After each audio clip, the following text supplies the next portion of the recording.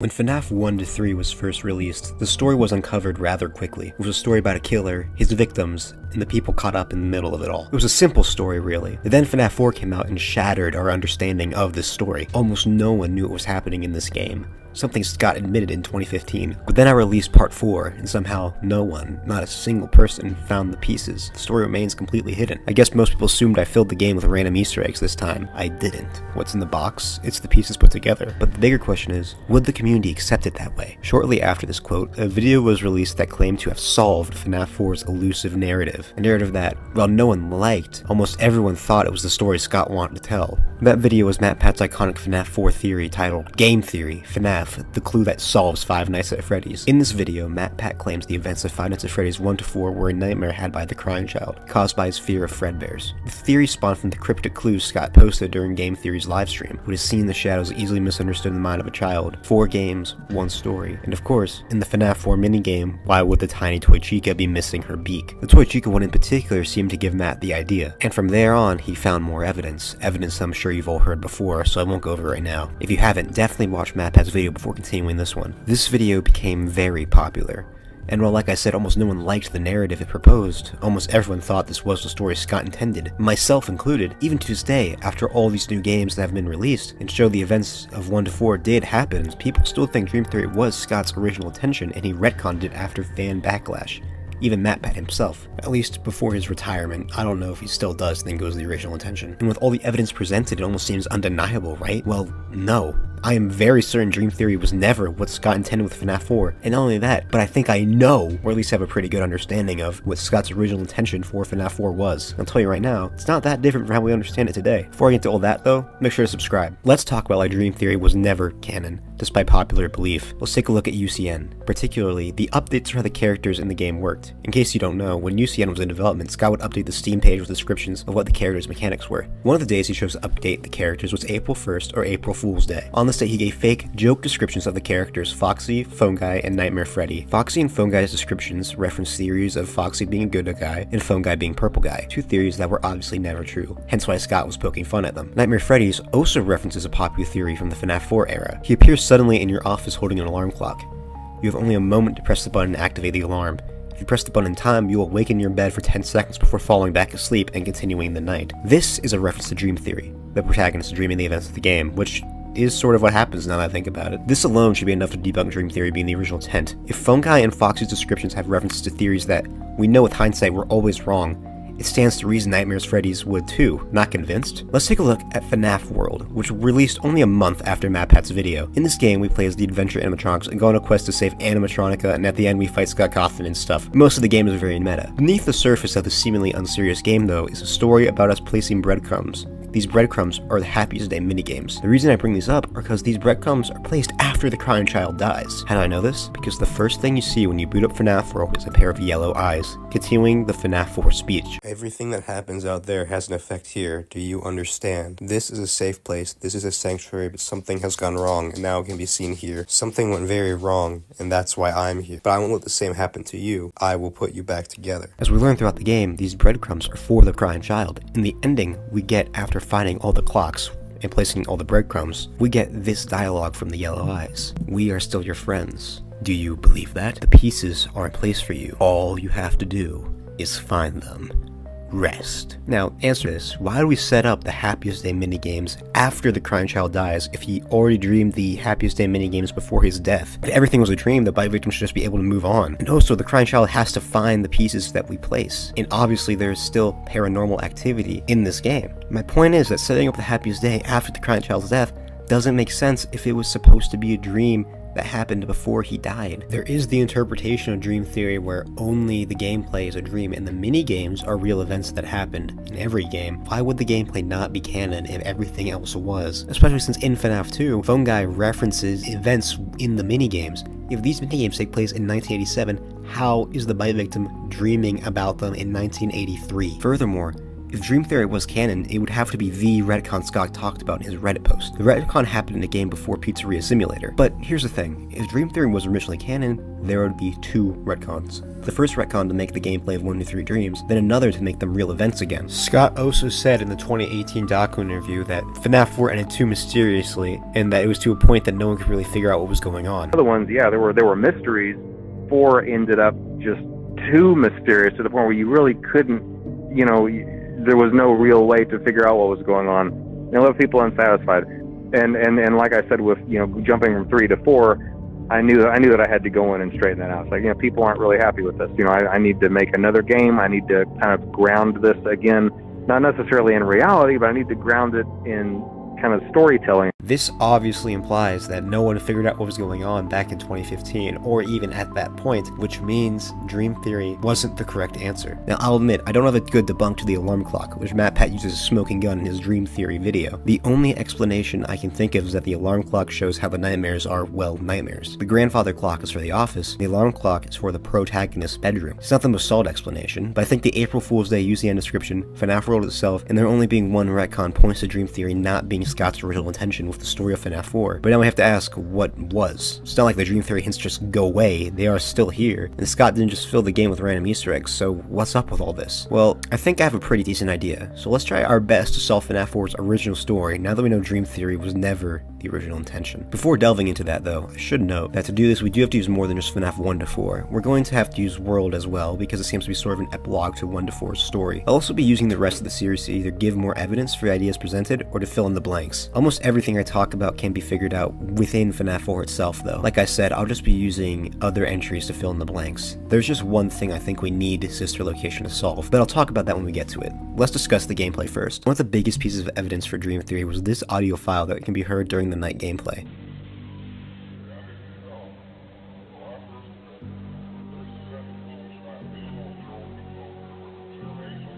When you reverse the audio and do a bunch of other stuff, you will realize this phone call is actually the Night 1 phone call from FNaF 1. Hello?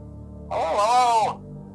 I wanted to record a message for you to help you get settled in on your first night. This was evidence for Dream Theory because how would the crying child hear the FNaF 1 phone call if he died years before it was even recorded? After all, Scott didn't fill the game with random Easter eggs, so this must mean something, and it does.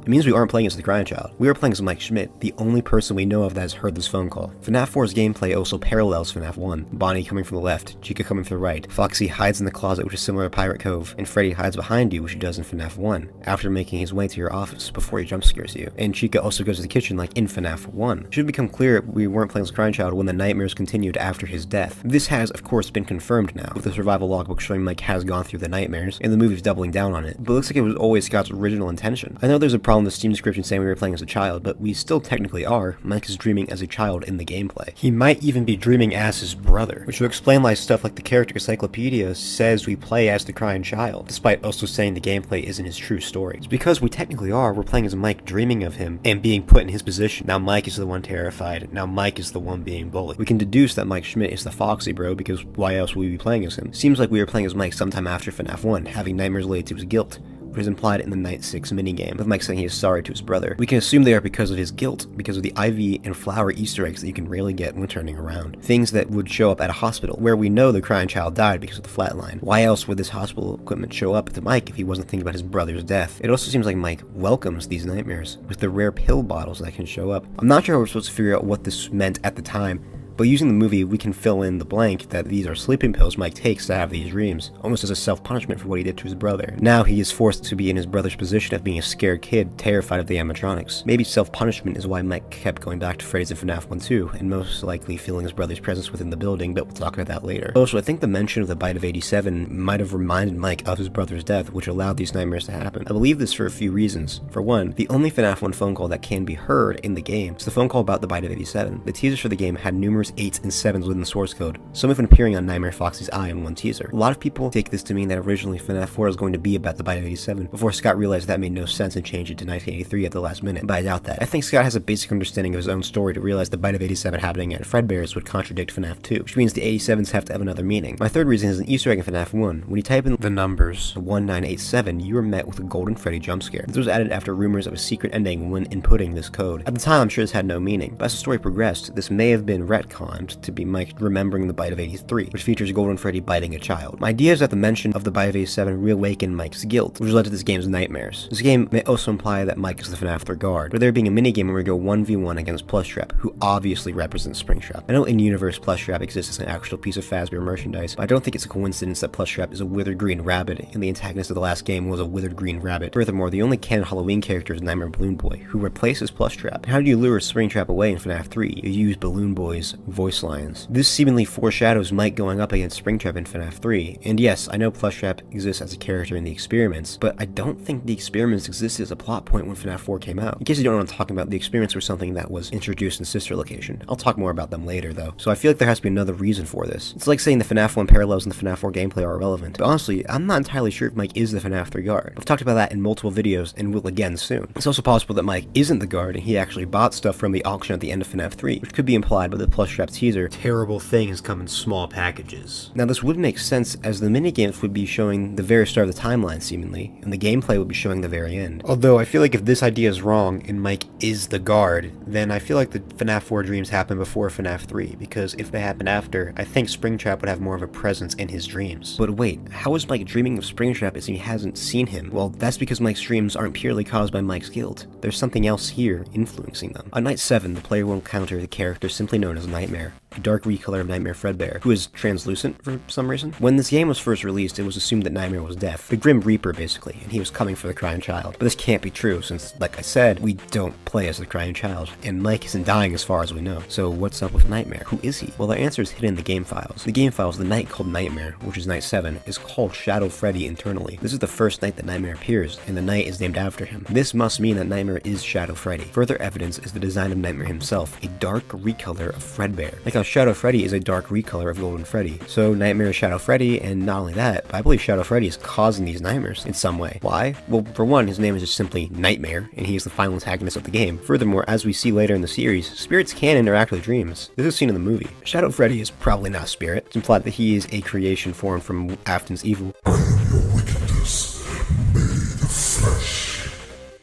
But I think it's fair to assume agony creatures can interact with dreams. Hell, we might even be able to say they do. In the Fazbear's Fright story Hide and Seek, Shadow Bonnie seemingly intercepts the protagonist's dreams. So yeah, they can interact with dreams. If Scott had this concept in mind back in 2015, I think we could say Nightmare is causing the nightmares. His jump scare is also very different from all the rest, much more similar to Golden Freddy. It also sends you straight to the warning screen, perhaps showing that Nightmare is the only character who can actually kill Mike. The others just kill him in his dream while Shadow Freddy kills him for real. We can also assume Shadow Freddy is what the trailers were talking about when they asked, "What have you brought home?" And in the FNaF 4 screen description, this time the terror has followed you home. I think using the idea of Shadow Freddy having influence on the nightmares, we can explain Plushtrap without Mike having to see him, as Shadow Freddy either is showing Mike what he will go up against in the future, or he is showing him what has become of his father. Yes, I believe Purple Guy being father of Mike and CC was a plot point as early as FNaF 4, and I'll explain why later in the video. And with that, I think we can say we've basically solved what the gameplay was back when FNaF 4 came out. Notice how it isn't that much different from how we think of it today. However, now we have to try and figure out what was going on with the minigames, because those have a lot of Dream Theory hints, and we have to explain those. So let's try our best to figure out why Mini Toy Chica is missing her beak. The minigames have a lot of connection to future games. There's no denying that. Rumors of animatronics coming alive at night and stuffing people into suits. There's a kid who looks like a balloon boy. The toy animatronics exist. And the Fredbear plush acts like Golden Freddy, seemingly being able to teleport at will. The Foxy plush is broken like how he is out of order in FNaF 1. There's a mangled Funtime Foxy toy in the sister's room. The Spring Bonnie doll is green like Springtrap, and is a toy that can trap people, connection to Springtrap. The Crying Child is designed to look similar to the puppet. There's even another bite that happens in this game. So what does it all mean? Well, I have a good idea. I believe the Crying Child's memories somehow influence the rest of the timeline. This is a theory called Memory Victim, and it's been around for a while. I don't know who made it, so if someone could tell me, that would be greatly appreciated. The evidence is all the stuff I just said. FNaF 4 clearly ties itself to the rest of the games despite being in the past. Scott said he didn't fill the game with random Easter eggs. This concept also seems to be implied in the Silver Eyes, which was being written during FNaF 4's development. What? She said defensively. I don't believe in ghosts. I do, Charlie said. I mean, not ghosts, but memories. I think they linger, whether there's someone there or not. And then later in the same scene, I don't know. Sometimes I have these little moments where it's like there's something I forgot, something I regret, or that I'm happy about, or something that makes me want to cry. But it's only there for a split second, then it's gone. Maybe we're all shedding our fear and regrets and hope everywhere we go, and we're catching traces of people we've never met. Maybe it's everywhere. How is that different from believing in ghosts? It's totally different. It's not supernatural, it's not like the souls of the dead people, it's just people leaving their mark on the world. So it's the ghost of living people? No, you're talking about people having some kind of essence that can hang around a specific place after that person is gone.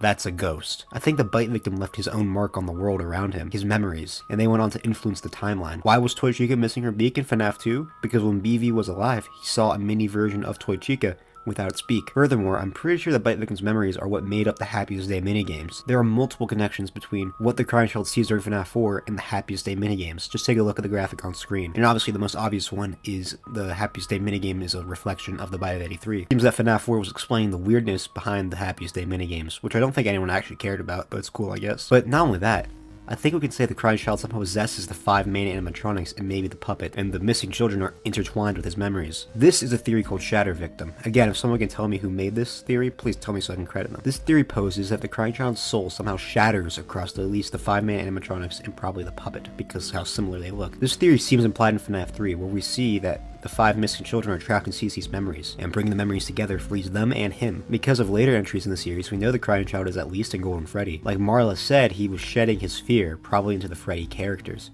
because he considers them his friends. When William killed the children, they possessed the animatronics and became attached to his memories within the characters. It also seems supported in the survival logbook, where Cassidy seems to have the bite victim's memories, as she asks, does he still talk to you on the Fredbear plush page, despite supposedly not being able to know who the Fredbear plush is. The bite victim is more important than we thought. He doesn't just possess one animatronic, he possesses at least 5, maybe 6. So to recap that section, I think all the Dream Theory hints were hinting at 2 theories, Memory Victim and Shatter Victim. I think somehow Cece managed to influence the rest of the series, and his memories make up the Happiest Day minigames. Out of these 3 ideas, I'm sure of 2 of them. Cece influenced the rest of the series, and Happiest Day minigames being his memories. Shatter Victim, I'm a little less sure about, just because we haven't seen Cece do anything with any of the other animatronics later in the series. Only doing stuff as and interacting with Golden Freddy. But to be fair, he's only appeared like 3 times, so yeah. But I do think the missing kids being trapped in his memories is pretty good evidence for the theory, and that's what I'm going with right now. I think Cece's presence in the animatronics is what kept Mike coming back to Freddy's, and it might even be the reason he tampered with the animatronics on night 7. Let's talk about the most mysterious character in FNaF 4, the Fredbear plush. The Fredbear plush is very odd. He can seemingly teleport, and he can talk to the bite victim, but is supposedly in his head since no one else acknowledges him. He also doesn't comfort the bite victim, really. He seems to make things worse for him, honestly. He just reaffirms things we can assume the bite victim already believes. He tells him that Mike hates him. He tells him to know what happens if he catches him. He kind of makes his life worse. But at the same time, he does try to lift the crying child up, telling him to be strong. Interestingly, on the Night 6 minigame, his text color is different from how it is the rest of the game. It's the same color as the Pigtail Girls, although I'm pretty sure this is unintentional since other characters in the game share the same text color, and I doubt the Plush Trap Kid and the Freddy Bully are the same person. However, it does show that whoever is speaking throughout the game and whoever is speaking at the end are different. So let's try and figure out what's going on with the Fredbear plush in the first 5 minigames. I'm pretty sure the Fredbear plush is an imaginary friend. I think this makes the most sense with the Fredbear plush's behavior. He can teleport because it's in Cece's mind. It reaffirms what Cece believes because he's an extension of Cece's subconscious. This idea seems to be almost confirmed by the survival logbook. There's this page in the book which talks about imaginary friends. And on this page, the Fredbear plush is right there. Cassie also asks on this page if the plush still talks to Cece. I feel like this is kind of screaming at us that the Fredbear plush is an imaginary friend. So then who's speaking on night 6? Unfortunately, this is where we have to use sister location. In sister location, William's office has the Fredbear plush. Not only that, but William tells Michael to put Elizabeth back together. And I found her. I put her back together, just like you asked me to. Which is obviously very similarly worded to, I will put you back together. How we were supposed to figure that out when FNaF 4 came out, I have no idea. We can figure out that Mike and Cece are Purple Guy's kids with just FNaF 4. They live right next to Fredbear's, and Cece goes there every day despite hating it there, even having his birthday there, which would make sense if his father was an employee there. And he has merged with the characters. Mike also has a purple fan in his room, which could be a clue that he's related to Purple Guy. He also has a robot, which looks similar to Purple Guy. I know that William doesn't have children, the Silver Eyes. Well, when it was first released, he wasn't said to have children. Later on, Elizabeth was introduced. But I also think the Silver Eyes is a separate universe from Mike and CMC seemingly do not exist, so I don't think that debunks William being their father back in FNaF 4. Anyway, Purple Guy being Mike and Cece's father is a reasonable conclusion, but him being the final speaker, I'm not really sure what points towards that. The only thing I can think of is that Fredbear's accessories changed from black to purple, which could imply Purple Guy is connected to Fredbear's, but that doesn't necessarily point towards him being the final speaker. I do think he was, though. I just think Scott didn't do a very good job at conveying the information. Another thing that might point towards it is that the Fredbear plush says, I'm still here, and one of Springtrap's teasers says, I am still here, which probably was supposed to point towards them being the same character, but also William being the final speaker probably means he's the Yellow Eyes in FNaF world. This could explain how the MCI is trapped in Cece's memories. William killed the kids and made them Cece's pieces, or connected them to them somehow. And I know you're thinking, if William wanted to put his son back together, why didn't he just do it? Why instead trap him, it seems? Well, it's because he didn't actually want to put his son back together. I think William's character today is most likely the same as it was back then, just more fleshed out. So Afton made a false promise to his son so he could keep learning about the paranormal, maybe, I don't know. Maybe Cece left a mark before his death, and William was fascinated and wanted to learn more about this, which led to him doing everything later on in the series. I think Purple Guy being the final speaker was to give Purple Guy an actual motive for what he does, like how Scott fleshed out the protagonist in this game as well, but you know, it's kind of hard to figure out what William's character was. Oh, so I'm pretty sure Shadow Freddy was born from the "I will put you back together" promise. I think this because Shadow Freddy not having any relevance in the minigames in the game where he is the final boss would be sort of weird, and Shadow Freddy takes the final form of Fredbear, so he's probably connected to him somehow. In UCN, Nightmare has a line, which a lot of people take to mean he was born from Afton's crimes, and that's still true, but it still makes sense under the idea he was born from the promise. The promise is what sent Afton to go and harm more people, even though he was going to do that anyway, most likely, considering he does in other continuities. Also, side note, I'm not entirely sure how we're supposed to figure out Shadow Freddy was an agony creature back when FNaF 4 released, or Shadow Bonnie. I guess we were just supposed to assume they're just random creatures, I don't know. There's one last question left to answer. What's inside the box? And honestly, I'm not sure. There are a few things I am certain of. Scott described the box as being the pieces put together, and in FNaF World, Plushbear says the pieces are in place for BV, referring to the Happiest Day minigames.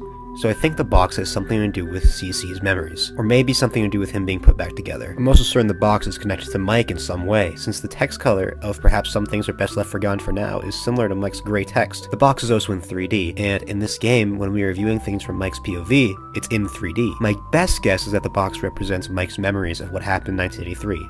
The trauma he locked away in his mind, not ready to confront. The memories of his brother. I think this makes sense. Scott's wording in the second doco interview makes it seem like the box is a scrapped plot point. Okay, well, I can try to give somewhat of an answer to that, even though it might not be extremely satisfying for a lot of people. So I would encourage people to turn off the interview if they don't want an answer that they might not be happy with. But you know, whenever I'm making these games, there are a lot of things that are in my head that are just flowing ideas. And when I have them and put them there, it's the first half of something. It's like a string or a rope, just like reaching out. And I know that what's there on the other end is there. I trust that it's there. I know that it's there. And then whenever I progress forward, the rest of that just reappears. The rest of it appears and just fits into place perfectly. That's how all my games have been made. I feel that there is something there, and I make the roads to get there for that to be revealed. But then sometimes when things do progress, the roads aren't always the same roads as the ones that had been planned before. And so what that means is, even though at the time something was definitely there, something was definitely reaching out to be there, and I could feel that it was there, the progression of the story didn't go there. And so those strings never got pulled on, and those and the other half of that idea remained in the ether, remained in my subconscious. All of that to say, there is something in the box, but I never pursued it, and I don't know if I can find it again. And I think that that's the best answer that I can possibly give for that.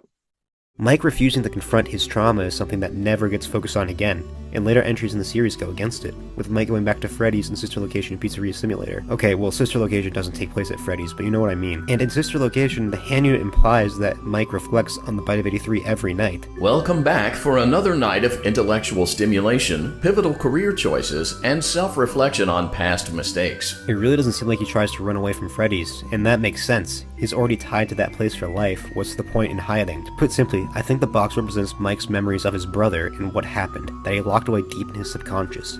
Maybe he was even able to forget about it fully. His experiences at Freddy's and the FNaF 4 gameplay brought it to the surface of his subconscious, but even then, Michael still refuses to confront it truly, deciding some things are best left forgotten, for now.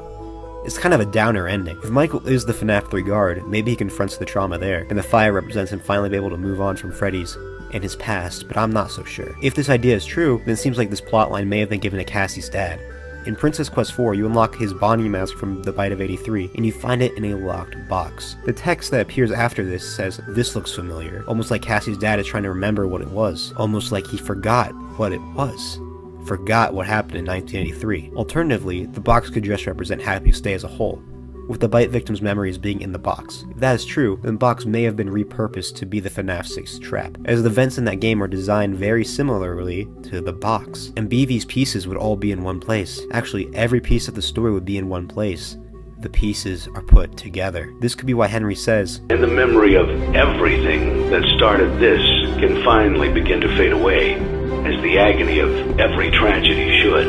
He's talking about the Bite victims' memories. They started everything because they inspired Afton to do what he does. As I said, I'm not sure what was in the box, and honestly, it doesn't matter. As of now, I'll go with it being Mike's repressed memories, as I feel like that does tie into Happiest Day being the Bite victims' memories. And now we just have some minor details to clear up. When does this game take place? Obviously, it's in 1983, but is it at the start of the series or after the first murder? Well, I'm pretty sure it's before any of the murders. I don't think anyone would be making fun of CC's fear if kids were already dying before the game's events. Even if he was scared the animatronic's not a serial killer. You know, that type of stuff breaks communities. I don't think they would make fun of him. Where is the sister during this game? Just not in her room. I don't think the sister is plot relevant.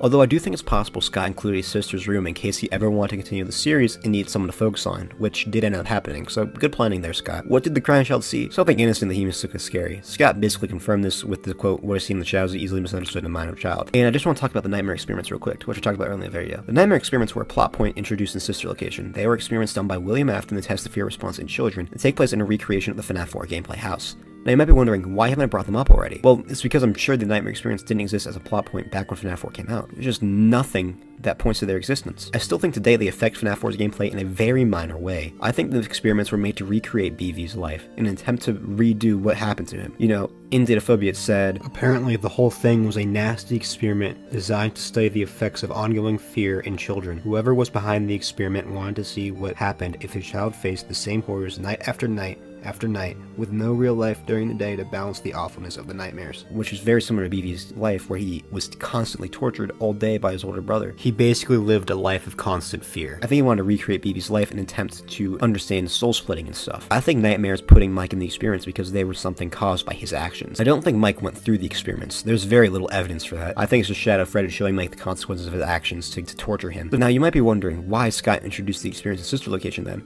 Well, I think it was just an extreme response to dream theory. People thought the first 4 games were all dreams, so Scott made the game that is a dream have a real-life equivalent. So yeah, the experiments matter very little to FNaF 4 story even today, and definitely didn't matter back then. A huge debate in the Five Nights at Freddy's community is who died first. The debate really boils down to 2 characters, Charlie Emily and the crying child from FNaF 4, but sometimes a third character enters the debate. Elizabeth Afton. Elizabeth dying first was a decently popular theory back in the day, but after years, a majority of the community has come to realize it just doesn't work from a narrative or evidence standpoint. Speaking of the evidence, one of the only pieces of evidence was this room in FNaF 4. It's a room for the crying child's unseen sister. The reason this was used as evidence is because the sister isn't here, which obviously means she's dead, right? And usually I would agree that from a storytelling standpoint, no sister equals she's dead, especially since this is one of the 4 rooms we can enter in the house. But it seems like, no, the sister just isn't relevant to the plot, so she isn't in the game. That's the community consensus nowadays, but that's not what everyone believes. There are some people who argue that Elizabeth is in this game as one of 2 characters. Today, I'm gonna figure out if she is, and if so, who is she? The 2 characters that are speculated to be Elizabeth are the pigtail girl and the girl with the mini toy chica missing her beak. Let's talk about the pigtail girl first, since at a glance, most people would probably assume that these are the same character. The pigtail girl is a character the player can encounter during the 4th minigame of FNaF 4. On the way home from Fredbear's, the crying child can talk with her. Upon walking up to her, she'll say, "You better watch out, I hear they come to life at night, and if you die, they hide your body and never tell anyone. Why do you look so scared? See you at the party." The reason people believe she is Elizabeth should be fairly obvious. They look very similar. The pigtail girl even looks more similar to Circus Baby than Elizabeth does. She also teases the crying child about his fear of Fredbear's, which is in line with how siblings treat each other, especially in this game. Although to be fair, everyone in this game is just kind of a dick. However, that's pretty much where the evidence for this theory ends. Let's take a look at the problems with this theory. While they do look similar, Elizabeth has a different hair color from the pigtail girl. However, I can forgive this very easily. For reference, this is supposed to be the same character, and noticeably the hair is a different color.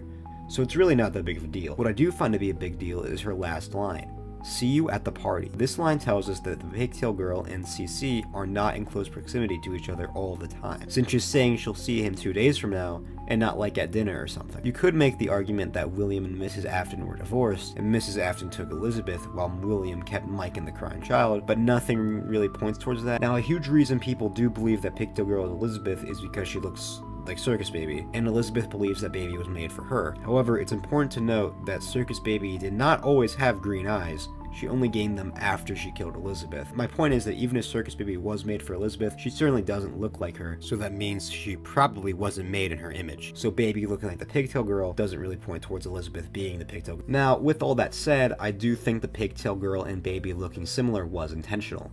I think it was another hint to the idea of the crying child's memories influencing the timeline, which I talked about in depth in my Dream Theory Was Never Canon video, so make sure to check that out to see more evidence. So overall, I don't think Elizabeth is the pigtail girl, even though they do look very similar. Before we talk about the other character in FNaF 4 speculated to be Elizabeth, I want to ask you guys to subscribe. I'm trying to hit 2K before the end of February. Subscribing would be a massive help. Now let's talk about the Toy Girl. Toy Girl is a character the player can encounter during the 4th minigame of FNaF 4. The player can encounter her on the playground. When walking up to her, she'll say something about her toy collection. I don't know, her dialogue isn't nearly as important. The idea of Elizabeth being the Toy Girl has gained popularity recently, but I actually knew about it before it was cool, so you guess you could say I'm kind of the coolest FNaF fan of all time.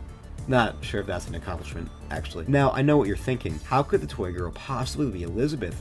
She doesn't even have her iconic green eyes. Well, just hear me out. Let's take a look at the FNaF 4 minigame map. The Toy Girl's on the playground.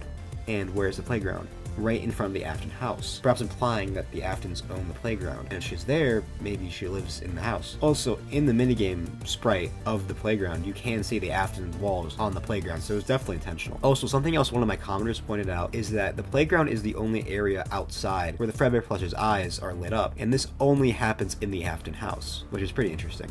So definitely shout out to them. Now, I do know the fence is a little weird with how it's right up against the house, but that could just be an odd design choice. Also, take a look at the Toy Girl's design, and then look at Elizabeth's design.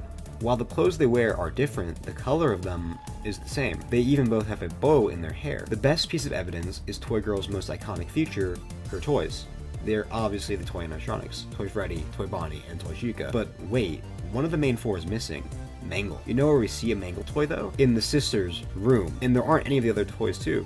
It's like they're missing a piece, and the pieces, like, they go together. This is off script, I don't even know what I'm saying. It really does seem like the Toy Girl is the sister. There's only one issue with her being Elizabeth.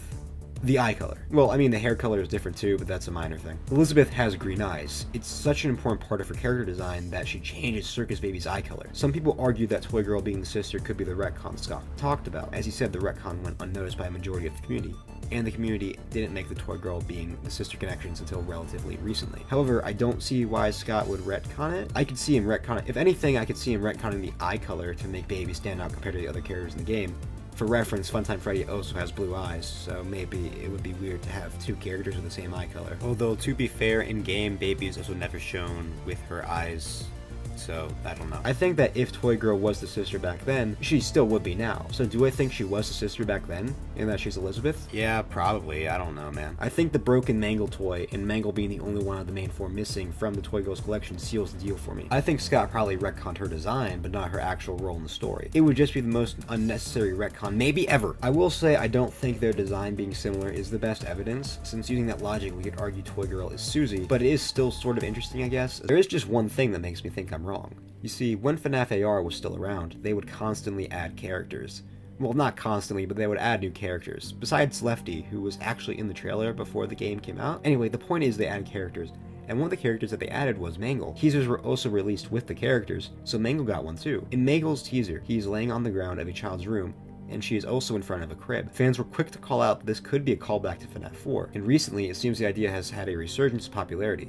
I mean, I only learned about it recently, so probably. Now you might be wondering, how do we know for sure that the AR image is during FNaF 4 and not an earlier point? Well, we don't know for sure. It just would seem unnecessary to flash back like 4 years before FNaF 4 and see Elizabeth as a baby and have like the same Mangle toy still broken. It would just be a bit weird. If this is a callback to Elizabeth's room, or it is her room, then this has some huge lore implications, as it would be retconning Elizabeth to be a baby during FNaF 4, meaning the bed in her room was a mistake, or Scott thinks this is what a crib looks like. Hell, you could even make the argument Elizabeth wasn't born yet, and that's why she wasn't in her room. Instead of showing the sister was dead, it would be showing showing the sister wasn't alive yet, showing that like the family was like kind of happy, I guess, before, you know, what happened. Well, okay, probably not happy because like William, you know, Scott could be clarifying where she was. This would obviously debunk her being Toy Girl as well. Toy Girl is, you know, alive. Oh, so she isn't a baby. It would also mean that she probably died around 1987. We don't know for sure how old Elizabeth is, but she's able to speak in full sentences, but she also stumbles over some of her words. Make sure to watch this video from Bonk Boy to learn more about Elizabeth's voice acting. Anyway, I would predict she was around 5 or 6 when she died. Maybe 4 at the youngest, which would mean she died in 1987 or after. This is contradictory to the common belief, which is that she died before the missing children's incident. And honestly, I'm struggling to figure out why she would die so late from a narrative standpoint. I feel like her dying before the MCI makes for a clean progression of William's actions. He kills Charlie, finds out she possesses the puppet, wants to learn more, so he builds the fun time to kidnap and experiment on kids. Circus maybe accidentally kills Elizabeth and then starts showing signs of possession,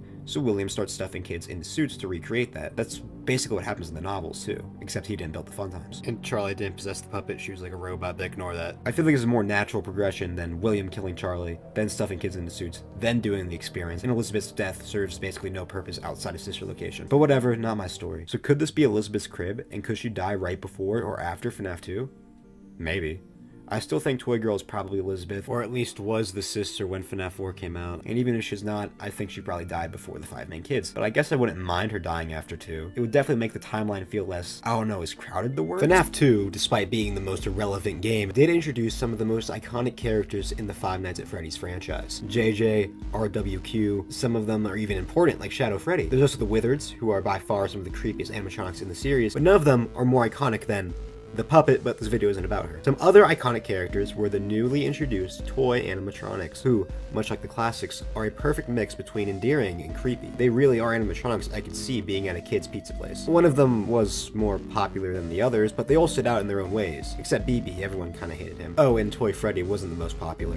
FNaF number 8 is that Toy Freddy, well, you know, he's kinda, fat. I mean, come on, you know, come on, what can I say? And despite their popularity, they aren't really that talked about when it comes to theorizing. There's only really 2 theories that pop to mind when concerning these characters. Who built them, William or Henry, and if they are possessed. And if so, by whom? The last one is what I want to talk about today, so let's do it, I guess. I don't really have a transition. For some background, the other theory besides the toys being possessed is that they are purely acting based on their AI, and they're trying to kill Jeremy because of their faulty facial recognition, or because they were never given a proper night mode. Basically what Ralph says on night 1. While our engineers don't really have an explanation for this, the working theory is that the robots were never given a proper night mode. So when it gets quiet, they think they're in the wrong room. So then they go try to find where the people are, and in this case, that's your office. And that's basically the argument for the toys being AI. That's what Ralph said they were. So all I have to say is, I guess the animatronics in FNaF 1 saw you as a naked endoskeleton without its costume on. I mean, if we're taking Ralph's word as gospel, that must be what's happening. But wait, we know that's not true, since they don't stuff the actual endoskeleton in FNaF 1, and you know they're possessed by the souls of angry dead children, so clearly Ralph is not a reliable source. He means well, but he just isn't. Not only that, but the toys are clearly possessed. Look at these renders of Toy Freddy and Chica. Notice anything that might stand out compared to their usual selves? Their eyes are blacked out, which is just like what the animatronics in the last game did. Those animatronics are possessed. There's even more evidence to support the toys being possessed.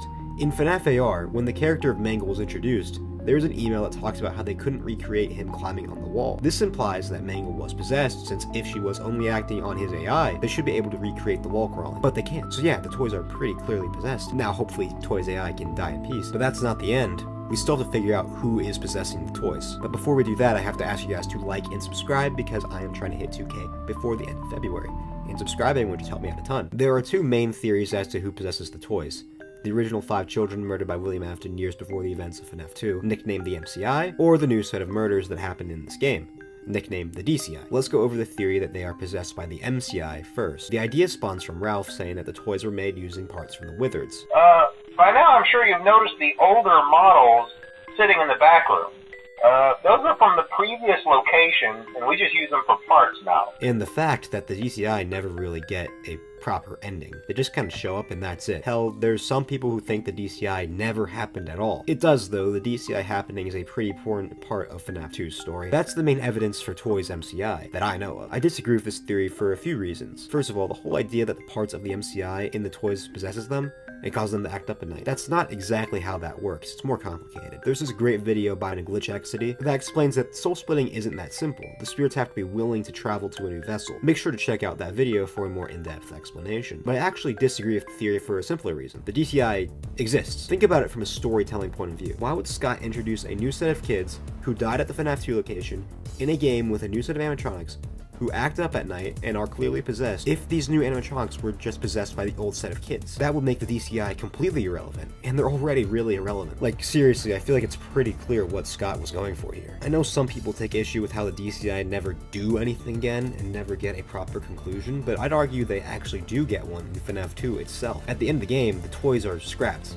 and I feel like this is most likely supposed to indicate the DCI being free, giving the DCI an ending in the game they're introduced in. This is why they never get focused on again. They moved on as quickly as they possessed the animatronics. At most, we could push them moving on to the FNaF 3 Fire, since their shells are in that game, but it doesn't really matter either way. The truth is, and not a lot of people want to accept this, DCI are just a plot device for the story of FNaF 2 to work. They were never going to be actually fleshed out characters. Hell, the MCI aren't even fleshed out characters. Their purpose is to possess the toys, and that's it. Now, there are some other arguments against Toys DCI. I know one is people believing the DCI happens after Night 5 and before Night 6, which contradicts the toys being possessed by them since they are active as early as Night 1. But the DCI is actually first mentioned on, I think, Night 3, with Ralph telling us about false rumors. Oh, hey, before I go, I wanted to ease your mind about any rumors you might have heard lately. You know how these local stories come and go and seldom mean anything. I can personally assure you that whatever is going on out there, however tragic it may be, has nothing to do with our establishment. It's just all rumor and speculation, people trying to make a buck, you know. Our guard during the day has reported nothing unusual, and he's on watch from opening till close. It's then said an investigation is going on, and then the day guard, who was the previous night guard, leaves suddenly. Okay, so just to update you, there's been somewhat of an investigation going on. We may end up having to close for a few days, I don't know. I want to emphasize, though, that it's really just a precaution. Fazbear Entertainment denies any wrongdoing. These things happen sometimes. From what I understand, the building is on lockdown. No one is allowed in or out, you know, especially concerning any previous employees. When we get it all sorted out, we may move you to the day shift. A position just became available. The DCI seems to have happened at night, since no one is around, and that's clearly a security guard killing them. So the DCI happened the week before Jeremy's shift. Rumors are going around, probably about kids who went missing just as they knew Freddy's opened its doors. And then the cops start investigating the location, and William goes on the run, probably because he knew the cops were close to finding something, which they do. That's why Ralph was freaking out during the Night 6 call. Hello? What on earth are you doing there? Didn't you get the memo? The place is closed down, at least for a while. Someone used one of the suits. We had a spare in the back, a yellow one. Someone used it. Now none of them are acting right.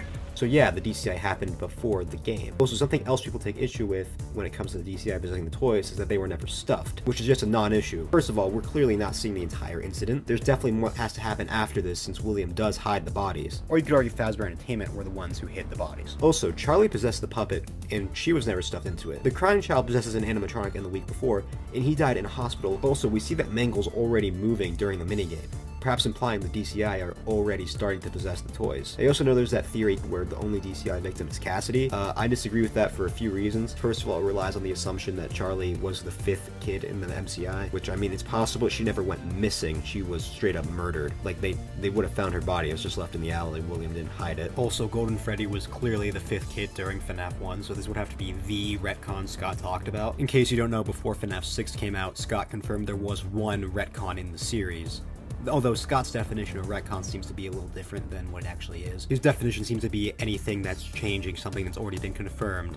So for example, Mike Schmidt being the son of the killer, that is a retcon, but Scott wouldn't consider it a retcon because it wasn't already confirmed in the series. But it does recontextualize FNaF 1. Take that as you will. Anyways, he would retcon the puppet kid into being the 5th kid and just never imply it anywhere again, since in the novels, Golden Freddy is the 5th kid, in the movie, Golden Freddy is the 5th kid, and that's a continuity where we know the puppet exists, so yeah. Also, like, there's clearly 5 kids in the DCI, and it's not just like the MCI apparitions. Since the puppet is asking us to save them, we can't save them if they're already ghosts and they're already dead, which actually probably implies that the DCI were still somewhat alive when Freddy was moving around, which is actually pretty sad to think about. And yeah, that's it. The toys are possessed, and they are possessed by the DCI because literally, why would they exist if not to explain the toys moving around? And then they move on after being scrapped, or more likely the FNaF 3 fire, since their shells are still around. I know some people think they're in Lefty, but I disagree with that theory. I think if they were, Henry probably would have said something, like how he talked about the MCI in his insanity speech. But to be honest, I'm perfectly fine with Lefty DCI. I'm actually fine with any DCI theory besides them not existing, because like I said, they really don't matter. Sure, the DCI are in the monitor, whatever. I used to like the theory that DCI were in Scrap Trap back in the day. He repaired himself with the shells from FNaF 3.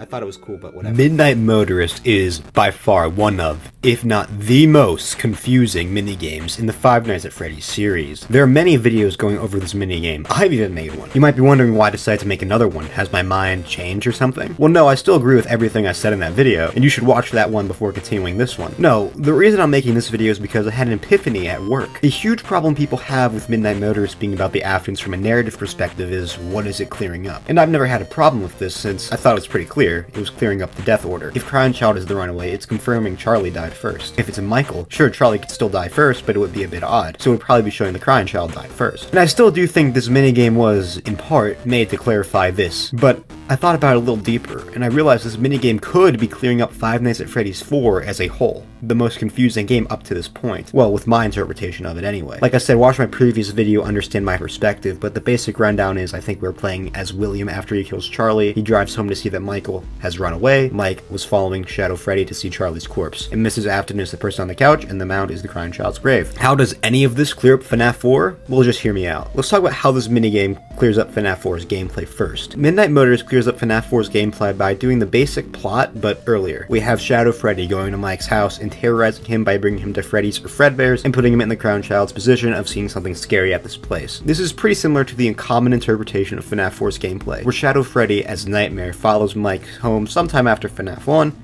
and terrorizes him by putting him in the Crown Child's position of being a child terrified of animatronics, and how I interpret it, also showing him the consequences of his actions by putting him in the nightmare experience. Something likely made in response to the Crying Child's death. Notice how I said Shadow Freddy is showing Mike the consequences of his actions in FNaF 4? I think he might be doing something similar in Midnight Motorist. I've recently started to consider that Charlie's death may have been more planned out than we once thought, and that it was William's first attempt to somewhat recreate what happened to the Crying Child before the experiments. I guess I should come in here real quick and explain my interpretation of Afton's motives. Basically what I think is he was trying to put the Crying Child back together, right? I don't think he actually did it out of love. I think he just did it to learn more about the paranormal, so that's why he's trying to recreate the Crying Child's experiences. The nightmare experience in particular show us this. The whole point was to put children in these rooms, in these experiences where they would be constantly scared and would not have any normal life to balance it out. Similar to the Crying Child, where he was always terrified, even in his real life, he was still scared all of the time. So while it's not confirmed, I do think it's very likely William made the experience like this to try to recreate what happened to the Crying Child, learn a little more about it. There's something important to consider. Keypad and sister location, the code to view the cameras for the experience is 1983, so something with the experiments has to relate back to 1983. Well, that's just what I think, it's not confirmed, but I think it's very likely. So yeah, I just had to come in here real quick and say that's my view of Afton's motives at this time, and that's why he could kill Charlie, to try and recreate what's happening with the Crying Child at this point, just trying to learn more about it. Notice how in the security puppet minigame, Charlie is obviously being bullied, which is similar to the Crying Child. They were both bullied. And this detail was only added in FNaF 6. Nothing in Take Cake to the Children implied that the kid outside was being,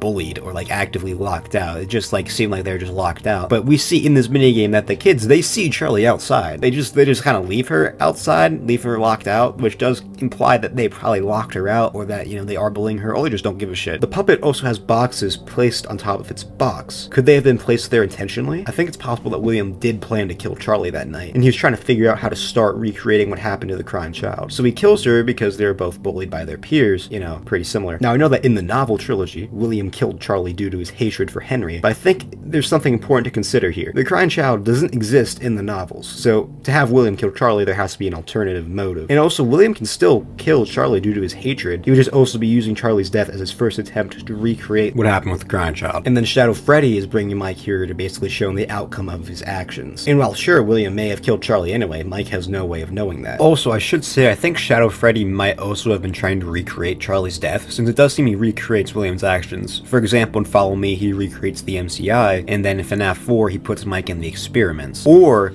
maybe Shadow Freddy's like William's evil, right? Maybe William wanted to manipulate Michael into believing everything was his fault so he could work for him, and that's what Shadow Freddy's doing. That's if you believe Mike is an accomplice to accomplice in quotation marks, since I don't think Mike knew William was a killer until Sister Location, but I just want to throw that in there real quick. And if my whole idea of William trying to recreate what happened with Crying Child with Charlie is wrong, then scratch this, I guess. Midnight Motors is still explaining the basic gameplay. But that's not all this minigame explains. Midnight Motors also clears up what's going on with the minigames. But before we talk about how it does that, I have to ask you guys to subscribe. I'm trying to hit 3K before the end of April. Social Blade says it's going to take us 4 months, but I know we can do it in 2. So come on, subscribe and help me out. So how does Midnight Motors explain what's going on with the minigames? Well, first, let's take a look at William in this minigame. He is yellow. It has long been questioned, why is he yellow? Why not purple or pink? We've all basically agreed it was most likely something to do with Mike Trap. And sure, that's probably a reason, but you still could have made him pink, so why yellow? Well, what if you made William yellow to connect William with the Fredbear plush? I mean, think about it. The minigame is clearly about FNaF 4 in some way. I know what you're thinking. William was already connected to the plush in Sister Location. And that's true. Scott would just be reinforcing the connection. And now, to end it off, let's talk about how Midnight Motors explains what the point of FNaF 4's minigames was. In case you don't know what I think was going on with these minigames, I think the Crying Child left a mark on the world that went on to influence the rest of the franchise by making CC's memories real. Or like his fears and his memories play out throughout the rest of the series. I explained it more in depth in my Dream Theory Was Never Canon video, but basically, Dream Theory was never canon, so the Dream Theory hints have to mean something else. And the Silver Eyes introduces the concept of memories lingering. Watch the video, I explain it much better there. Anyway, Midnight Motors will be showing this with Mike seeing Charlie's corpse. How does this clear this up? Remember how I said Mike is being put in the Crying Child's position of seeing something scary at Fredbear's? Yeah, that's pretty much it. The Crying Child's experiences and memories are coming to life. The difference is that unlike what the Crying Child saw, this is real. It isn't something to be misunderstood. Someone was really murdered. But whatever the Crying Child saw, we knew it was something that he misunderstood because of that thing on the Scott Games website was seeing the shadows as easily misunderstood in the mind of a child. Like how in FNaF 4, there are rumors of animatronics stuffing people into suits and coming alive at night. They don't do that. But years later, animatronics come to life at night and start stuffing people into suits. Also, I just want to say this. I think Mike seeing Charlie's corpse was supposed to tie into Mike's motivations in some way. Since I have done some thinking, and I've realized that Mike working at Freddy's in FNaF 1 just for a job doesn't really make sense, just because of his personal connection with the place. I'm not sure if he would want to work there just for money. There have to have been other places hiring, right? Unless Mike worked at Freddy's to try and make sense of what he saw a decade prior. Except that also, I kind of have a problem with that. Like, that was a decade ago, and that was at like a different location. I don't know why he would work there now because of it. I don't know. I don't know. I've been trying to make sense of it. So yeah, I guess this is it. This is more just me rambling, but this idea came to me at work and I just knew I had to make a video about it. I definitely do think Scott was probably trying to clarify the entirety of FNaF 4 with this minigame. I'm not sure if I'm entirely right, but maybe I can get some other people thinking and like discussion about it, who knows. Even if I'm wrong, I still want to make this video. Midnight Motorist, the most confusing FNaF minigame, may have just been solved after a new Easter egg was found 8 years later, and here's what it is. I don't have any intro, this is completely off script. So, literally like half an hour ago, I was just informed by someone on Discord Hauntspot about this video that shows a interesting security puppet and Midnight Motorist connection, and I'll play it right here. It's by the channel Lady Lucky Lou.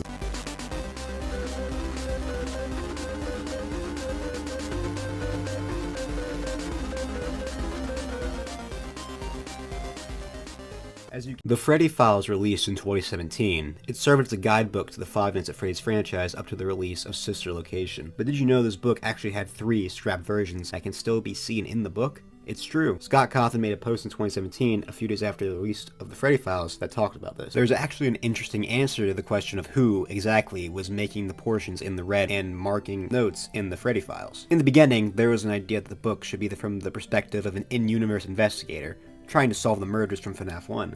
However, that scope seemed too limited, and wouldn't have been able to discuss gameplay strategies, since it was an in-game character. Then it was changed so that the perspective would be from an out-of-universe member of the FNaF community, trying to piece together the puzzle, but would have ultimately been disappointing since the book wasn't designed to solve everything. So then it was changed to be an in-universe online blogger trying to solve the mystery, but who had an alternate agenda and was trying to mislead the reader. However, this was effectively creating an in-universe character and adding to the lore, which I didn't want to do. So the identity of the author changed many times, and the underlines and red markings are remnants of those previous characters.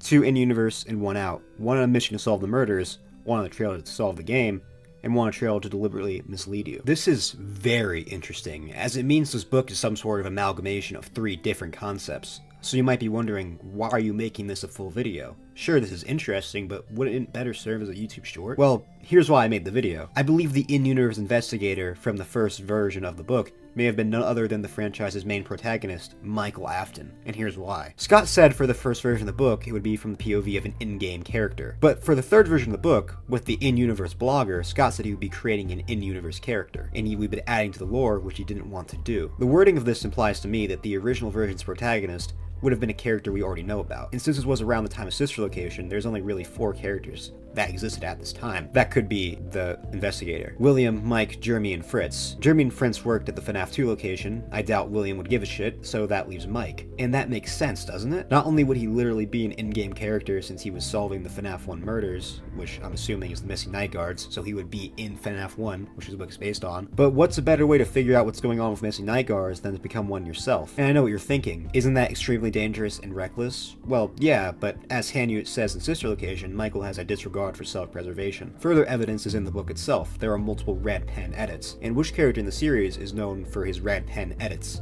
Mike. He used red pens in the logbook, which came out a little under 4 months after the Freddy files released, which means the books are probably in development at the same time. And we know the remnants of the former version of the book can still be seen in the official version. And look at these 2 drawings. One Mike draws in the logbook and then Mathman from the Freddy files. Don't they look pretty similar? Also, some of this stuff definitely seems like stuff Mike would probably say. So you might be thinking, okay, this is cool and all, but why does it matter? Well, it could give Mike a motive to work at FNaF 1. He was trying to figure out what was going on with the missing night guards. But why would Mike want to investigate this? I hear you asking telepathically. That's a good question. I wonder if there's an event in Mike's life that he feels guilty over and would want to try and redeem himself for. Okay, this is cool and all, but assuming I'm right, is this plotline still canon?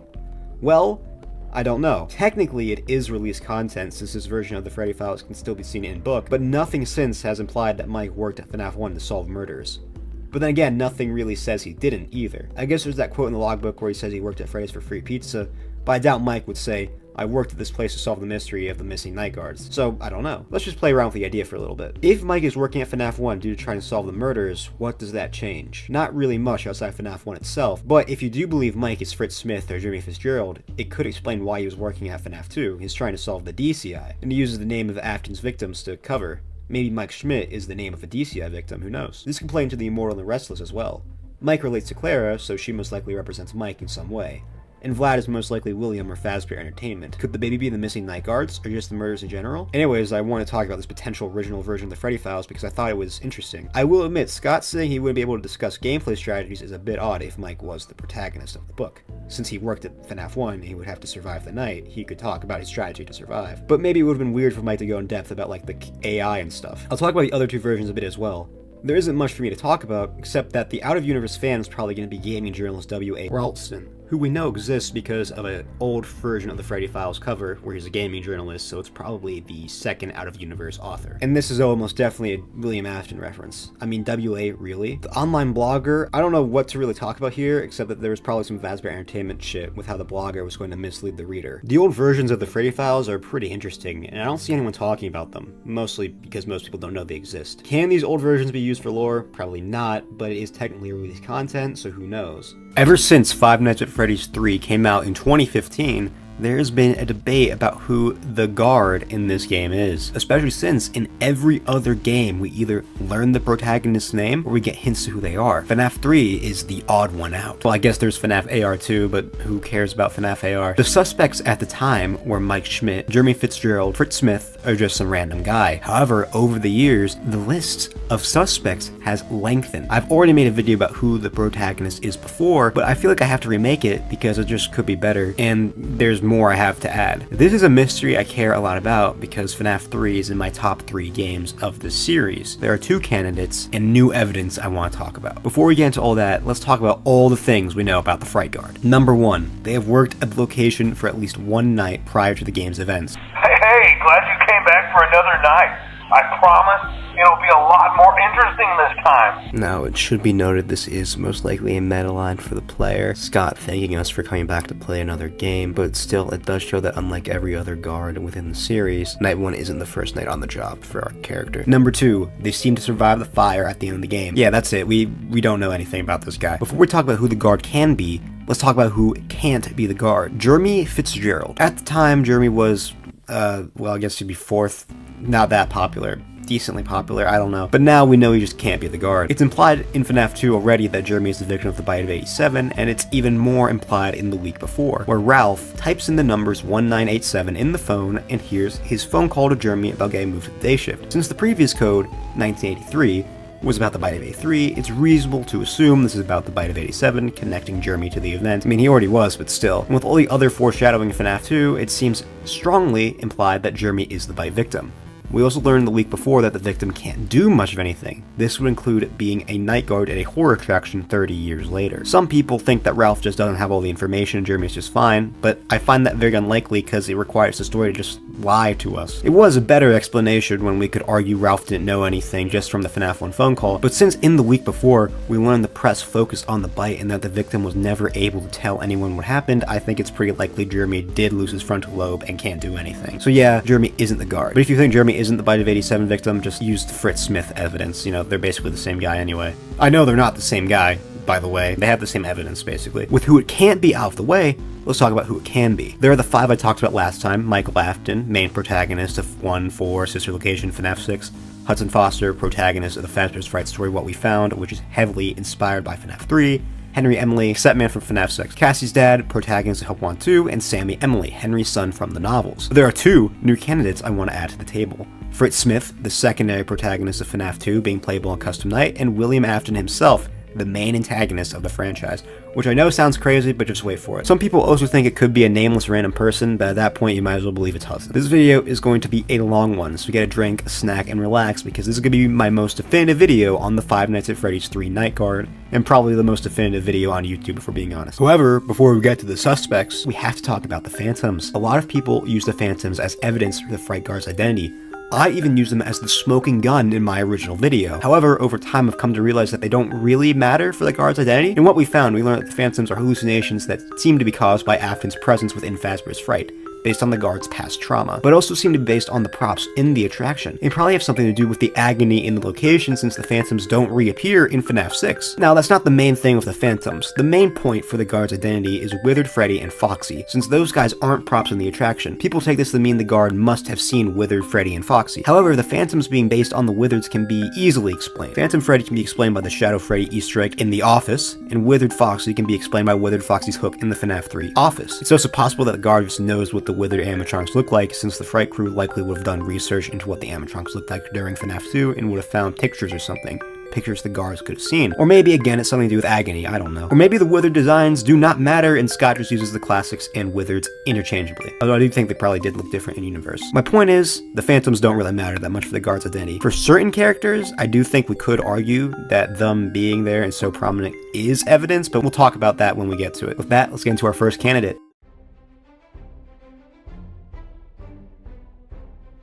Sammy is a very unpopular theory for the Fright Guard. He even got removed from that huge FNaF Theory tier list. His is a unique one because unlike all the other suspects, there is no evidence for Sammy being the guard. It's a headcanon. It's a cool headcanon, but it's a headcanon nonetheless, so yeah, just throw him out. It's definitely not him. Fritz Smith is the next person I want to talk about, assuming he isn't Michael Afton, of course, which I don't believe he is, as I explained in a previous video. Although, something I didn't bring up in that video is that another reason I don't think Mike is Fritz anymore is because of Scott's rule of clarification. Scott likes to clarify things in the next game. Once the theory of Mike being Fritz became extremely popular, he showed in the next game that one of the missing kids was named Fritz, implying that the guard and kid are related. This wouldn't be bad if Jeremy's name wasn't reused too. This means there are 2 options. Jeremy and Fritz are the parents of the MCI victims, or related to them in some way, or Mike is both Jeremy and Fritz, and he is using the names of William's victims. Mike Schmidt could be the name of a DCI victim, I guess. This idea was called out in the Ultimate Guide, interestingly enough, and what's even more interesting is that it was one of the new pages for the book. It wasn't in the other versions of it. Mike being Jeremy is unlikely because, again, the week before implies Jeremy is the Bite of 87 victim. And I've gone attached to my Jeremy narrative that I explained in this video. Now, if the movie comes out and Mike, for any reason, used the name Fritz, and Jeremy doesn't show up at all, then yeah, I would probably believe Mike is Jeremy and Fritz. But right now, well, the movie's not out, so yeah. My point is that the graves seem to be Scott clarifying Jeremy and Fritz are the parents of the MCI. Anyway, let's get back to Fritz being the FNaF 3 guard. The evidence for Fritz being the guard is that at the end of the game, the protagonist is never named, perhaps implying they are someone from the past and we have to figure out who they are. And all the Phantoms, with the exception of Chica, are either characters introduced in FNaF 2 or based on their appearance in FNaF 2. And FNaF 3 in general seems to have a strange focus on FNaF 2, which I already explained in a previous video, so I'll just play the clip here. Also, FNaF 3 has a strange focus on FNaF 2. The office has a box filled with the toy animatronics and Withered Foxy's hook. In 5 out of 6 of the Happiest Day minigames, when plays a character introduced in FNaF 2, the paper pals from FNaF 2 can show up as Easter eggs in the office, but to be fair, so can the FNaF 1 cupcake. And furthermore, all the Phantoms except for Chica are based on FNaF 2. It also makes sense for Fritz's hallucinations to be animatronics coming to his office to jump scare him, since that's what happened to him in FNaF 2, and it was most likely a traumatic experience. I'm gonna be honest, if FNaF 3 was the end of the series, I would probably think Fritz is the guard. However, since the series did not end at 3, I think we can say he is not the guard. Nothing has pointed towards him being the guard since its release, and the Phantoms being based off FNaF 2 doesn't matter that much, like I said. The point about the animatronics being based on his trauma from FNaF 2 is pretty decent though, can't really argue with that. That's what I was talking about earlier where I said the Phantoms can be used as minor evidence for some character. There's just more evidence for other characters. I seem to be trapped inside the Springlock suit. William being the guard is a theory proposed by the channel, I don't know how to say their name. It's an hour-long video which goes deep into the theory. The basic summary though, and this is definitely not the most in-depth, the idea is that Hudson is a William parallel, and that FNaF 3 happens in William's mind. I can't go too in-depth because I don't want to break down an hour-long video, and you guys should watch it, it is a good video. Some of the evidence I can talk about is that the FNaF 3 teasers say it's all in your mind. There's also the FNaF 3 trailer, where the camera zooms in onto Springtrap's eye, maybe implying that we are going to see things from his POV. Night 6 is also called Nightmare, but Scott has always called Night 6 Nightmare, so yeah. I think it's a fine theory, I just don't think it's what Scott's going for. I suppose the end of what we found could point towards this, as it's implied Springtrap never moves, meaning the night's events were in Hudson's head, but that's it. I just don't think this is what Scott's going for. The All in Your Mind teaser is probably talking about the Phantoms, not the entire game, and the trailer going into Springtrap's eye could just be a cool transition. But watch the video and come to your own conclusion. Henry Emily has been a pretty decently popular theory for the guard's identity since FNaF 6, where he was properly introduced. There was even a point where he and Mike were the only real suspects. Oh, how I wish we could go back to those days. Does this theory hold up though? Yeah, it's pretty good. The evidence is that in FNaF 6, Henry recounts the Follow Me minigames, even knowing Afton set a trap. He lured them all back to a familiar place, back with familiar tricks. He set some kind of trap. I don't know what it was, but he led them there, again. He overpowered them, again. And he robbed them of the only thing that they had, again. It's possible that Guard dreams the Follow Me minigames between nights, or somehow has visions of them, so Henry may be recounting his dreams while he worked at Fazbear's Fright. Speaking of the minigames, the Guard may help set up the Happiest Day minigames by playing the arcade games, and Return to the Pit seems to kind of imply that Happiest Day is played on arcade, since Oswald, when he goes back in time, does that. Although it is a different thing, but it still is Happiest Day, but who knows? If this is true, they are trying to help free the souls, and that was Henry's primary motivation in FNaF 6. Further evidence is that the Silver Eyes was written during FNaF 3's development, so it's possible Scott always intended Henry to be the guard and kept the name secret so he could figure out Henry was the guard when the Silver Eyes came out. It's also possible the guard burnt the place down, and as we know, Henry's plan in FNaF 6 was to burn down the pizzeria with everyone inside. It's possible that FNaF 3 was Henry's first attempt at that plan, and he refined it for FNaF 6, since in FNaF 6 they can't leave, there's no way for William to escape this time. And in FNaF 6, you lure the animatronics away using audio, much like in FNaF 3. It's possible Henry got this idea from working at Fazbear's Fright. Henry being the guard can make sense too. Henry may have wanted to keep up with recent Fazbear locations, even if they aren't official, or he felt a calling to work as a location. As we know from Fazbear's Fright's The Book series, it's possible that characters can feel a calling to go to Freddy's due to something called the 0 point field. For example, Greg, the protagonist of the story Fetch, feels a calling to Freddy's. This may be true for Fazbear's Fright, the location, too. Something could be calling Henry, not exactly sure what though. With all the evidence for the theory out of the way, we can see it's actually a pretty decent theory. However, almost all the evidence has alternative explanations. As for Follow Me, not only is it not confirmed that the guard has dreams of the minigame, but it's also possible that William documented the minigame's events, and Henry later read these documents. We know Henry has access to William's files, so it's not that much of a reach. As for the guard saying Happiest Day, that is not confirmed, although again, again, Return of the Pit. I don't know what to believe anymore. And it seems more likely that BV is setting up the Happiest Day, although I have a problem with this, as we know the minigames do exist in the universe, which seems unnecessary to add if someone in the real world didn't help out in some way, but that's a video for another day. If the guard does play the minigames, it's a solid piece of evidence for Henry. As for the Silver Eyes point, while it's possible, if Scott wanted us to connect the two characters, you think he wouldn't have made Henry kill himself, and it also would have implied that he was the guard at some point, or just a guard in general. He never was. But then again, the Silver Eyes is an alternate universe. However, he did say not to use it for the games. As for the audio lures, this may just be for gameplay purposes, and Scott didn't think that much about it. It should also be noted that the lures in FNaF 6 are different. In FNaF 3, there's simply BB's voice lines played in the attraction, while in FNaF 6, they mimic a real human. Also, depending on when FNaF 3 and 6 take place, it's impossible for Henry to be the guard. He has to have spent time setting up FNaF 6. If FNaF 3 and 6 take place in the same year anyway, Henry would be too busy with his plan to work as the guard. As for the fire, it's pretty solid, until we remember this line in UCN. He tried to release you. He tried to release us. But I'm not gonna let that happen. I will hold you here. I will keep you here, no matter how many times they burn us. Notice how the vengeful spirit, speaking through Orville, says no matter how many times they burn us, implying more than one person, meaning that whoever set the Fazbear's Fright fire and Henry are different people. Hey guys, I just need to come in here real quick and say I don't actually believe this anymore. I think it's possible that that is implying that multiple people burned them, but you could argue that they're just saying they as like a collective, as like people in general. No matter how many times they get burnt in general, they're never going to let go of Afton, right? I still want to include in the video, and I didn't really want to re-edit the entire audio, so I'll just come in here and say no, probably isn't what I said. I still do think the guard did burn it down though, because I feel like it's obvious the guard burned it down, sorry. I know Phone Guy said like, oh, faulty wiring, but then at the end of the game they do mention foul play.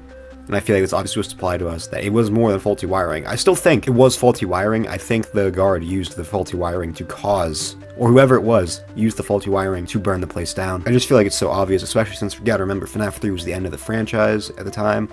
Feels weird to have the ending be something that could just happen due to random chance. Which, you know, obviously doesn't mean that's not what happened. I just feel like, you know, it's obviously more than just faulty wiring. Someone definitely burned it down with intention. I still don't think the guard is Henry, though. Let's get back to the actual video. Before we get into the, in my opinion, most likely candidates, I just have one thing to ask of you guys, and that is that you subscribe. I know that 92% of you aren't, and it would help me out a ton.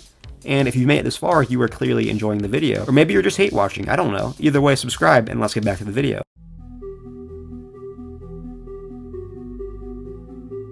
Cassie's dad is the newest FNaF 3 guard candidate introduced in Ruin, although the idea spawned with the release of Help 1 2. I remember when the game first released, this theory was decently popular. I know a few people believed it, but it seems to have fallen off recently, which sucks because it is a good theory. The evidence is that Cassie's dad's Faz Watch has the code 395248, the same code used in FNaF 3 to get the Stage 01 minigame. Furthermore, Help 1 2 seems to parallel FNaF 3's Happiest Day minigames. The player has to unlock the memory dolls by not only playing minigames, but also doing more than what the minigame tells you to do. You figure this out using cryptic clues hidden throughout the game. These dolls also have the mask of the children, much like they did in Happiest Day after giving Golden Freddy the cake. Dolls are also replaced with cake if you repeat the steps to get them. Hell, to unlock one of them, you must unlock a secret Phaser Blast level based on FNaF 3, where you go one-on-one against Springtrap, although I guess Plush Baby is there too. Before this, Cassie's dad also set Phaser Blast on fire, which could be a connection to the FNaF 3 fire. The game also has two endings, a good and a bad, and both seem to be canon in some way, much like FNaF 3, where the both endings seem to happen. Okay, well, I guess Help 1 2's endings aren't really good. There is no good ending, but still, there's a happier ending. The reason I bring this up is because Cassie's dad may be the arcade conspiracist. The whole thing with that guy was playing the Princess Quest arcades to free Vanessa's consciousness or whatever he wanted to do, we're not really sure, although this theory is not confirmed. Another piece of evidence is that the Fazbear's Fright newspaper says that Fazbear's Fright will bring back your childhood in the worst way possible. This line may actually be referring to the person reading the newspaper, the protagonist. And we know Cassie's dad was a fan of Freddy's as a kid, so his childhood will be back in the worst way possible because the characters he loved as a kid are now attacking him. One of them can even kill him. Speaking of, Cassie's dad working at Fazbear's Fright just makes sense. He's a fan of Freddy's, so he wants to work at this attraction based on the franchise's past. And depending on the gap between FNaF 3 and Ruin, he may need money to take care of his recently born daughter. Cassie's dad is actually a very solid theory, although I suppose it does rely on some assumptions, and there are problems with some of the evidence. As for the 395248 code, this could just be reference to Stage 1 because it's a minigame that takes place at Fredbear's, and Cassie's dad is connected to Fredbear's. After all, it's kind of where he and his friends killed the crying child. Or it could just be a random reference, that happens sometimes. As for the Help Want 2 and FNaF 3 parallels, they do not necessarily imply the protagonist between the games is the same person. The arcade conspirator connections rely on Cassie's dad being the arcade conspirator, but also on the guard playing the Happiest Day minigames. So overall, it is a solid theory, but it does have some problems, but I could definitely see him being the guard. Michael is by far the most popular theory for the identity of the guard, and honestly, it makes sense why. Mike is the main protagonist of the original saga, being the protagonist of 1, 4, 5, and 6. The first piece of evidence for Mike being the guard is the quote, "Bring back your childhood in the worst way possible." As I said earlier, this quote may be referring to the protagonist. Also, the protagonist is not named at the end of the game, which could imply they are a character from the past, and we have to figure out who they are. Mike Schmidt. More evidence comes from the logbook, where Foxy is in the FNaF 3 office. Foxy represents Mike, which I've explained multiple times, so I'll just play a clip here. And let me explain why we know Foxy definitely represents Mike and not Phone Guy, who is named Ralph if you didn't know, as revealed in the week before. Foxy representing Ralph is a kind of a popular idea. I mean, Foxy being Mike is definitely more popular, but I still see Ralph every once in a while. The evidence for Ralph is that in FNaF 2, Ralph says Foxy is his favorite, which is reinforcing the week before. Also, some of the quotes on the night pages are similar to stuff Phone Guy would say. What are you still doing here? Whatever else he says, I forgot. And Ralph being in the FNaF 3 office kinda makes sense because his tapes were played in FNaF 3, just ignore that he wasn't a night guard when those tapes were recorded. However, I think it's more likely Foxy is supposed to be Mike, and here's why. Foxy acts as the protagonist of the book, which Mike is. He's the one who writes it and everything. The best evidence for Foxy being Mike is that on the first night page, Foxy is seen reading a magazine in a chair, which is obviously not an office chair, implying this is at Foxy's home and is applying for the job. The magazine is also a sister location reference. It's a Screw, Bolts, and Hairpins magazine, which was a magazine mentioned in sister location as one of the possible reasons Mike took the job. Further evidence is that in FNaF 4, between nights, there's a minigame called Fun with Plush Trap, where the player, who is Mike, which if you need to know why Mike is the FNaF 4 player, go watch this video on it. Mike goes 1v1 against Plush Trap, who is obviously a reference to Springtrap. And while yes, we now know Plush Trap was a character in the experiments weren't always a plot point, or at least it doesn't seem like they were, so there's probably another explanation for this. And I know that Plush Trap was also a toy that existed before, but it doesn't make sense with him just being a toy because why would Mike have nightmares about him? And it's not just Plush Trap too. With the Halloween update of FNaF 4, 3 new characters were introduced, but only one was canon. Nightmare Balloon Boy. He takes the role of Plush Trap. How do you lure Springtrap away in FNaF 3? You use Balloon Boy's voice lines. I mean, okay, you could argue that it's just because, BB is the smallest, so it makes sense for him to be there, but still, I feel like there could be a deeper connection. Speaking of FNaF 4, the main antagonist of this game is Nightmare, who we learn in the game files is Shadow Freddy. The reason I bring this up is because Shadow Freddy is an Easter egg in FNaF 3. Notice how he looks almost defeated? Perhaps this is because he was defeated by Mike in FNaF 4, and now is just hanging out with Mike until his death in FNaF 6. Alternatively, Fazbear's Fright could be where Shadow Freddy attached to Mike, and he appears like an empty suit to blend in with the location. Another piece of evidence comes from sister location. Clara, who we know thanks to the logbook represents Mike, or at least Mike relates to her, burns down Vlad's house. Vlad is either William or Fazbear Entertainment, it doesn't really matter. The point is Mike, or a character Mike relates to, burns down one of their houses. If Vlad is William, Fazbear's Fright is where he lives in FNaF 3. If Vlad represents Fazbear Entertainment, Fazbear's Fright houses all their stuff. It's their legacy. This relies on the guard burning down the location. A minor piece of evidence is that the hallucinations the guard has in FNaF 3 are similar to hallucinations Mike has in FNaF 1. What I'm talking about is that the guard can hallucinate posters of Freddy changing to Spring Bonnie. You can also hallucinate the cupcake poster turning to a golden cupcake. This is similar to how in FNaF 1, Mike can hallucinate the Freddy poster changing to one of Freddy ripping off his head, the East Hall posters changing to images of crying children, and the words, "It's me," and the rules poster changing the newspapers about the MCI. And yeah, I know that they aren't exclusive to Mike, but it's still possible that years later he's still having similar hallucinations. And it's possible it was a hint that the guard we played as in 3 was the same as the guard we played as in 1. Further evidence is that in the logbook there's a maze to get to the safe room, and under it Mike draws Freddy, Chica, Foxy, and ghost costumes with 3 others in the background. Some say this may represent the Phantoms due to the noticeable lack of Bonnie, and the number of animatronics here lining up with the number of Phantoms, and how they are wearing ghost costumes. What's the definition of phantom? A ghost, and also figments of one's imagination. The Phantoms, under Mike being the FNaF 3 guard, are figments of his imagination based not only on the props of the attraction, but the ghosts from his past. literally. Speaking of the Phantoms, their behavior makes sense with Mike being the guard. They jump scare the player because that's what they try to do to him in the past. And if sister location happened by the time of FNaF 3, it did happen to him. A smaller piece of evidence comes from the movie, where Mike and William have a 1v1 that ends in the building collapsing. Another minor piece of evidence is that all the versions of the Freddy files, there is this guy, Mathman, who was drawn in a similar style to how Mike draws in the survival logbook. It's possible that this is supposed to be a Mike drawing, and Mike makes all the red pen edits in the book in like a meta sense. Obviously, it's not something that happens in the timeline because it's not a real book in the timeline. And he is drawing himself destroying Springtrap because that's what he tried to do in FNaF 3. But to be fair, it could just be a coincidence, and this means absolutely nothing. But, you know, that's why I said it's a minor piece of evidence. Also, if the guard sets up Happiest Day, it makes sense for Mike to set it up, as he would be putting his brother back together if you believe the theory that the Happiest Day minigames are the Bite Victim's memories, which I do and I've explained before. In FNaF 6, the game focuses so little on Mike and William's reunion, despite that being what the last game teased at the very end. Maybe the game focuses on it so little because it already happened. The next point is that it just makes sense for Mike to go to Fazbear's Fright. If FNaF 3 is after sister location, it makes sense for Mike to go there because it's the first Freddy adjacent location in years, even if it isn't official, and it's probably his only lead at this point. William would most likely show up here. It's a place that celebrates his crimes, or rumors mainly caused by his crimes. It does seem like William would most likely go here anyway because, you know, his ego. Also, where else would he have to check, assuming at this point he already checked everywhere else? This is the last place he has to go. Basically, my point is here, it makes logical sense for Mike to work there. And if the game is before sister location, which I know a lot of people think is debunked due to the logbook having the FNaF 3 office and Mike references sister location, it's technically possible that logbook is like a meta book and like doesn't actually happen in the timeline, and it's just meant to confirm lore, not something that, you know, actually does happen in the timeline. If FNaF 3 is before sister location, Mike would be working there just for a job, or because he was contacted by the Fright crew personally since he was the last guard at Freddy's. Or who knows, maybe he was looking for William already. I don't know why, but maybe. Finally, many people argue that the final sister location cutscene shows the outcome of Mike finding his father, while also showing that William survived their encounter and now they have to meet again in FNaF 6. That's totally up for interpretation though. Some people argue that FNaF 3 fire is what caused the speech, seeing Afton in the newspaper sent Mike on his quest to find his father, or that the speech is setting up their meeting in FNaF 6 only, with Mike saying I'm going to come find you, and then Afton rising to show Mike will find him sometime after this speech. Now let's talk about the problems with Mike being the guard. In FNaF 6, Afton says, "You may not recognize me at first, but I assure you, it's still me." If Mike encountered Springtrap like last week, how would he not recognize him? But counterpoint to this, it mainly relies on the assumption that Scraptrap is just a more withered Springtrap. If Scraptrap does look as different as he does out of universe, in universe, then this line probably is just about the redesign. Well, okay, it's about the redesign anyway,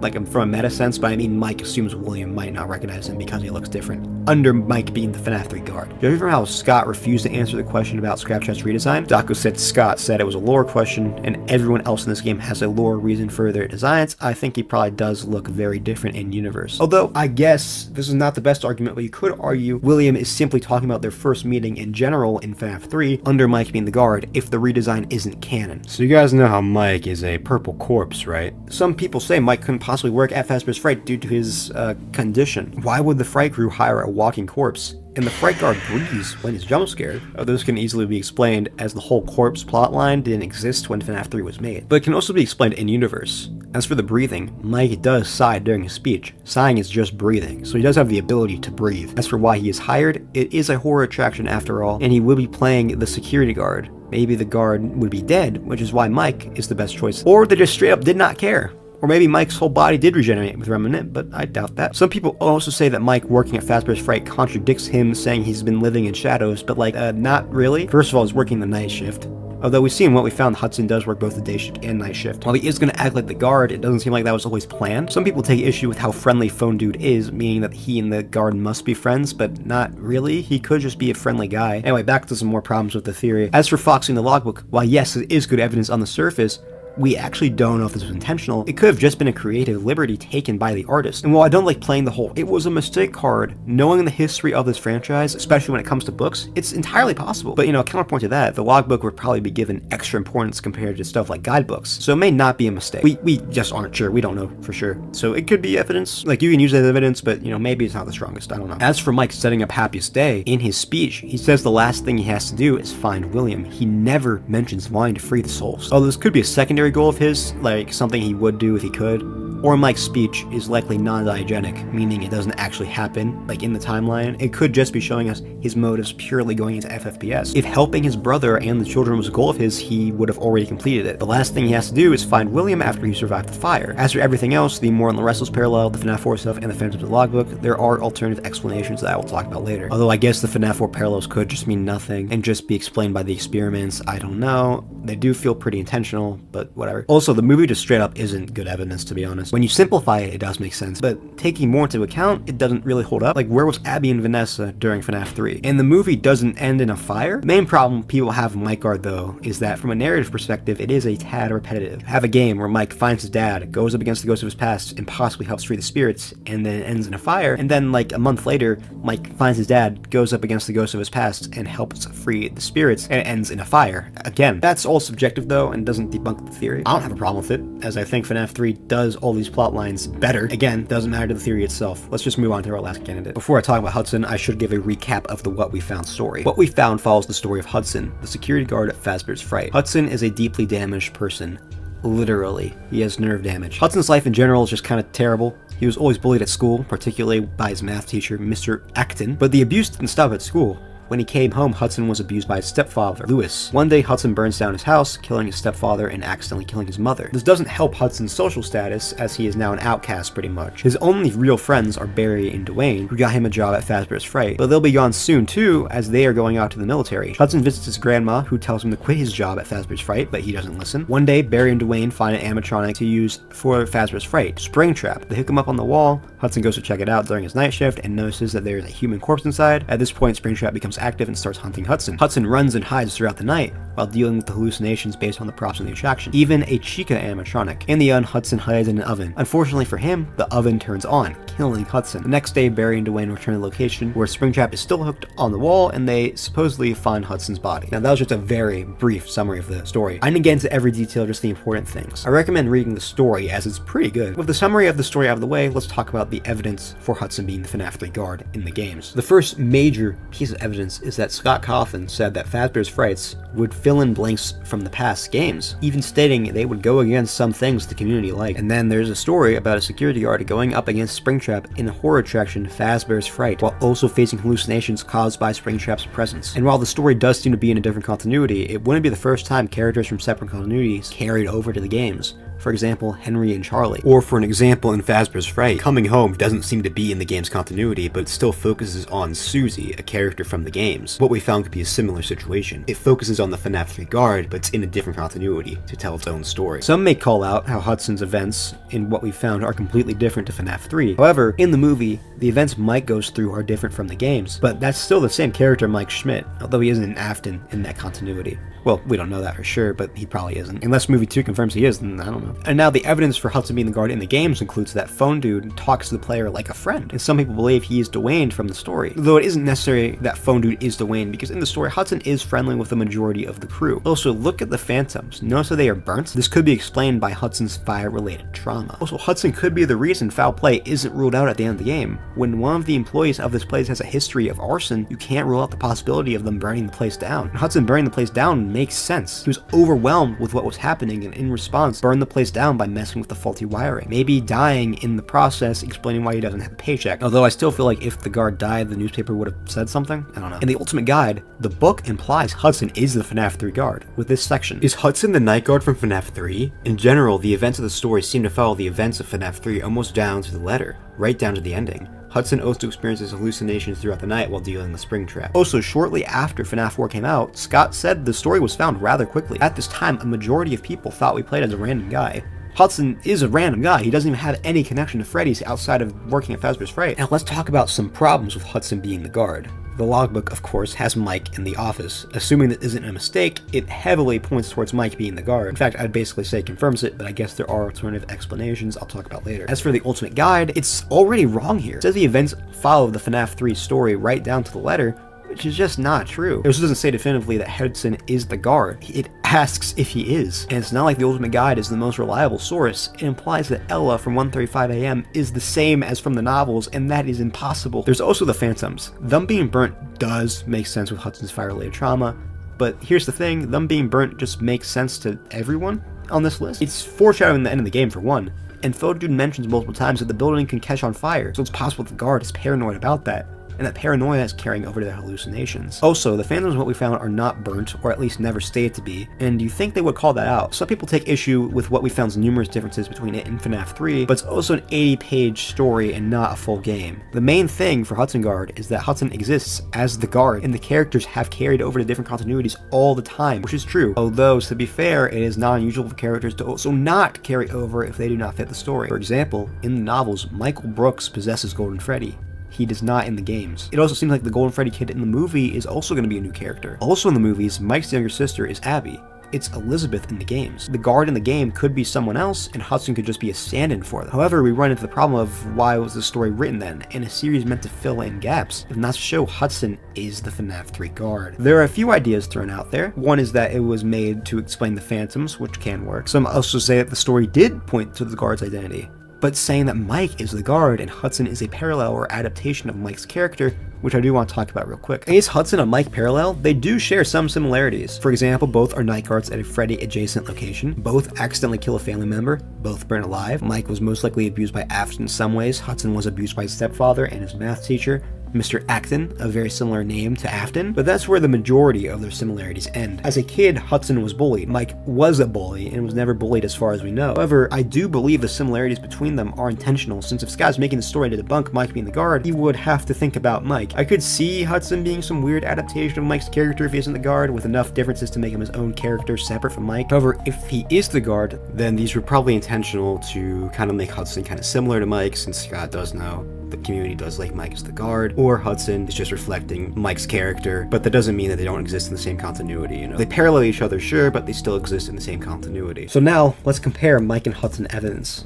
since they do seem to be our most likely candidates. As you can probably tell, they both have really good evidence. Usually, in a situation like this, I would use Occam's razor and choose the simplest solution, but I'm not sure if that applies here, since both solutions make sense and are pretty simple. Hudson makes sense with how Scott said Fazbear's Fright was meant to fill in blanks from the past, but the story is very inaccurate to FNaF 3. Mike makes sense with the logbook and some minor things here and there, but then Hudson exists. So when we come down to it, which one do I believe? Well, I think I'm leaning towards Hudson, honestly. I just think what we found was likely made to give us an identity to the guard and show us just this random guy Hudson. Like seriously, if Mike is the guard, why didn't Scott just write what we found to be about Mike? It's not like he wasn't comfortable writing about him, since he shows up as a major character in the story You're the Band. Although I guess that is a scrap story. I don't know, I guess under Mike Guard you could argue maybe Mike didn't fit the story Scott wanted to tell, but then why not just make a story that fits Mike better? Hudson being the guard also makes the fire at the end of the game a bit more personal. But I don't know, there are just so many little things that point towards Mike being involved with FNaF 3. It makes me think that Mike is connected to the game somehow. Some people have also tried to make both Mike and Hudson work. There is my Fright Guard duo theory, although I find that very unlikely. Some say Mike is the guard we play as in game, and what we found is a prequel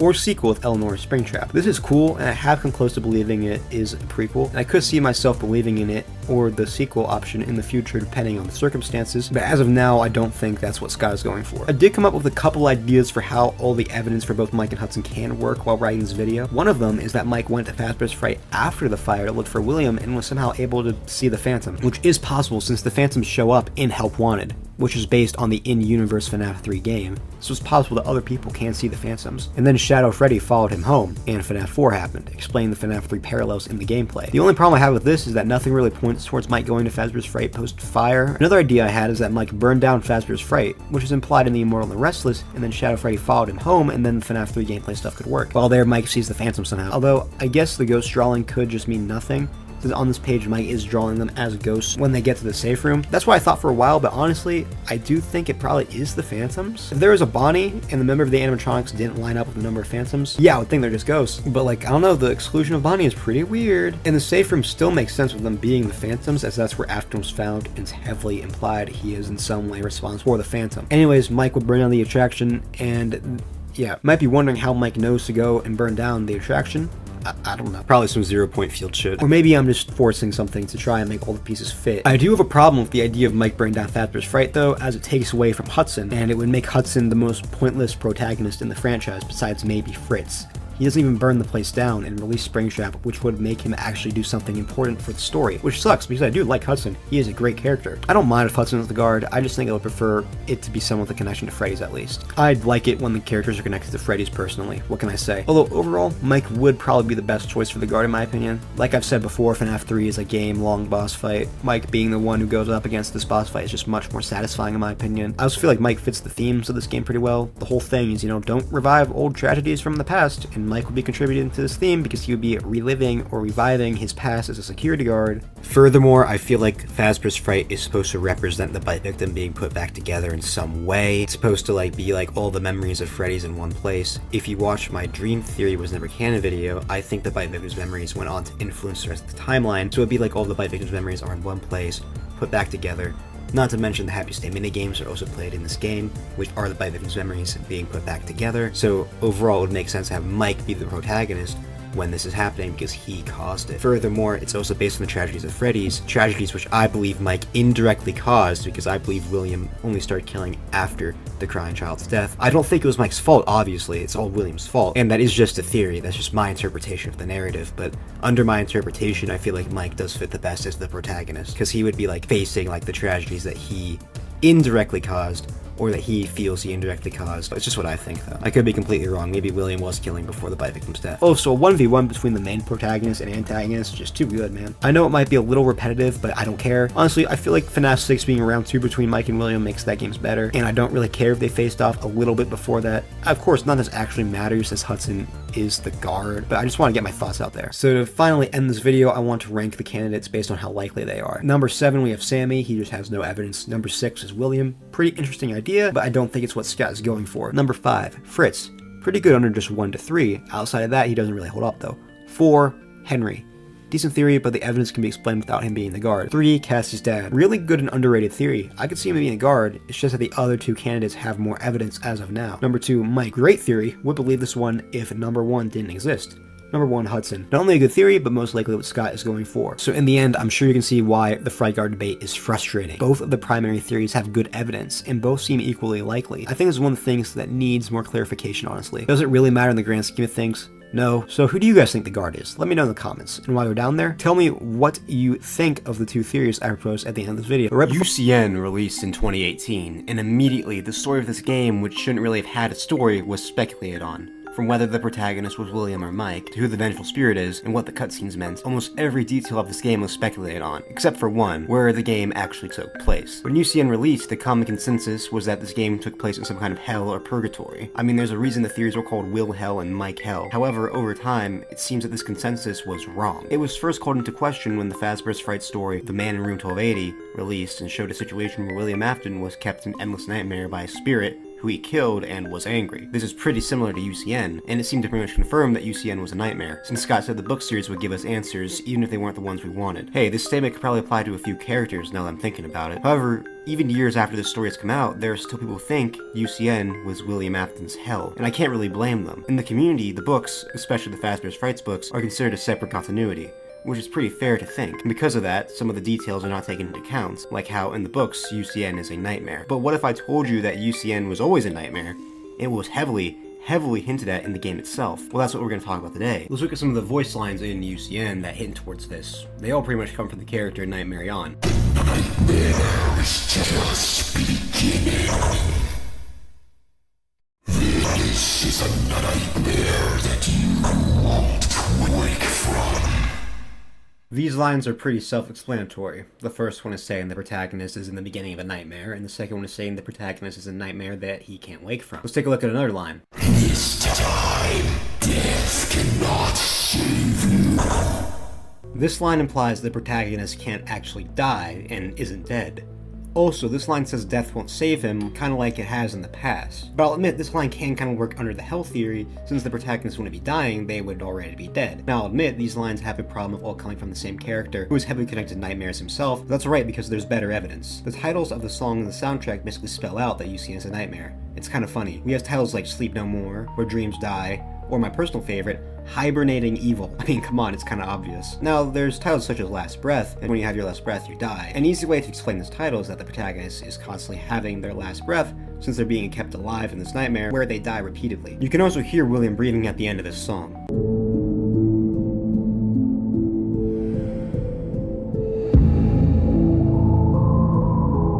Now, there is one line in UCN that is pretty good evidence towards it being hell, and this line comes from Jack LaChica of all characters. The fire within me burns eternal, and now you shall as well.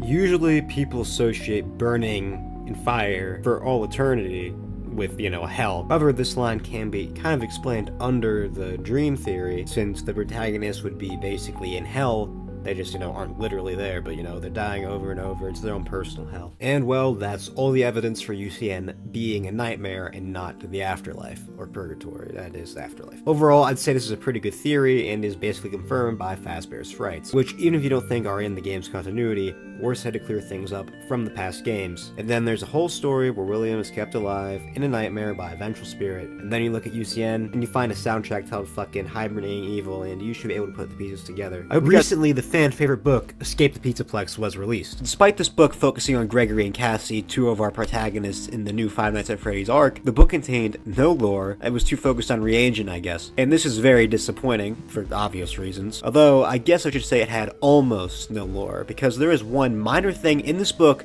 that could have some implications for the lore, and has been justifiably overlooked by the community. And it might just answer one of the biggest debates left behind by the original storyline. As we know, Escape the Pizzaplex is supposed to be an interactive novel, or a choose-your-own-adventure book. Now, the book is mostly a linear story with no branching past outside of deaths, but let's just ignore that for now. In these types of books, you often pick up items that you will be able to use later in the book. Maybe a key to unlock a door, things like that. Or you can do what I do and just pick the path anyway, even if you don't have the item. Anyway, Escape the Pizzaplex has collectible items as well, and one of them is what I want to talk about today. While Cassie's hiding from Freddy, she can go to a reception desk. You need to go back to the raceway and find a better hiding spot to hide from Freddy. But as you go to do so, something in the pile of scattered garbage catches your eye. You pick away at the empty wrappers and discarded soda cans to uncover a keychain. Strangely, it's a Bonnie keychain you've never seen before. You thought you'd seen most of the prizes and souvenirs that Pizzaplex had to offer, but this one is new to you, even though it looks old and well used. Still, it's cool, so you grab it and put it in your bag. And what is the item? It's a Bonnie toy. And not only that, but it looks like the Bonnie toy seen in FNaF 3.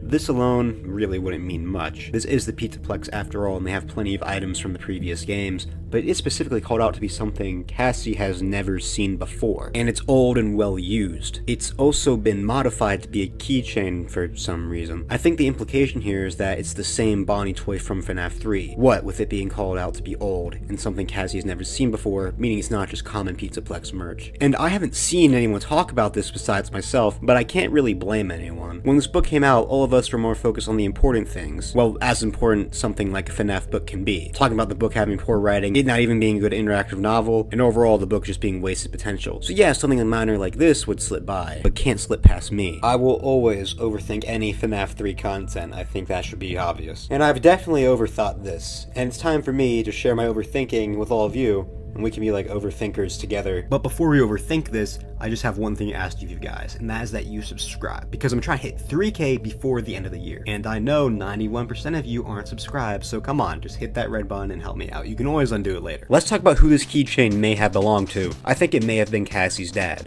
which I know sounds like a huge leap, but please hear me out. Cassie's dad is already connected to Bonnie, because Bonnie is his favorite character, and Cassie is the protagonist of this book, so her father is already sort of related to the book. I mean, he's also mentioned in it. The Bonnie keychain is also old Freddy's merch, and we know Cassie's dad collects old Freddy's merchandise, so I don't think it's a stretch to connect the keychain to Cassie's dad. He also did work at the Pizzaplex. Now, I should note that the keychain is used in Bonnie Bowl, so it's possible the connection doesn't go any deeper than that. You know, it's used in the Bonnie area, so it's Bonnie. But still, I think that's kind of strange that it's specifically based on the toy in FNaF 3, especially since Freddy, which is a toy we know for sure was sold at the Fazbear's Fright auction, would have survived the fire, would have also made sense considering Glamrock Freddy's and Glamrock Bonnie's close close relationship. So I think it's more than likely this keychain belongs to Cassie's dad. And there are definitely problems with this idea. For one, if it was his and it was part of his collection, why didn't Cassie recognize it? In Ruin, she calls out the lunchboxes are things her dad collects, so she probably knows about his collection.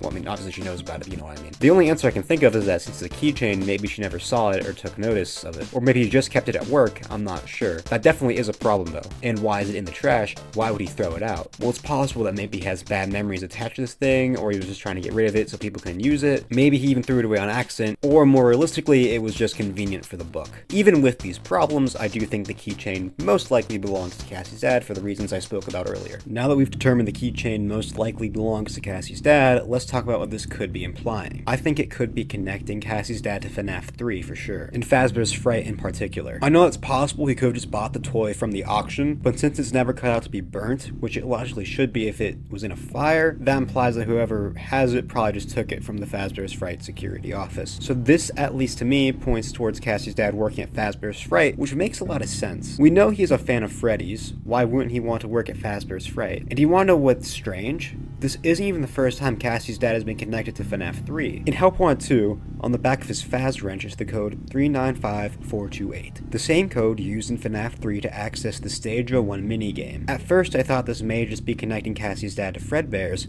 further solidifying him being the Bonnie Bully, but if this keychain really is his, then maybe the connection runs deeper and it's connecting him to FNaF 3 in general. And you know what? And I've talked about this before, but Help Wanted 2 in general kind of parallels FNaF 3. There's 2 endings, well now there's technically 3, but when the game released there were 2, both of which are arguably canon, and to unlock the secret endings of both games you must complete minigames and do hidden things to unlock what you need to do for the secret ending. And the memory dolls in Help Wanted 2 resemble the ghosts of the missing children in FNaF 3, both of them donning masks of the characters they possess. Hell, both endings even set them free. FNaF 3 they are literally set free, and in Help Wanted 2's Old Vanny dialogue it is said we were setting the memories free. Not only that, but when you redo the steps to get the memory dolls, you get a piece of cake. And in FNaF 3's Happiest Day minigames, you collect mainly cake and then set it down for the Golden Freddy Kid in the end. Also, to unlock one of the memory dolls, you have to unlock a secret Faster Blast level based on FNaF 3. Now, who is the protagonist of Help Wanted 2? Cassie's dad. So it's totally possible that Cassie's dad is connected to FNaF 3 in some way, and he'd probably be working at Fazbear's Fright if they're bothering to connect him to the game that much. And there's really only 2 people he can be. The FNaF 3 guard, or phone dude. I mean, technically he can just be some random worker, but I don't see why this would be brought up so much if he wasn't someone with a little more importance. Let's talk about the guard first, since I've talked about this idea before. Him being the guard would make sense, and the evidence is there, as I talked about earlier. The keychain, the 395428 code, and Help Wanted 2's parallels to FNaF 3. There's also the theory of Cassie's dad being the arcade conspirator in Security Breach, and the theory of the security guard in FNaF 3 setting up Happiest Day, which is played on arcades. If both these theories are true, then that's another connection between the characters. They both play haunted arcade games. Cassie's dad being the guard is a very solid theory, and Escape the Pizzaplex just makes it more likely by further connecting him to the game, possibly. However, I'm pretty certain Cassie's dad is not the guard. I think it's more likely that it's Michael or Hudson. And if you want to know why, make sure to check out my video going over the identity of the FNaF 3 guard. I put a lot of work into it. I'm also making a video on the survival logbook, which plays into all of this, so make sure to be on the lookout for that. But these 2 characters are just more likely to be the guard than Cassie's dad in my opinion. Although I do think him being the guard would make sense, and it would explain why his FNaF 3 connections keep coming up time and again, since the FNaF 3 guard is a pretty heated debate in the community right now, so it could be Scott's rule of clarification playing out. Also, Cassie's dad being the guard makes sense with FNaF 3's narrative, and it would make the game a bit more personal, don't you think? Cassie's dad is a huge fan of Freddy's. The childhood characters which brought him joy are now attacking him night after night, and one of the men who created the franchise he loves so much is coming to kill him. And in the end, he feels the need to burn the place down. It just makes for a more personal game and more of a psychological horror experience, which I prefer. And if Cassie's dad is the Bonnie Bully, which he most likely is, he would be connected with the Happiest Day plotline as well, since it's very likely the crying child is connected to that, and he helped kill the crying child. But we can't use narrative satisfaction to prove a theory, obviously. And it doesn't matter anyway, since Mike being the guard makes for a better story, but I digress. Anyway, I think if we get something a little more concrete, then I'll probably believe Cassie's dad is the guard. Like if we get a Fazbear's Fright level in 5 laps at Freddy's, and if it has a Bonnie plush in the office, something like that. So if he isn't the guard, then by process of elimination, he is probably Phone Dude. We don't know enough about Phone Dude or Cassie's dad as people to really talk about hardcore evidence for them being the same person, but we know that Cassie's dad's a fan of Freddy's, and Phone Dude seems pretty enthusiastic about Fazbear's Fright. So it's definitely possible that he's a fan of the Freddy's franchise. And this is cool world building, I guess. Not exactly sure why he would be Phone Dude, but it's a harmless thing, so who can really complain? I guess it makes sense with how this new arc seems to be mainly about the effects left behind by the Afton story, so it makes sense to have side characters from that story arc as main characters, so we can see how the events affected them. But he already fulfills that as the Bonnie bully, so I don't know. Also, he kind of parallels Ralph, I guess, since, you know, Ralph had a daughter, Cassie's dad has a daughter. Yeah, that's how they parallel each other. So to recap, Cassie's dad has been connected to FNaF 3, and Escape the Pizzaplex may have just made another connection. So he is probably connected to FNaF 3, and he probably worked at Fazbear's Fright. He realistically would probably be the guard or Phone Dude. He probably isn't the guard, so he's probably Phone Dude. I hope you guys enjoyed this video, which is relying on an idea that is already very flimsy, but I am confident in the Bonnie keychain being her father's, even with the problems. And I am absolutely confident in the keychain being the same Bonnie toy from FNaF 3. I mean, there's no reason to call it out as old and something Cassie has never seen before if it wasn't. But what about you? Do you agree with my conclusion about Cassie's dad being the Phone Dude, or is he the FNaF 3 guard? Or more realistically, have I completely overthought this, and I am completely wrong, and is just a FNaF 3 reference because FNaF 3 is Scott's favorite game? Well, let me know in the comments. One of the most commonly agreed upon theories in the Five Nights at Freddy's community is the theory that Mike Schmidt, the protagonist of Five Nights at Freddy's 1, is Michael Afton, the protagonist of Sister Location and FNaF 6. However, ever since the FNaF movie came out with Mike Schmidt as the protagonist, and he wasn't William Afton's son, or well, we don't know that for sure, he still could be, but as of now, he is not confirmed to be, I've seen a surprising amount of people say that Mike Schmidt is also not Michael Afton in the games. Like, I've seen people say, oh, it was never confirmed in the games that Mike Schmidt is Afton's son. And honestly, it kind of confuses me because Mike being Mike is a theory with such hard evidence that I think it's just one of the things that we should maybe accept as fact. And I don't really say that about any other theories, I believe, except like, I don't know, maybe Will Trap. So join me as I clear up something that we should have all agreed upon a long time ago. And not only that, but I'll explain why Michael is the FNaF 4 protagonist as well, since I know the community consensus is still that we play as the crying child during the nighttime segments. And I've always wanted to make a video about that too. And it does rely on Michael being Mike Schmidt, so may as well just throw it in here. Before we delve into these very likely theories, I just want to really quickly ask you guys to subscribe. I'm trying to hit 3K before the end of the year, and you know, subscribe would help me out a ton, but only if you enjoy the video. If you want to unsubscribe at any time, you can. So, what is the evidence for Mike being Mike? Holy shit, this is gonna get confusing. Well, there's the name for one. Mike is a nickname for Michael, and you'll never guess what the protagonist of Sister Location's name is. What's important to remember is that at the time of Sister Location's release, there are only 3 named characters in the game's storyline. Mike Schmidt, Jeremy Fitzgerald, and Fritz Smith. I guess we can count William too, even though he wasn't officially named until Sister Location. I find it extremely unlikely that the protagonist of FNaF 1 sharing the name as the protagonist of Sister Location is a coincidence. There's also no way Jeremy and Fritz being the name of the MCI victims is a coincidence either, but that's besides the point. But Zero, he calls himself Michael, not Mike. Yeah, this is something people actually use to try and debunk the theory. You're right, he does, but this doesn't matter, like, at all. Since we see on hand unit the name Mike, and Michael is told to enter his name as seen above the keypad. I mean, the implication is pretty clear. I'm surprised that, okay, this is like a whole rant, this is totally off script. I'm genuinely so surprised that the player of Sister Location being Mike Schmidt was not like the most popular like opinion after that fucking scene. I know there are definitely people who thought like the player character was Mike, but there were people who thought that, you know, it was like totally different person, or that it was like fucking some weird Michael Brooks. There's also the idea that William was Mike Schmidt and this whole thing. I'm genuinely just so surprised. Like, there are definitely people who put it together, don't get me wrong, but I'm surprised it just didn't take off more, man. I just had to like get that out there. And in the Five Nights at Freddy's Survival Logbook, we see that the book is owned by someone named Mike, who is undoubtedly Michael Afton. So yeah, he goes by Mike too, who would have fucking guessed. But wait, Michael Brooks, I hear you say. In case you don't know, in the novel trilogy, there's a character named Michael Brooks, who possesses Golden Freddy. So at the time of Sister Location's release, Scott has already named multiple characters Mike/Michael, but the Silver Eyes is a different continuity from the games. It's also possible that Scott was trying to connect the name Michael to Golden Freddy because of FNaF 4, but I'll talk about that later. Maybe Brooks is like some weird adaptation of Michael Afton. That could explain why the Golden Freddy's kid's name is changed in the games, because he isn't Golden Freddy, but probably not. He probably just changed it because it would be weird to have the main character also be the name of one of the missing kids. Zato, wait, he didn't change the name Jeremy and Fritz for the MCI victims? Yeah, I wonder if there's like a deeper connection between Jeremy and Fritz sharing the names with the security guards. You should watch my Jeremy and Fritz video. Or maybe it's all just a coincidence. Although if Brooks' name being Michael is a coincidence, that doesn't mean Mike Afton being named Mike is one, since I'm sure if Sky's making an entry in the game's timeline, in the game story, he'll be thinking about that story's characters. And again, there are only 3 named characters in the game before Sister Location, but that's not all. Sister Location was made in part to explain FNaF 4's story. Other ones, yeah, there were mysteries. 4 ended up just too mysterious to the point where you really couldn't, there was no real way to figure out what was going on. And a lot of people unsatisfied.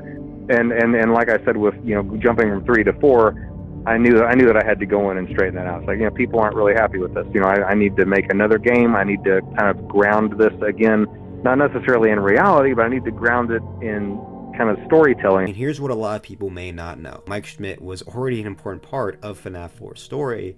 In fact, he was our player. Now, to a lot of people who watch my channel regularly, you're probably already like, yeah, no shit. But I know the community at large still thinks that in FNaF 4, we play as the crying child from the minigames during the nightmares. But this is most likely incorrect, and has been since the game came out. No, it was not a fucking retcon, I'll get to that later. And it all comes down to this audio file heard in game.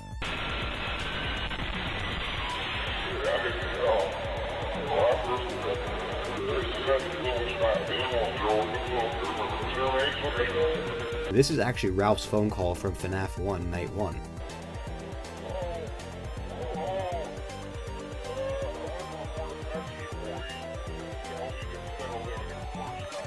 And Scott Cawthon himself said that there were no random Easter eggs, meaning this has lore significance. Oh, but wait, wasn't FNaF 4's original story Dream Theory before Scott retconned it, and this was just another hint to the theory? Yeah, well, it probably fucking wasn't, because it seems very likely that Dream Theory was never Scott's original intention with Five Nights at Freddy's 4, and I've made an entire video going over that, so make sure to check that out for further clarification. So if Dream Theory isn't canon, then that means this audio file, which however we know has some level of importance, must have a different meaning. The player must have heard it, and there's only 2 people we know of at this point who would have heard this call, Ralph or Mike Schmidt. Ralph is fucking dead, and we know from the week before that he doesn't have the nightmares. Also, it would be weird to play as him in FNaF 4 since he's not related to the story at all, so that leaves Mike Schmidt. And how does Mike Schmidt play into the story? Well, he can't be the crying child since he died years before FNaF 1.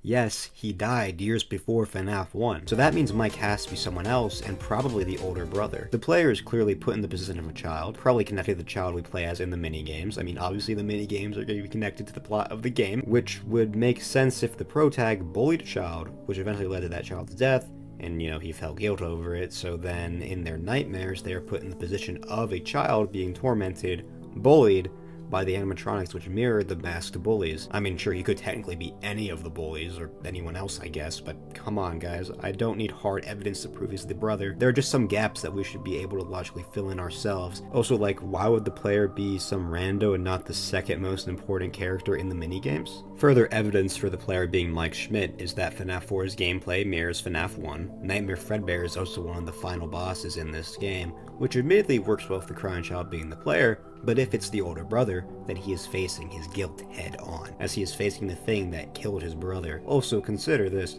the nightmare continues after the crying child's death. He dies in the Night 6 minigame, but there are 8 nights in the game. At this point, the game can't be a coma or whatever since he is dead. Why continue the game if the protagonist has died, unless he didn't actually die because he wasn't the protagonist? So, when FNaF 4 came out, we were playing as Mike Schmidt, who is the older brother facing probably guilt-ridden nightmares. Oh, and Shadow Freddy is there too. Watch my FNaF 4 video. Now you might be wondering, why would Scott make it so we play as Mike in FNaF 4? Why suddenly give this character relevance? Well, more relevance outside of being the first playable character in the series, I guess. And what's the narrative purpose of playing as him? Well, there are a couple possible reasons. FNaF 4 was made to be the final game in the series, so it's possible Scott just wanted to call back to the beginning by having us play as Mike again, and then he gave him this origin story to justify it, really try and bring it full circle type of thing. Now, personally, if I was in Scott's position, I would have just made the FNaF 3 guard be the player, since that guy was left unnamed in the previous game. You can do basically anything with him, and he was the one who went up against the killer. There's also the Happiest Day plotline, which is heavily connected to the crying child, so the crying child is plot relevant to that game, and I also do believe the William was the father of Foxy Bro and the crime child, so it would be like a family reunion of sorts, but whatever. Maybe Mike is the FNaF 3 guard, who knows. As for the story reason we play as him, it really depends on your interpretation of FNaF 4's story.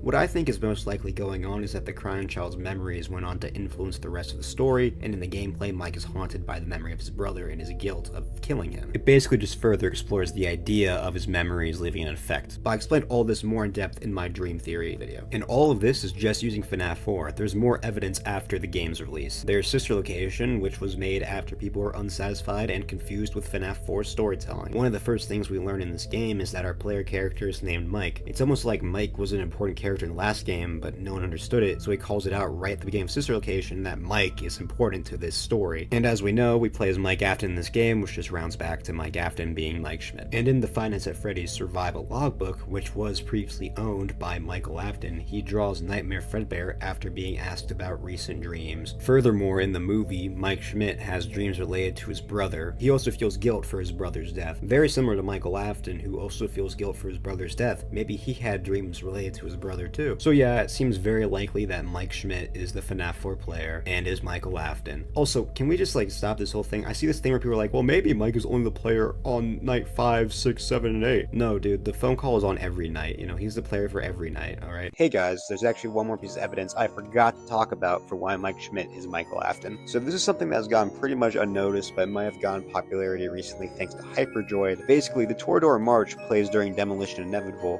which is the song that plays during Mike's speech at the end of Sister Location. So, let me get this straight. There's this scene that's all about Mike and his journey, and then there's the Toradora March that plays. I wonder what that could be implying, guys. What could that mean? The implication, I think, is pretty clear. Now, there is one last thing I have to talk about. If Mike Afton is Mike Schmidt, why isn't Mike and Afton in the movies?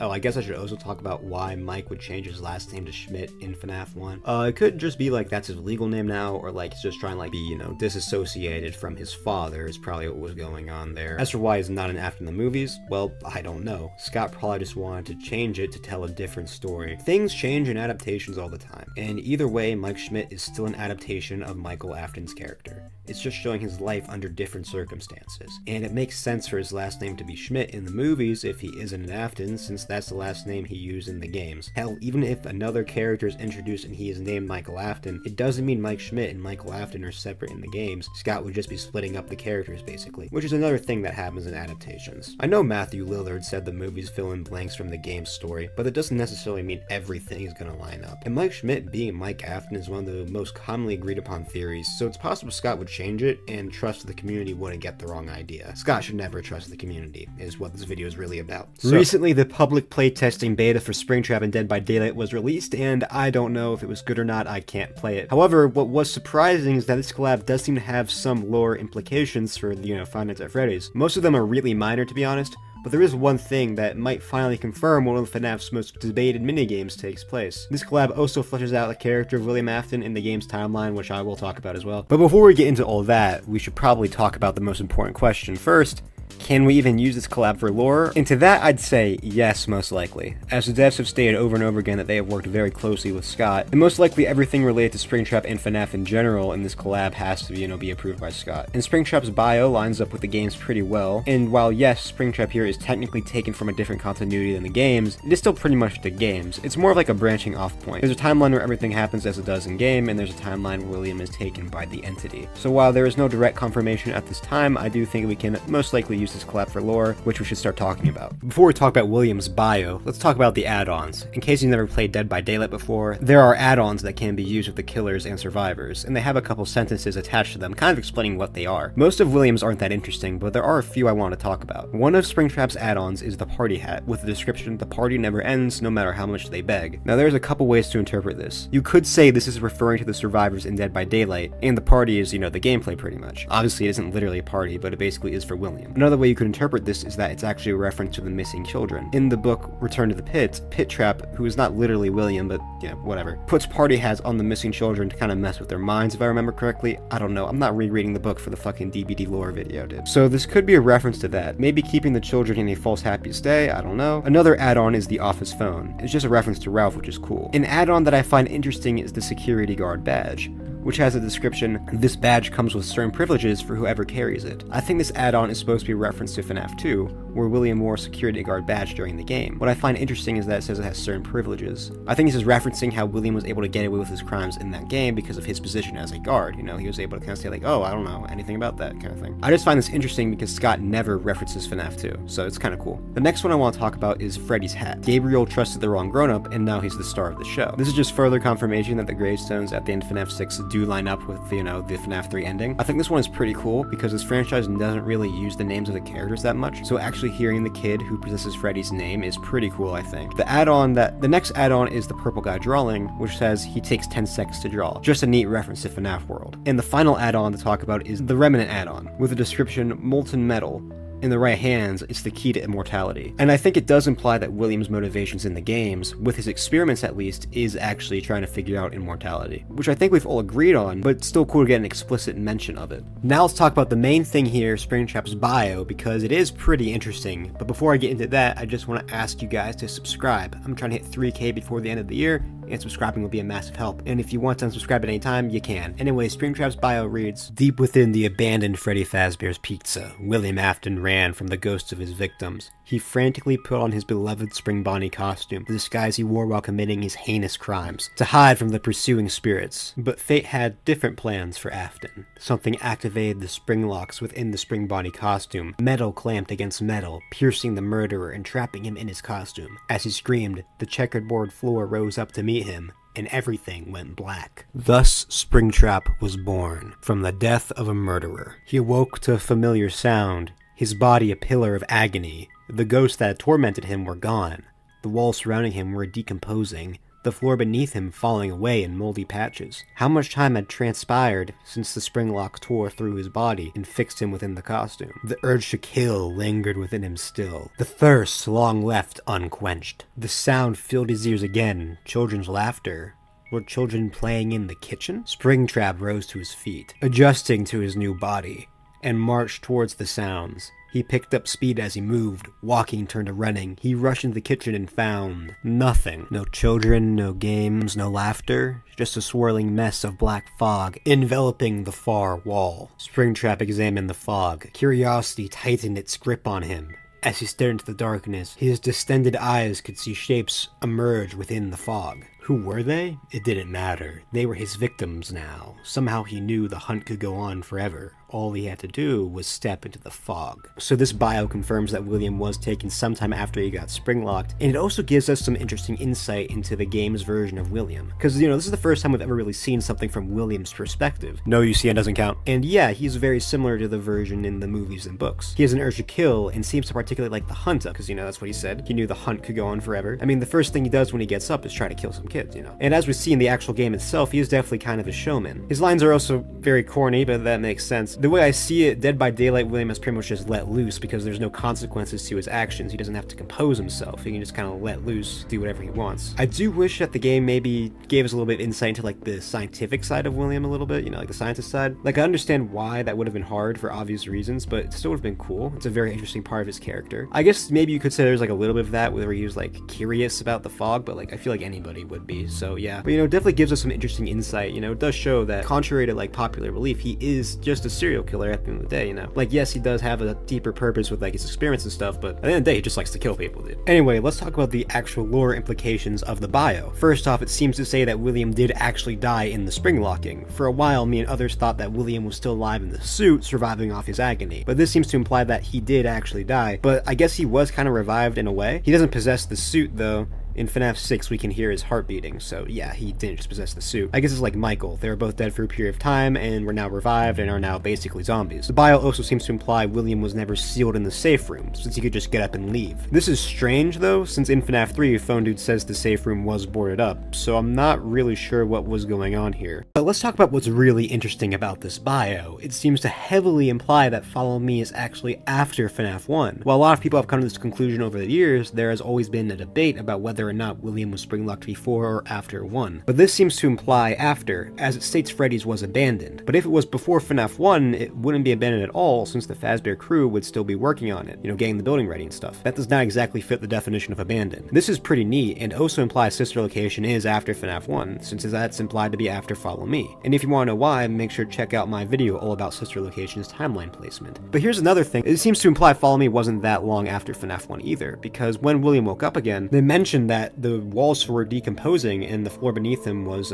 falling away in moldy patches, and that means that it wasn't beforehand, so he probably went back to Freddy's shortly after FNaF 1 then. So that means Follow Me probably is not in the 2010s like I previously thought. So that's very interesting. I want to get your guys' thoughts on that. Still think Vanessa is an Afton though. And that is all the lore in the FNaF Dead by Daylight collab so far. I know there's the skins too. The Glitch Trap skin in particular is very interesting, but I think I'll wait for when those actually come out to talk about them, since then they'll have descriptions. Honestly, I'm surprised with how much lore stuff we actually got in this collab. I honestly thought William's bio would have been like a small paragraph just saying he was springlocked, so I'm pleasantly surprised. Five Nights at Freddy's is no stranger to debates. When the FNaF 4 minigames took place, 1983 or 1987, or if William or Mike was springtrapped, and more that I don't care to mention. However, there is one debate that has grown larger than any of these. That debate is, of course, whether or not the Fazbear's Frights and Tales from the Pizzaplex books are canon or not. For years, the community has begged Scott Cawthon to answer this debate because, straight up, it was not fun, and it seemed like the answer would never come.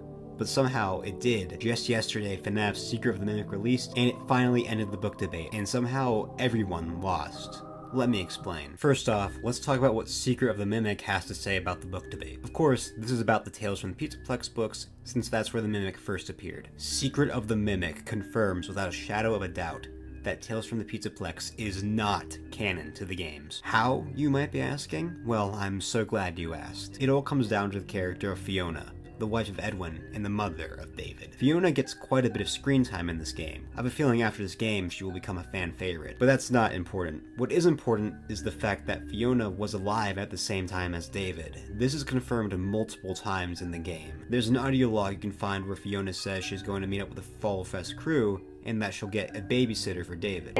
I hope this message reaches you as soon as you get a break. I have to go help the Fall Fest crew. Just for a few days until the installation is finished. Fall Fest? It's hard to explain. I just have this terrible feeling like I need to be there so nothing goes wrong. That's the 0 point field, of course. Just in case. Trisha will babysit David while I'm gone. I love you. David! Okay, but this could just be the Mimic mimicking her. Okay, sure, we'll go with that. That doesn't explain the family videos Arnold can find when he enters Edwin's house. These tapes are clearly in a chronological order of David's birthdays, and for the first 2 tapes, Fiona is alive, and in the 3rd tape, Edwin says she is gone, which implies that she has died. Happy birthday, buddy. Oh, this is like the progression of the narrative. David, Mommy's gone.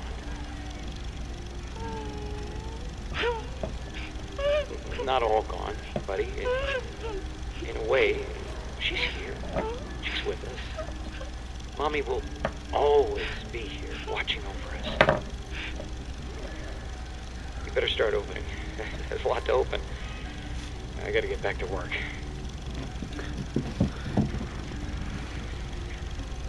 I miss you. It's only after this Mimic Fiona shows up. This means for the first 2 years of David's life, Fiona was alive. There's also an audio log that can be found in-game of Edwin talking about how he'll have to tell David Fiona is gone. Why did you go? You weren't even supposed to be there. You were supposed to be here, me and David. Oh, how am I supposed to tell David that his mother is gone? How am I supposed to raise a kid on my own? Oh, so she's dead. His life is ruined. He doesn't even sound that messed up about it. My life is ruined.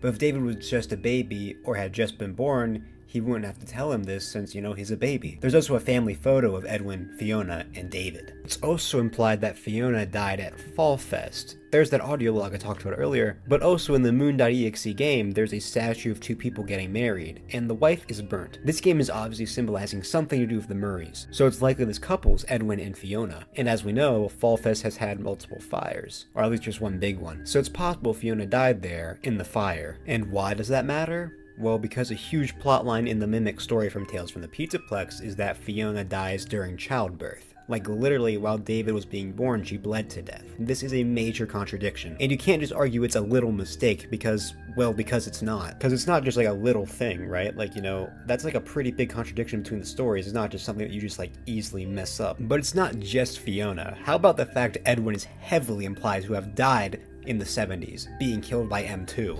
Test. Journal entry. M2? Too bad the new power test was a failure. Due to a minor detonation, there is damage to my office interior, as well as a small fire. Note to self, portable cleaner that gets rid of smoke damage. Better yet, a Cleanovac attachment. So this is not Edwin, guys. This is the mimic. Help! M2! Respond! Emergency! Call for help! Oh shit. Daddy's busy, buddy. Why don't you go outside and play?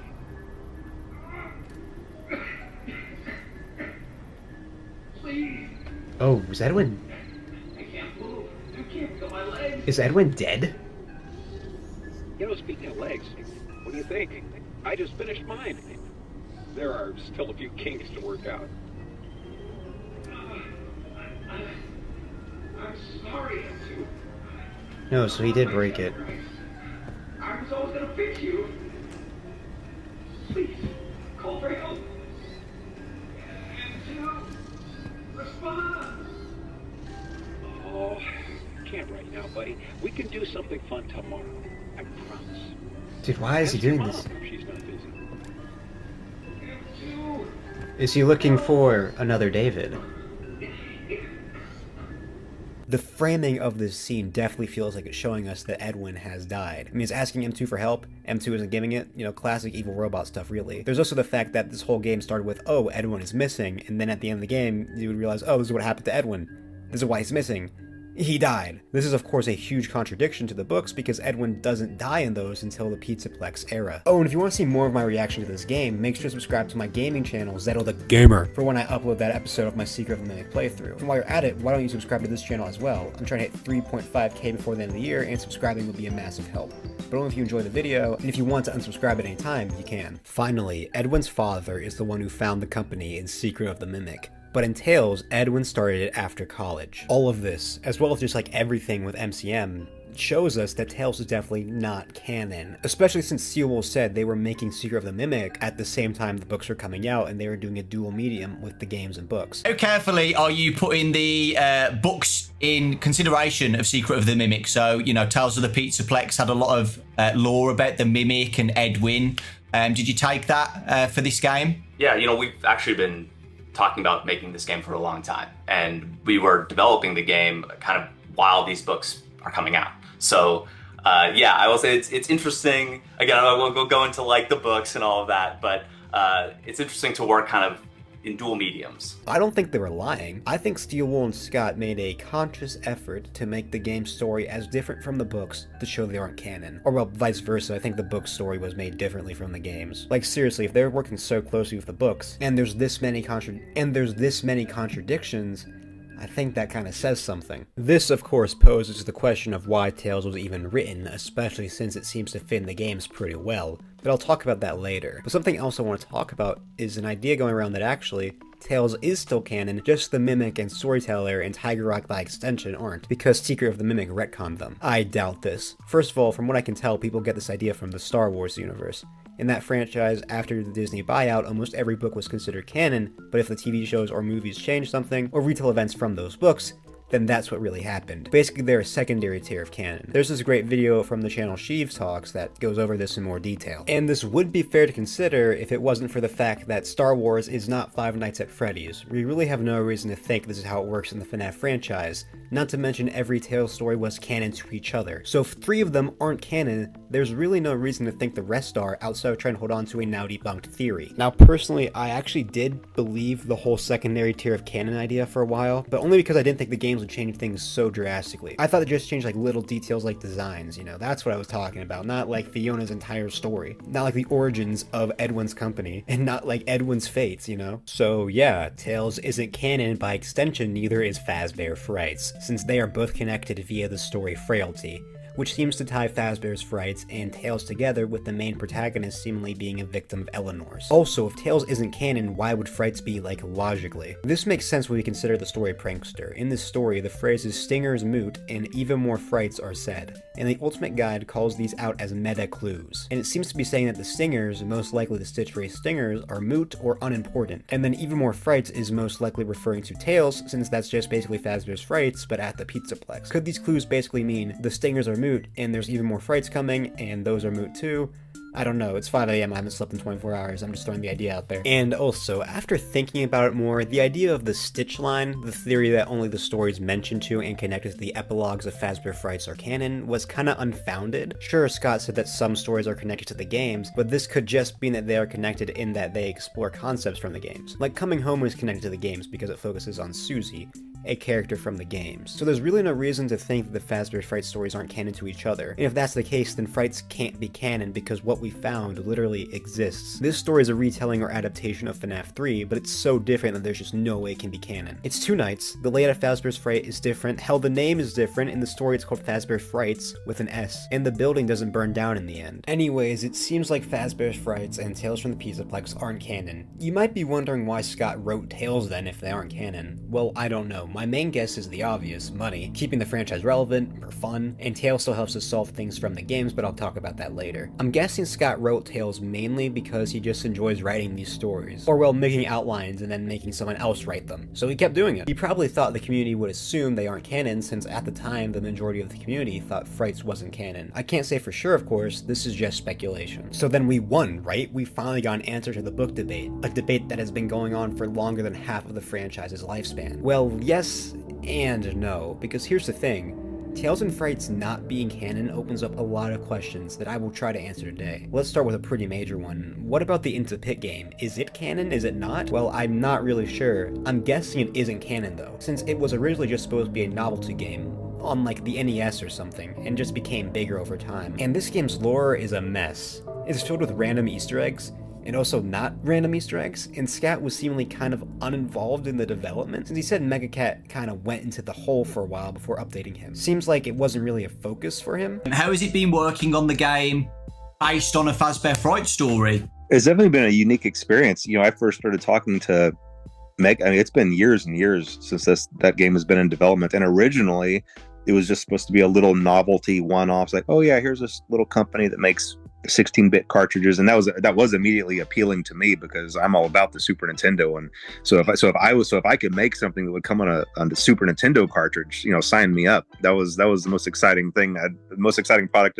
I'd ever worked on. It was still just supposed to be a novelty, but as the development went on, everybody was looking at it thinking, this looks pretty good.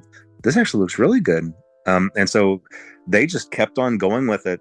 They could have stopped a lot sooner, and they could have stopped with just a little simple novelty game, but they just kept going, and I kept looking at thinking, yeah, keep going, and they kept going, and I would keep looking at it, and it just turned into this big, full-fledged, full-sized game.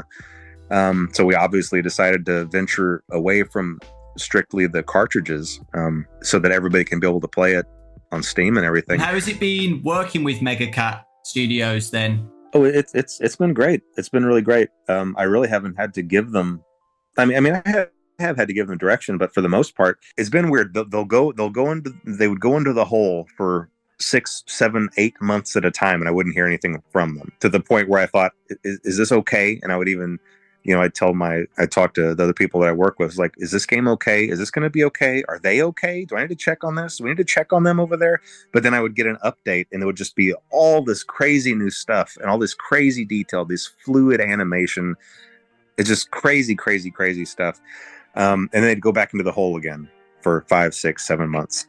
And then we just repeat that cycle. But now here we are finally at the end of that road, and I think it's just turned out really great. Like I said, really unique, and I think everybody's going to really like it. This should be obvious when we consider that Vanny was almost in the game, which doesn't make sense for obvious reasons. Some might say that it's been said the Into the Pit game's Easter eggs had to be approved by old Scott to make sure they didn't go against the lore, so it must be canon. Make it hours and hours of interactable stuff where you can read and all that, and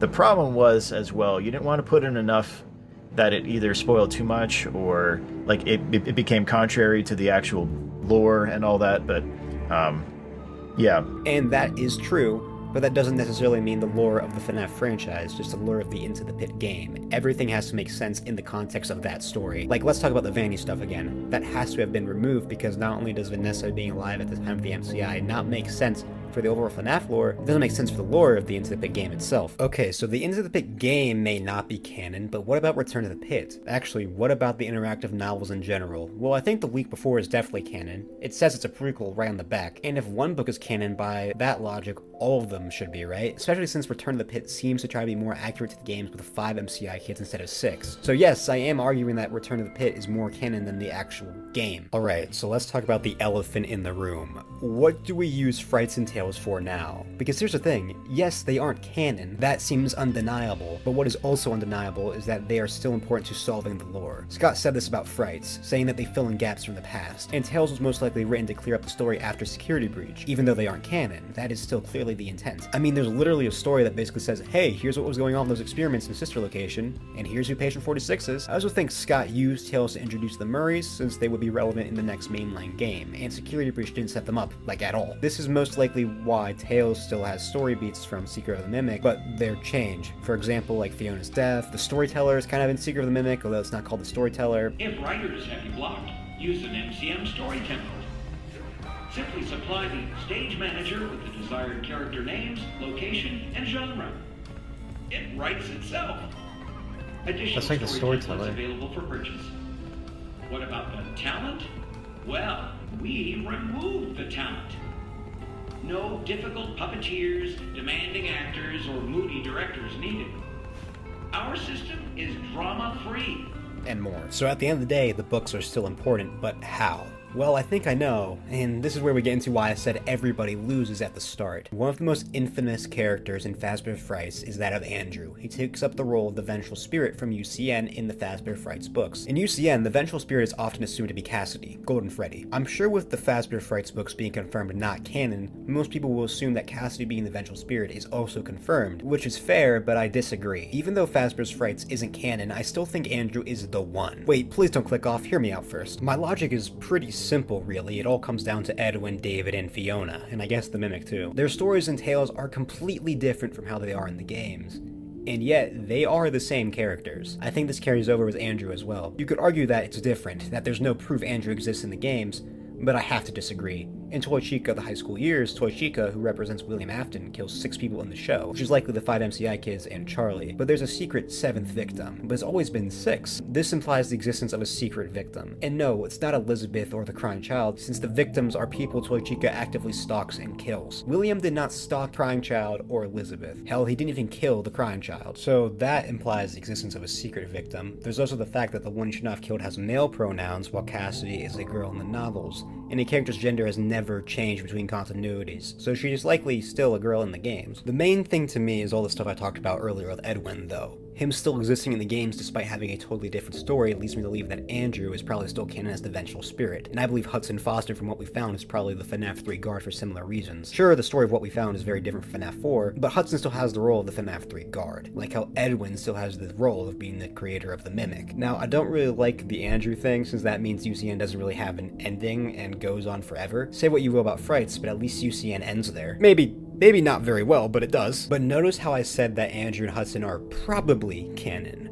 That's because I can't say for sure because, well, we have no way of knowing. It's totally possible that Edwin and his family are a unique case and they're canon while Andrew isn't. Especially since, let's be honest, so much in UCN seems to be pointing towards Golden Freddy as the one. And this is why I said, ultimately, everyone lost when Secret of the Mimic confirmed the book debate. Sure, the debate is over, but now we don't know what to do with the books. We don't know how to use them, what level of importance they hold. And that's kind of ironic in a way that everyone lost in this huge debate. So please, let me know in the comments what you think. I'm genuinely curious, since I feel like now one debate has ended, Another will soon begin. And also, I want to talk about the idea of Fright's reboot and Tales reboot real quick. From what I can tell, it's the idea that the Mega Cat games and Steel Wool games are rebooting Frights and Tales to make them work in the game timeline. And I disagree. First of all, I don't even think the Into the Pit game is canon, and Secret of the Mimic is so different from Tales, I don't think it was ever intended to be a reboot of the story in my opinion. I think what happened is that Tales was maybe Scott setting up the Mimic's origin, or just a fun AU, or like they're just taking elements from the books, I don't know. But I'm just gonna have to say I don't think the reboot theories are correct. I just think Tales and Frights just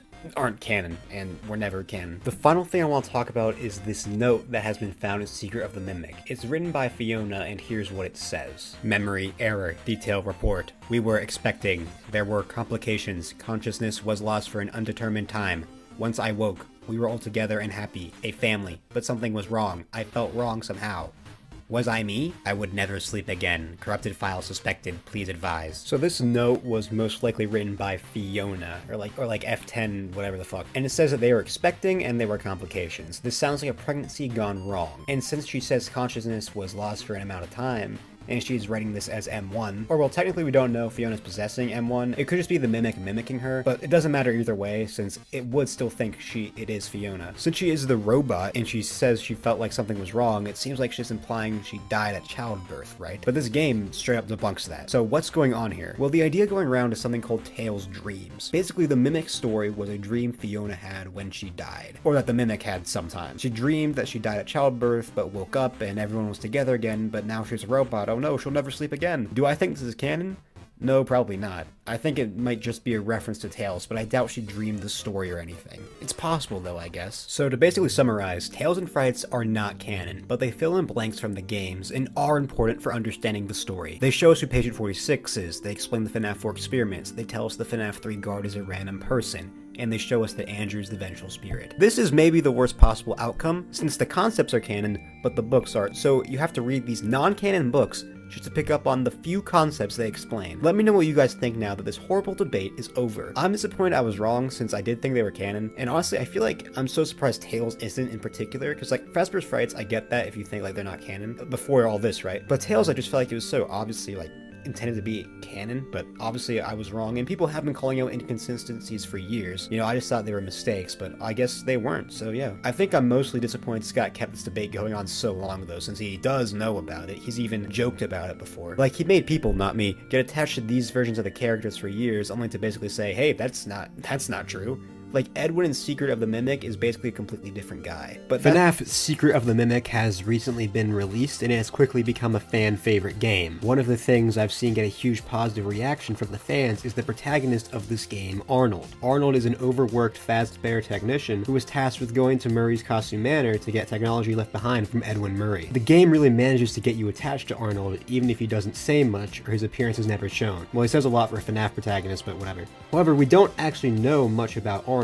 We only see less than 10 hours of his life. We don't know much about his personal life, probably because he doesn't really seem to have one because of how much work he does for Fazbear Entertainment. Due to this, fans have started to speculate about who Arnold actually is, and that's what I plan to do today. So join me as we talk about Arnold, I guess. I have two theories I want to go over, and I'll go over them in order of how likely I think they are. But before we can talk about who Arnold truly is, we have to first understand his story. So yeah, I'm basically going to recap Secret of the Mimic, but it's going to have a bit of character analysis thrown in, so you know, it's important, just watch it. We are first introduced to Arnold driving after completing a 36-hour shift for Fazbear Entertainment. On the drive, he gets a call from Dispatch, who acts as the phone guy for this game. He tells Arnold that Fazbear Entertainment has a new job for him, because he is the closest technician in the area. Arnold seems to be in disbelief by this, since just a few seconds ago, he told Dispatch he just worked a 36-hour shift, and he says the only reason he keeps doing so much work for Fazbear Entertainment is because... I'm doing it because you guys keep threatening to dock my pay and repo. Keep this in mind since it is going to be important later. Nevertheless, Arnold accepts the job, not like he has much of a choice. The job is relatively simple. A contractor for Fazbear Entertainment named Edwin Murray has gone missing. Due to this, everything he was working on is now property of Fazbear Entertainment, so Arnold has to go in and get the property. Arnold arrives at Murray's costume manor and acquires a data diver, which was snuck in his van in the last job. He enters the building and goes to the security office. Dispatch tells him that he has to turn on the power and upgrade his data diver. Why Fazbear Entertainment couldn't just like hack the data diver or whatever, I don't know. He upgrades the data diver and turns on the power. where he may or may not have noticed the corpse of another Fazbear technician stuffed in a suit. He's told by dispatch upon arriving back at the security office what his real job is. Edwin Murray had actually been working on an endoskeleton that can mimic the actions of characters. It can go into any mascot costume and adapt to the character, playing the role of it perfectly. It was built for Edwin's son, David. But Fazbear Entertainment sees massive potential in this endoskeleton and wants Arnold to get the schematics for it. The only problem is that the endoskeleton has been introduced to some kind of violence, making it murderous, meaning that if it gets its hands on Arnold, it will kill him. However, it would be very difficult for Arnold to actually leave the facility, so his best bet is to get the schematics stored in Edwin's office, and then Fazbear Entertainment could maybe find a way to probably save your life from it. Dude, what? Now, they've already tried to send other technicians in to get the mimic, but things didn't go very well for them. The way to get to Edwin's office is to upgrade Arnold's data diver to executive permissions. He can do this by finding upgrade stations throughout the location, and this is basically the game, getting the upgrades for the data diver. Arnold first goes to the manager's office, where he meets Jackie, an animatronic that tries to kill him. He barely escapes with his life, falling right into the security office. Dispatch talks to him, but right before he does, there's a lot of static, indicating that the mimic, or a mimic, is speaking to him, mimicking Dispatch. Arnold then goes to fix an elevator, which may or may not be something he usually does as a technician, to get to the Big Top showroom, to get an upgrade, and he has to face off against Big Top, who would have guessed. After this, Arnold is tasked with building a Springlock suit to access the horrible Foxy puppet show in the theater. Springlock suits are something that Arnold is most likely familiar with as a Fazbear technician. After constructing the suit, he must get inside it. The suit even helps him hide against the mimic, since it will not recognize him in the suit. So wait, Arnold must get into his suit and play the role of a character, which he does in the puppet show, playing the role of the captain. And the main antagonist of this game is a character whose whole shtick is getting into suits and playing the role of the character. It doesn't even recognize Arnold in his suit. I wonder if this is an intentional parallel between these characters, and if there are any more parallels between the characters we can notice in the game. Maybe we should be on the lookout for that. When he enters the theater, Arnold will encounter the White Tiger for the first time. I hate that name, but I can't call him Tiger Rock since technically he isn't called that. Actually, I'm gonna do it anyway. Tiger Rock is not the mimic, he is something supernatural, most likely possessed by David or his agony, but it doesn't really matter as of now. After beating the puppet show, the show area kind of falls apart and Arnold falls into the doll hospital. Here he meets Dolly, and we learn that in the FNaF universe, Edwin invented recycling. So I'm very excited about our next showroom. Oh shit. Welcome to the world's first recycling center. What? Arnold has to go through the hospital and put trash into the trash chutes. He finds another upgrade station here. Arnold gets stuck in the elevator and has to fix it. And then Dolly jumps in the elevator, so he has to fix it up again. It's here where we learn that the mimic is actually in Dolly, if that wasn't obvious enough. Once he returns to the office, he is told that he can now access the admin wing. That's where Edwin's office is located. The way to the admin wing is through the warehouse. Upon entering the warehouse, the mimic will be seen hunting Arnold in a Chica suit, which is a character Arnold may or may not be familiar with. Sneaking through the warehouse, Arnold will enter the horribly designed admin wing level. Getting through that leads to Edwin's office, where the mimic schematics can be found. Escaping Edwin's office, Arnold must travel through the tunnels. However, he isn't alone. Tiger Rock, who Arnold has been hallucinating for over an hour at this point, is down here as well. Interestingly, he can actually kill Arnold this time, while also seemingly giving him hallucinations of himself, which is kind of weird. Unlike the previous sections of the game, where Arnold must hide in the shadows, he must stay in the light, as Tiger Rock cannot attack him when he's in the light. After getting through the tunnels, Arnold finds himself in the main office for the final time.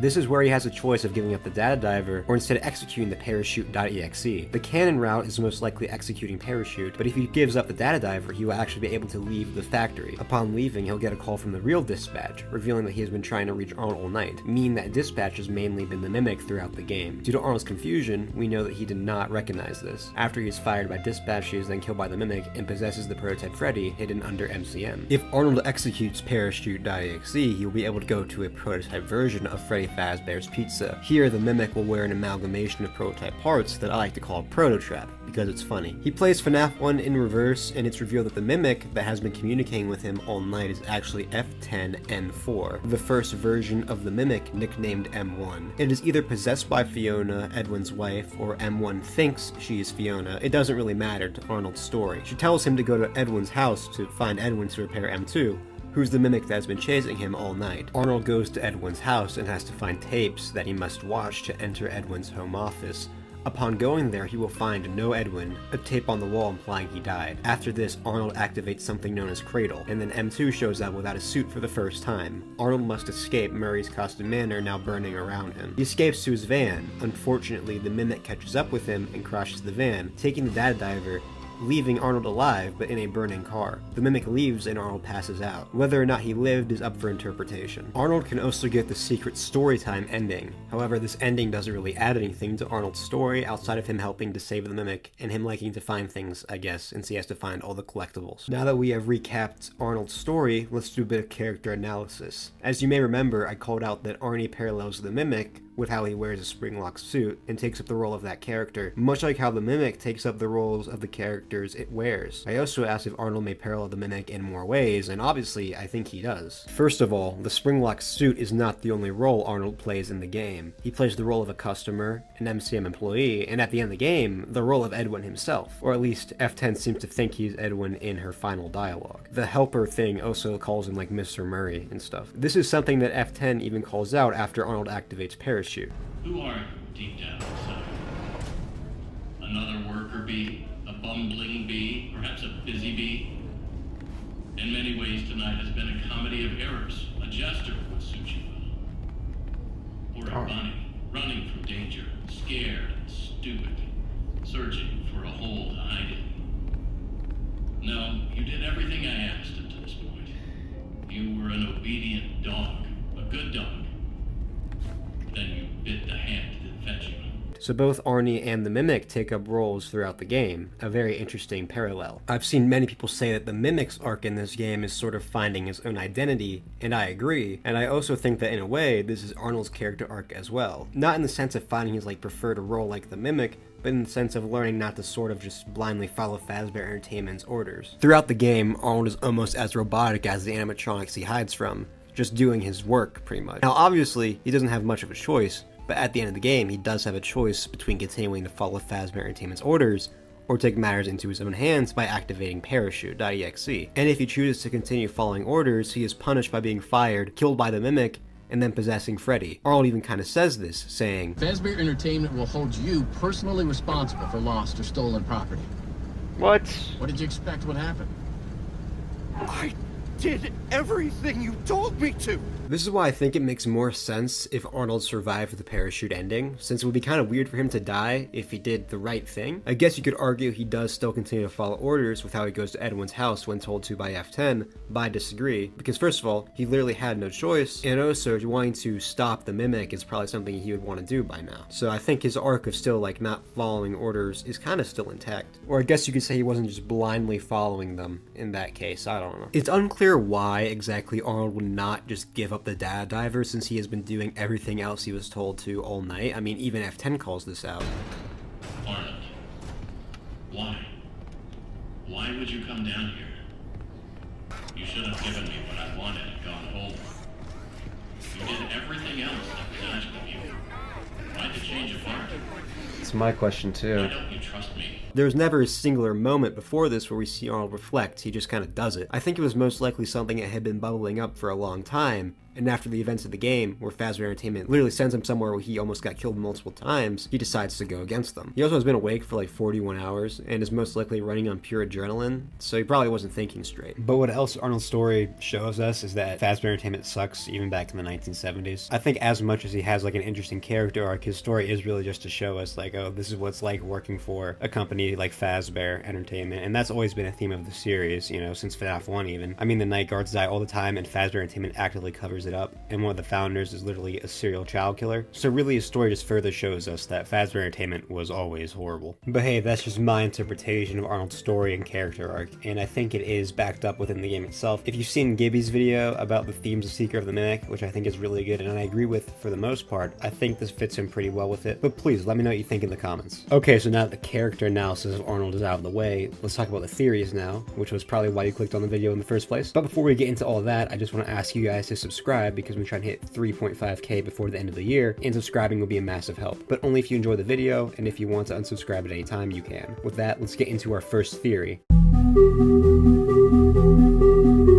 This is perhaps the most popular theory for who Arnold is, and it has some solid evidence. There are quite a few parallels between the story of Cassie and Arnold. They are both sent to do a task, and throughout the majority of that task, they are talking with the Mimic, who's pretending to be someone they know. They also both fall through a vent, which is pretty minor, but still. They also both use a similar device. Arnold uses a data diver, and Cassie a phaz wrench. they are absolutely designed to be similar. Another parallel is that at the end of the parachute ending, Arnold escapes the Mimic through an elevator, and in Ruin, Cassie escapes the Mimic using an elevator. Also, the Mimic tries to reach through the elevator with its hand, it's not able to reach through. That's, a very intentional parallel. There's probably more parallels as well, but these are just the main ones. There's also the fact that Arnold has a Spring Bonnie bobblehead in his van, which could perhaps imply that he likes the character, and we know that Cassie's dad's favorite character is Bonnie. However, for a couple reasons, Arnold is most likely not Cassie's dad. First of all, it is heavily implied that Cassie's dad is the Bonnie bully from FNaF 4, with the Bonnie mask appearing in Princess Quest 4 in Help Wanted 2. It is said it looks familiar to the player. However, Arnold never sees this mask in Secret of the Mimic,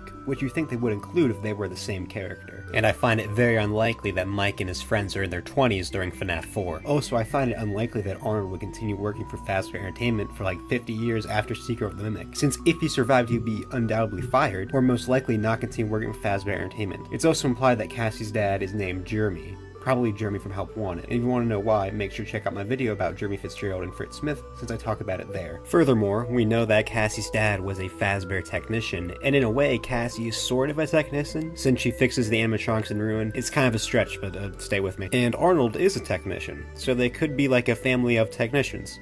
Also, for the past 2 games, we have played as a member of Cassie's family, and we have seen them deal with the Mimic. Hell, Ruin was our introduction to the Mimic in the games, so it would make sense for a prequel game all about the Mimic to be about another member of Cassie's family. And also, in an old version of the opening dialogue, Arnold says, What family? My parents are dead. My wife left me last year. Oh God, I haven't seen my kid for... This outright states that Arnold has a kid. However, it is unused, so it might no longer be canon to his character. However, the fact that it was originally a part of it is interesting. I suppose you could say that since Arnold never mentioned a child as a reason he does the workload that Fazbear Entertainment gives him, that could imply he doesn't have a kid.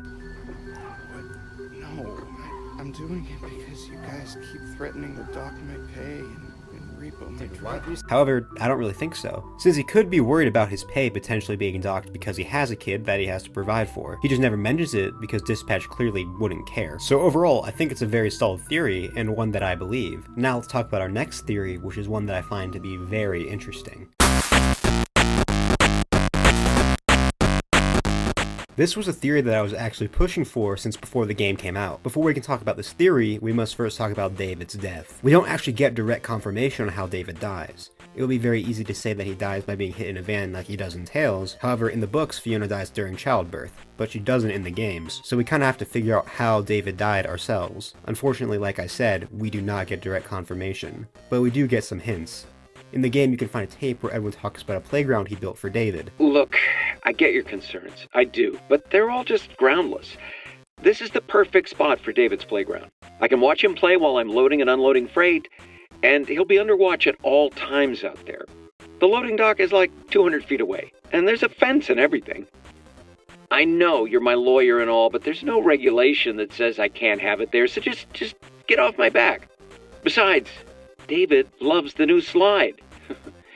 It'll be fine. So, Edwin is told that building David's playground near the loading dock is a bad idea, but he doesn't listen, and we kind of know the whole thing. So Edwin's neglect led to David's death. I wonder if David's death has anything to do with the loading dock, where vans are likely to be. Also, in the 4th Murray family tape at the end of the game, David is brought to his playground for the first time, and the final shot of this tape is David's ball. And the shot kind of lingers on it for a while. As we know, in the books, David got hit by a van chasing his ball. I wonder if this could be foreshadowing. Also, in the final tape, Edwin is at David's birthday party, and he says that David is on the playground. Okay, everyone hide. Fiona, go get him. I left him out at the playground. We can actually go to David's birthday in the game, and it's still set up, and we get a message that says due to recent events, the party will no longer be held. So it seems that David most likely died on his 5th birthday, and he was last seen on the playground near the loading dock, which was called out to Edwin as dangerous, and the final shot of tape 4 is David's ball. David died in the books chasing the ball and got hit by a van.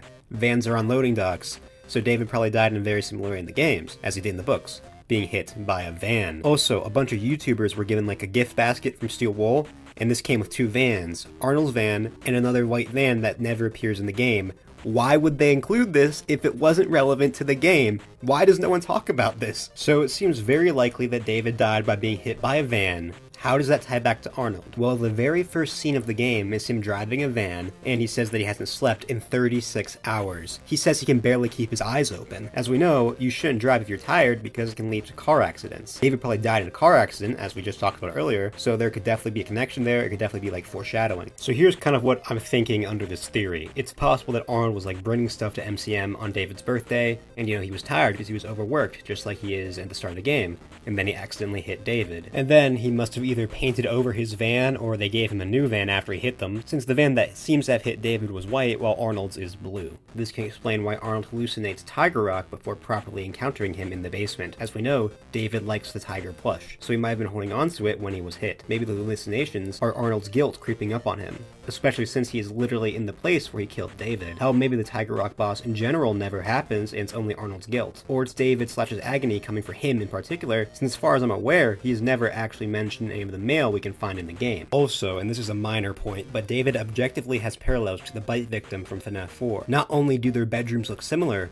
but David has a favorite plush, like the crying child, and they both die in an accident, with both of them seeming to possess a version of their favorite plush. The reason I bring this up is because the main protagonist of the original FNaF story is Michael Afton, the one who killed the crying child, and he feels immense guilt over it. Could Arnold parallel Mike, both being protagonists who feel guilt after accidentally killing a child? Mike was even a technician in Sister Location, just like Arnold is in Secret of the Mimic. Also in Sister Location, Michael kinda also has a choice of following Baby's orders or going to the private room. However, unlike Arnold, he chooses to keep following orders because, it's his sister. So that could just be another parallel between the characters, showing how, they have similar situations they're in, because they kind of have like a similar history, but, they're different people and make different choices. There's also that one part where F10 kind of talks about like, oh, why didn't you trust me? Which is very similar to what Baby says in Sister Location. You did everything else that was asked of you.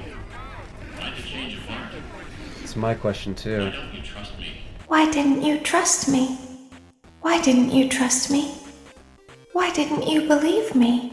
So, it might be an intentional parallel there. It's a bit of a stretch, them paralleling each other, but I guess it is a possibility. The final thing I want to say is that perhaps the storytime ending could be Arnold redeeming himself, since in this ending we revert the Mimic back to the state of being David. So Arnold's pretty much bringing back the boy he killed in the first place. Now, there are definitely some problems with this theory. The major one being that Arnold, never mentions this, and neither does Dispatch, but I doubt he would give a shit. Why wouldn't Arnold mention it if, he killed a fucking kid at this place that he's going to do a job? The only idea I can come up with is that Arnold obviously just doesn't want to talk about it. I guess there could also be maybe, repressed memories stuff, but I mean, if that's the case, then it's really weird that, he never, fully remembers. That would be really bad storytelling. It also has been, 4 years, so I guess you could say he kind of forgot or, moved on. I don't think so. Maybe that's not a good idea. I don't know. Maybe you guys can come up with better ideas in the comments. And also, there is compelling evidence that M1 killed David, which I will link in the description to the Twitter thread that talks about it. So, it's definitely possible that M1 killed David instead of Arnold. So overall, what do I think of the theory? Well, I actually think I really like it, but I will say that if it is true, it's kind of weird that, it's never elaborated on. I think kind of the narrative would be a little bit worse if it is true, but I do kind of like the concept of it. I don't know, it's confusing. It's obviously weaker than him being Cassie's grandfather, but I mean, I could see it being the case, but I wouldn't say I believe it right now. But I do think it's pretty sensible and a valid theory. And with those two theories out of the way, I think we can finally come to an end. I definitely think these are interesting, but I'm really only confident in Arnold being Cassie's grandfather. I just want to talk about the Arnold killing David theory because I thought it was interesting, and it made for a good thumbnail, One of my favorite things about the Steel Wool era of Five Nights at Freddy's is how the new games constantly call back to the previous games in the franchise. We have Help 1, 1, and 2, which are literally recreations of those previous games, with the main protagonist of Help 1 and 2 seemingly being the Bonnie Bully from FNaF 4. Security Breach has an entire area of the game dedicated to previous installments in the series. It also has the FNaF 6 location, although that might have done more harm than good, and Secret of the Mimic is literally a game set in the past where William and Henry are mentioned. I mean, come on. Although about Secret of the Mimic, there is one callback in that game that has had fans scratching their heads ever since its release. After activating Parachute.exe, Arnold can venture down to Research and Development, a section of MCM. Once here, he can enter a prototype version of the FNaF 1 location, and then he faces off against the Mimic, and he has to escape by making the building's power run out. I'm sure you all know this by now. I mean, it's unlikely you clicked on a video about Secret of the Mimic without knowing what Secret of the Mimic is about. What you may not know, though, is that in front of the stage, right right next to the Showtime button is a camera layout, one from the classic FNaF games, but there's something off about it. You see, it's not the layout for the FNaF 1 location, which you think would be the logical choice, but instead it's the FNaF 3 camera layout, aka the Fazbear's Fright location, aka not the FNaF 1 location. As you can imagine, this confused the community when it was discovered. Showtime? Wait, what? Yo, that's a FNaF 3... Wait, what? That's the FNaF 3 location. Because as far as we knew, the Fazbear's Fright location didn't exist for well over 30 years. How could it be here? Of course, people have come up with explanations. The most popular one, I think, is that it's simply a mistake, because the camera layout asset is taken directly from Help Wanted 1, so it's possible someone is trying to find the FNaF 1 map and accidentally got the FNaF 3 one instead, and no one noticed. And you'd think if there was going to be a camera layout in the FNaF 1 location, it would be the FNaF 1 location. I find this answer unsatisfying for pretty obvious reasons. There's really no reason to think it's a mistake. Sure doesn't seem to make sense that the FNaF 3 layout would be here, but that doesn't really mean anything. Just because something seems not to make sense on the surface doesn't mean it's a mistake. And also, I just find it unlikely that somehow no one at Steel will notice this. So yeah, I don't think that explanation holds up very well. The next explanation is that this is another Freddy's location concept that is here because William and Henry gave Edwin a layout to, I don't know, get the vibes of the place, I guess. And this means that Fazbear's Fright either is based on or is this Freddy location. And ding ding ding, we have a winner. Yeah, I believe this one. I think it makes the most sense. I mean, it's still a bit weird it would be here, like why would they send it to Edwin? It doesn't even look like the location they're currently working on, but I don't know. But here's the thing, I don't think this is any old Freddy's location that we've never seen before. Far from it. I think this layout belongs to one of the most important, most mysterious, and most interesting locations in the franchise. I think this layout belongs to Fredbear's Family Diner. And not only that, but I think Fazbear's Fright is Fredbear's Family Diner. Make sure to stick to the end because this theory is crazy and actually has some huge implications for the story of Five Nights at Freddy's. But before we get into that, I have two things I want to say. First of all, I did not come up with this theory on my own. I came up with it while talking with Twitter user @JetTheJet, and actually they came up with the theory. I just found more evidence and I am the messenger. So major shout out to Jet. Without them, this video wouldn't exist. And second, I just wanted to really quickly ask you guys to subscribe. I'm trying to hit 5,000 subscribers before the end of the year, and subscribing will be a massive help. And you can undo it, and you can always undo it at any time. With that said, let's get into this crazy theory.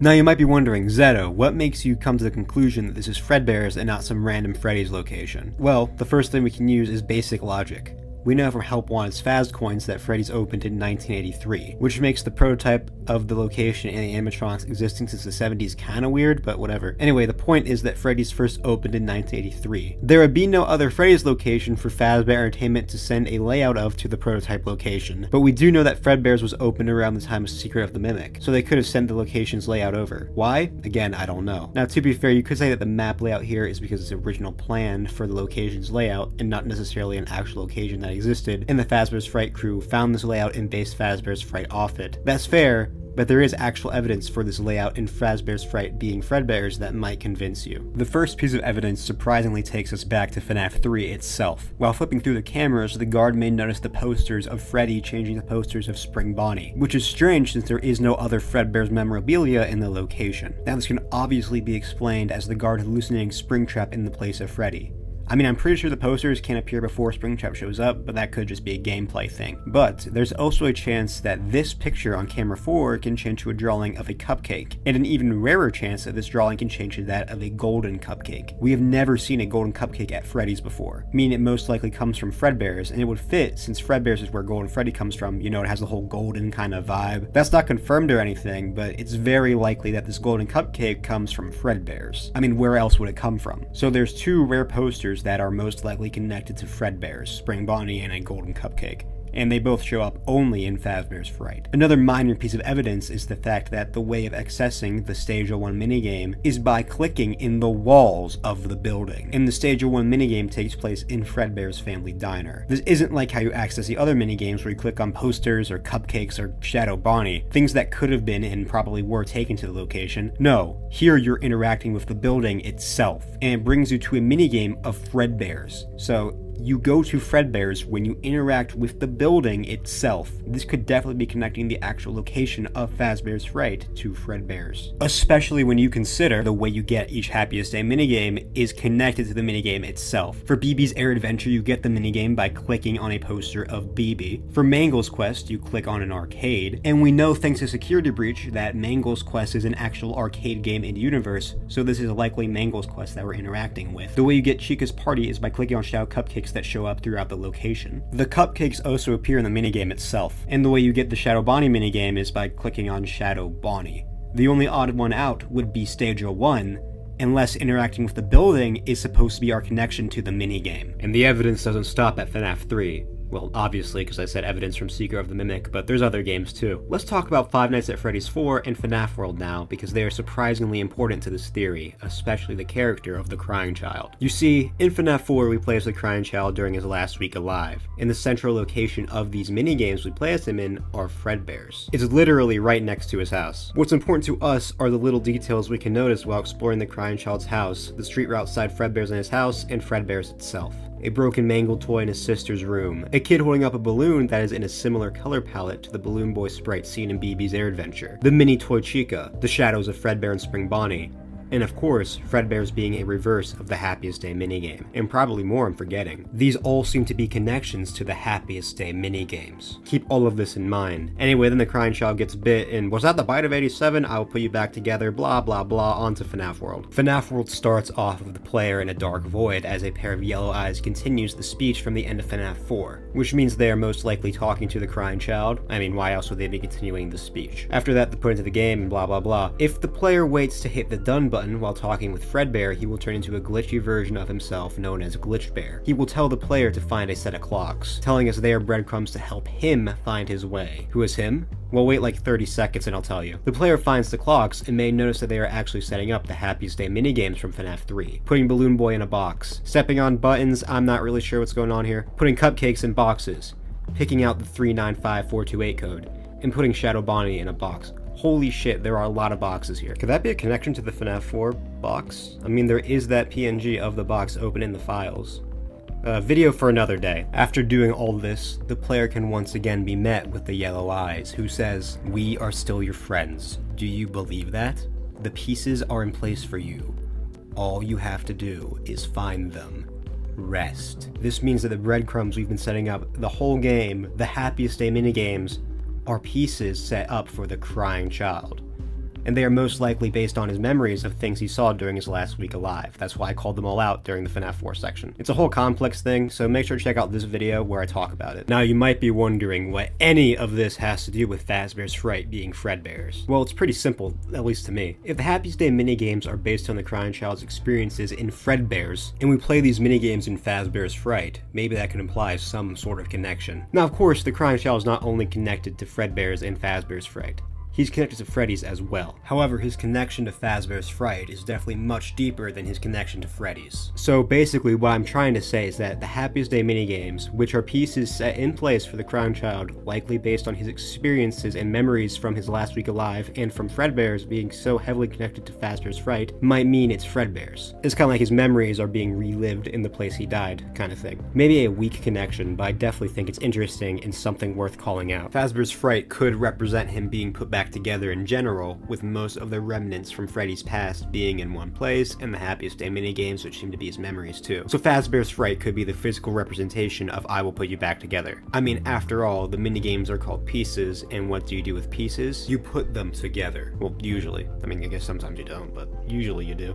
And him being put back together in this case would be his memories all being in one place. Our next piece of evidence comes from Security Breach. There's an arcade called Fredbear's Nom Nom Bites, and the title screen of the game depicts a burning building with the spirits of a bear and rabbit most likely being Fredbear and Spring Bonnie. Now this is used as evidence for the FNaF 6 location being Fredbear's because it's a burning building and the spirits are being released. But all of this works with Fazbear's Fright too. The building burned down there too, and while there were most likely no spirits released, except for one I'll talk about later, the remnant of the missing children were probably still in the shells of the animatronics, and any remnant on the toy animatronics, so they likely would have been burnt in in the fire and released. I will talk about other evidence for the FNaF 6 location being Fredbear's later. And now we come to our final piece of evidence, and ironically, it's in the very place that started this whole video in the first place. Right next to the Fazbear's Fright layout in Secret of the Mimic, there is a pizza box for Fredbear's Family Diner. And now, to be fair, there are pizza boxes for Fredbear's all over Murray's Costume Manor, but there being one right near the map could definitely be environmental storytelling, making us connect the location of Fredbear's to this layout. So to recap all the evidence, the Fazbear's Fright map layout has existed since the 70s, and there were no other Freddy's locations we know of at this point, meaning it could be Fredbear's. In FNaF 3, the posters of Freddy can change to ones of Spring Bonnie, and a golden cupcake can also show up randomly, likely something that came from Fredbear's. The way you get the Stage of 1 minigame in FNaF 3 is by tapping on the walls of the building itself, unlike the others where you click on things that were likely brought to location and Shadow Bonnie. It should also be noted that the way you get every other minigame is connected to the minigame itself. Both of these could be implying that Fazbear's Fright and Fredbear's are connected, maybe being the same location. FNaF 4's Crying Child is heavily connected to both Fredbear's and Fazbear's Fright, more than any other locations in the franchise. The Happiest Day minigames are also breadcrumbs for him, and they seem to be based off his memories of Fredbear's, so them reappearing in Fazbear's Fright could imply a connection between the location and Fredbear's. Security Breach has an arcade game based on Fredbear's that shows a burning dyer with spirits being released, meaning a fire possibly happened there and spirits were released, meaning Fredbear's is likely the FNaF 6 location or Fazbear's Fright. And finally, rounding back to the very thing that sparked this theory, there is a Fredbear's pizza box right next to the layout of the FNaF 3 location. So now with all the evidence collected, I think we can hopefully agree that this is a pretty solid theory. However, there are problems for sure. The biggest problem in my opinion is the actual layout of Fazbear's Fright itself. Let's just take a look at it. It's all just hallways and there's no extra rooms. Yeah, this isn't what I think of when I think of a restaurant layout. I mean, sure, we've never seen Fredbear's before, so it could look like this. Sure, but I mean, come on. And yeah, I do think it's a problem. The only real explanation is that Scott just doesn't really care, which would make sense. I mean, the layout of the locations has always been odd for a kid's pizza place. I mean, FNaF 2 literally does not have a kitchen. It's also possible that there's more to Fazbear's Fright that we don't see. Think like the week before, where there are multiple rooms that don't show up in FNaF 1. Or the short story from Fazbear's Fright's What We Found, where Fazbear's Fright has a stage and Pirate Cove and all that. Definitely stuff that we don't see in-game. So overall, I think this is probably the biggest problem, but also a minor one. Of course, there's also evidence that the FNaF 6 location is Fredbear's. In Ruin, you can find a cutout of a 70s Freddy under the Pizzaplex, near the FNaF 6 location. It's in the same style as the Fredbear's Family Diner poster found in Security Breach. The FNaF 6 location also has red doors like Fredbear's does in FNaF 4, and they both have cars outside, which could be an intentional connection. It's also very likely that the place where Charlie died is the FNaF 6 location. Notice how they have similar alleyways? And don't say, oh, well, every alleyway looks similar. Yeah, obviously, but it's likely Charlie dying in an alleyway is supposed to connect to the alleyway where Mike finds the animatronics in FNaF 6. And as we know, Charlie died at Fredbear's in the novels, and if she died first, which is a very popular theory, then she would most likely also die at Fredbear's. And that is basically all the evidence for FNaF 6 being Fredbear's, and I think it's a very solid theory and one that I believed for a long time, but this evidence can be explained away. The red door could just be Steel Wool reusing assets, since those doors appear throughout Security Breach, not just at the FNaF 6 location. The cars outside could just be a coincidence. Charlie could have just not died at Fredbear's, and I'll talk about that later. And as for the Freddy cutout near FNaF 6, that could just mean something else besides implying that the FNaF 6 location is Fredbear's. What is it? I don't know, to be honest. I guess it could just mean nothing, but that seems unlikely. Since it shows up after Cassie encounters the Mimic, and in the Mimic's room, there's costumes from Secret of the Mimic foreshadowing that game, it's possible the cutout could just be further foreshadowing for Secret of the Mimic, showing us we're going back to the Fredbear's era. So overall, a solid theory, but I think Fazbear's Fright being Fredbear's just seems more likely. There's also a theory going around that Fredbear's is the FNaF 2 location, the evidence being this line from Ralph during FNaF 2. We don't have a replacement for your ship yet, but we're working on it. We're going to try to contact the original restaurant owner. I think the name of the place was Fredbear's Family Diner or something like that. It was closed for years, though. I doubt we'll be able to track anybody down. The part about contacting the original restaurant owner could be interpreted as Ralph saying the original location of the restaurant that they are in, which would of course be the FNaF 2 location. And I think that's a fair interpretation. But these two theories don't really work together, so my argument against this theory is that Ralph is just misinterpreted here, and that he is just saying like the original restaurant as in a different restaurant, but the same kind of brand. Although I guess it's possible that Fredbear's could be both the FNaF 2 location and Fazbear's Fright. It would just have to be renovated twice, once by Fazbear Entertainment for FNaF 2, and again by the Fright crew to make it more accurate to how it is in the 70s. FNaF 3 does have some strange connections to FNaF 2, as I've talked about before. Also, FNaF 3 has a strange focus on FNaF 2. The office has a box filled with the toy animatronics and Withered Foxy's hook. In 5 out of 6 of the Happiest Day minigames, when plays a character introduced in FNaF 2, the paper pals from FNaF 2 can show up as Easter eggs in the office, but to be fair, so can the FNaF 1 cupcake. And furthermore, all the Phantoms except for Chica are based on FNaF 2. So I mean, I guess that's possible, but I think it's kind of silly, so I'm just going with FNaF 2 is not Fredbear's. And now, let's talk about how this theory affects the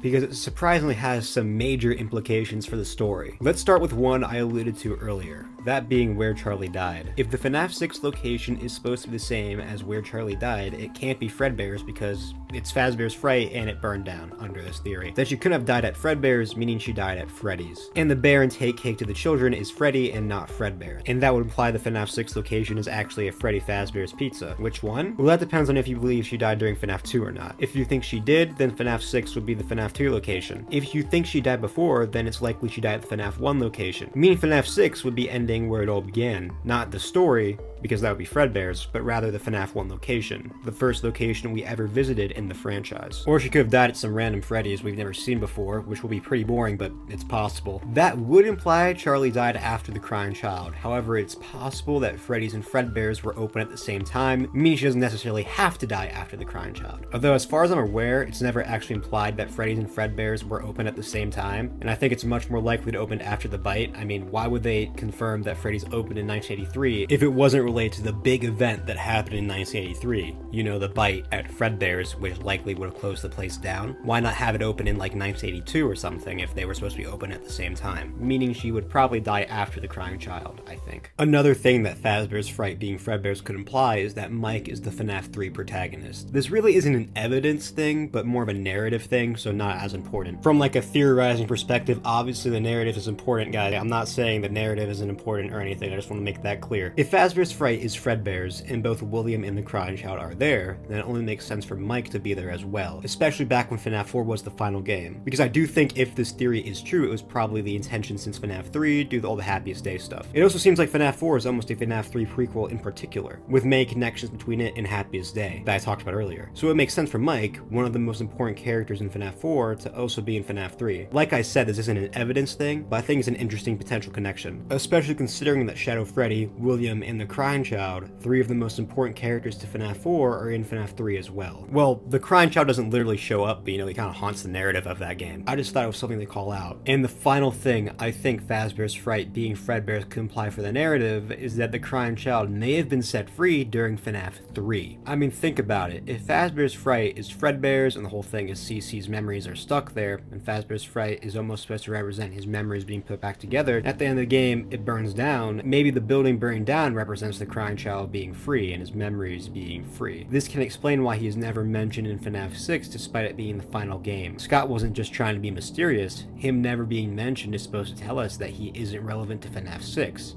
Maybe because he was already set free earlier in the timeline. This could also explain that arcade game in Security Breach. The spirits being set free represent the crying child. It's weird that there's 2 though, I don't know, maybe it's not so literal and Spring Bonnie being free is supposed to represent William because he escaped the fire. The reason the crying child can be set free is because all his memories are back in one place. The very place he died. The pieces are in place for him. I think this further ties into the idea of Mike being the FNaF 3 guard because it makes narrative sense for Mike to be there when his brother is set free. And 3 of the 4 other important characters to FNaF 4 are in the game. And if you think Charlie is a Fredbear plush, she is there too, but this is all just narrative slop, not evidence stuff. You might be wondering why the crying child would be set free, but the others aren't, since they seem to be around during FNaF 6 in some way, thanks to Henry's insanity speech. Small souls trapped in prisons of my making, now set to new purpose, and used in ways I never thought imaginable. He lured them all back to a familiar place, back with familiar tricks. He brought them all together. I don't know how those tiny breaths of life came to inhabit those machines, but they will never find rest now, not like this. I have to call them all back, all of them, together in one place. Well, it's because I think all the breadcrumbs for the crying child were in one place, Fazbear's Fright, while the other souls were split if you believe that they are in Molten Freddy, which I think they are, but they would also be in the shells in Fazbear's Fright. And we know they're most likely in the shells in some way because they're able to attack William and follow me, which they shouldn't be able to do if they were just in the Funtime animatronics. Or maybe some soul projection stuff, which is possible, I guess. Overall, I think the Crown Child being set free here is probably the biggest implication for the narrative, since it changes what Fazbear's Fright is to the story. It not only represents Freddy's history and is basically a location full of trophies for William, but it also represents the Crying Child being put back together. It also gives us a much better ending to the Crying Child's story than FNaF 6 would be. Because while yes, he could be set free during FNaF 6, so much other stuff is going on in that game and he's just never mentioned. While in FNaF 3, he is connected to the Happiest Day plotline, which is one of the two main plotlines in that game, besides William's return. So overall, I think this theory is pretty solid, and I think it elevates the narrative amazingly. Even if Fazbear's Fright isn't literally Fredbear's, but rather a building built based on it, which is possible, I guess, but I think it just being Fredbear's makes more sense. This theory makes what was already my favorite location in the series just so much cooler. I already like the fact that Fazbear's Fright had all of Freddy's history, and it being in Fredbear's, the very first location, just gives it so much more aura. I also think this is an appropriate place for the Crying Child's story to end if it is Fredbear's, and if he's set free there, it's possible he's not. Now, I did really like the FNaF 6 location being Fredbear's, but I think it being the FNaF 1 location is also a cool idea. It's like what FNaF 3 would have been. It ends at the beginning, but in a different way, which is really cool. And if the missing children are set free in FNaF 6, then them being set free in the location they were killed is neat and a potential parallel to the bite victim if he is set free in FNaF 3 and it's Fredbear's. The idea of the FNaF 6 location being the FNaF 2 one is weird though. I don't really mess with that too much. Or it being random Freddy's location, but those are also possible. So yeah, I really like this theory. I think we should call this theory Fredbear's Fright, as it's a reference to that fan game, Fredbear's Fright. I think that could be cool. In Five Nights at Freddy's 11-year history, there has been a lot of debates regarding the lore of the franchise. Some interesting and thought-provoking, like if the Fazbear Frights books and Tales from the Pizzaplex books were canon, which was recently confirmed not to be the case. Some were kind of silly, like if Springtrap was William Afton or Michael Afton, while the answer was clearly Michael, and then Scott retconned it due to fan backlash. I think we can all agree on that. There are more confusing debates, like FNaF 4, but there's one debate in the community that has been around for all 11 years now, a debate that at one time was a major talking point in the community, but has died down over the years. That debate is, of course, the bite of 87. You see, the bite of 87 has been around since the first game came out. They used to be allowed to walk around during the day, too, but then there was the bite of 87. Yeah.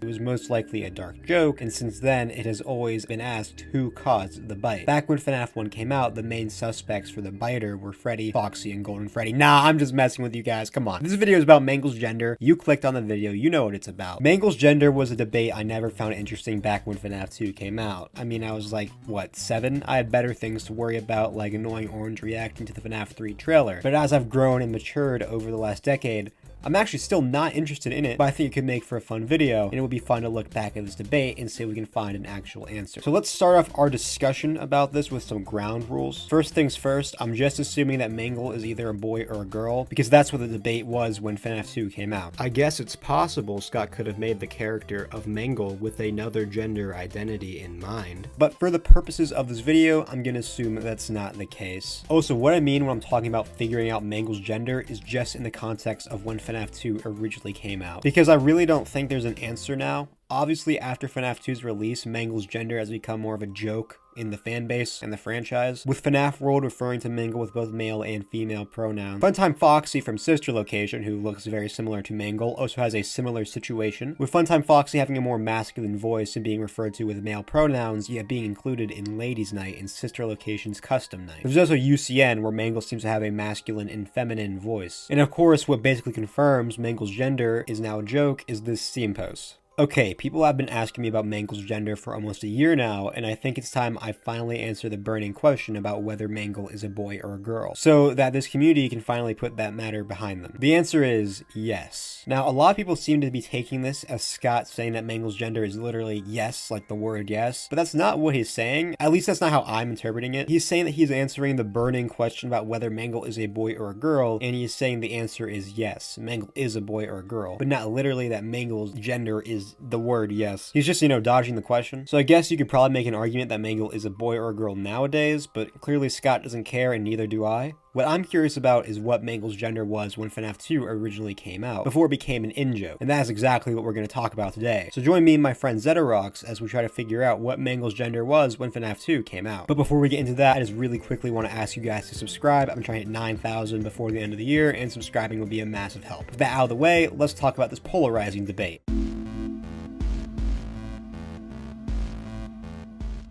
Okay, so first things first, let's talk about Mangle's design, or like the actual mascot part of it, the Foxy part. I think this is probably the least important aspect of the debate, but I want to make this video as long as possible. Mangle's made up of pinks and whites and has lipstick along with nail polish on the feet. I think it's not unfair to say Mangle has a stereotypically feminine design. There is the primary color being pink, which is of course considered a more feminine color in society, but I think what's more notable here is the lipstick and the nail polish. I mean, yeah, men can wear that stuff too, but let's be honest, it's definitely more of a stereotypical feminine thing, especially in the 1980s, which is when the character of Mangle seems to have been created. So Mangle's overall design should be evidence for Mangle being a girl, right? If Mangle has these stereotypically feminine features. Well, actually, no, not at all, because of another character within FNaF 2 whose gender was debated when the game came out. Toy Bonnie. If we look at Toy Bonnie, we see that he has a quote-unquote feminine design as well. Big eyelashes, rosy cheeks. Toy Freddy also has these features. This led to a debate about if Toy Bonnie was a boy or a girl, which also happened with FNaF 1 Bonnie too, actually. I don't know if people debate about Toy Freddy's gender, I don't remember. However, even with these feminine design features, Toy Freddy and Toy Bonnie are still canonically male characters. So this should prove that even though Mangle has these stereotypically feminine design features, it doesn't mean Mangle isn't a male character. It's possible the toys just have these design features and it means nothing towards the gender of the animatronic. So that's the design of Mangle out of the way. Now we can start talking about the actual game FNaF 2 itself and the evidence that's hidden within it. Well, the two pieces of it anyway. On night 3 of FNaF 2, Ralph says,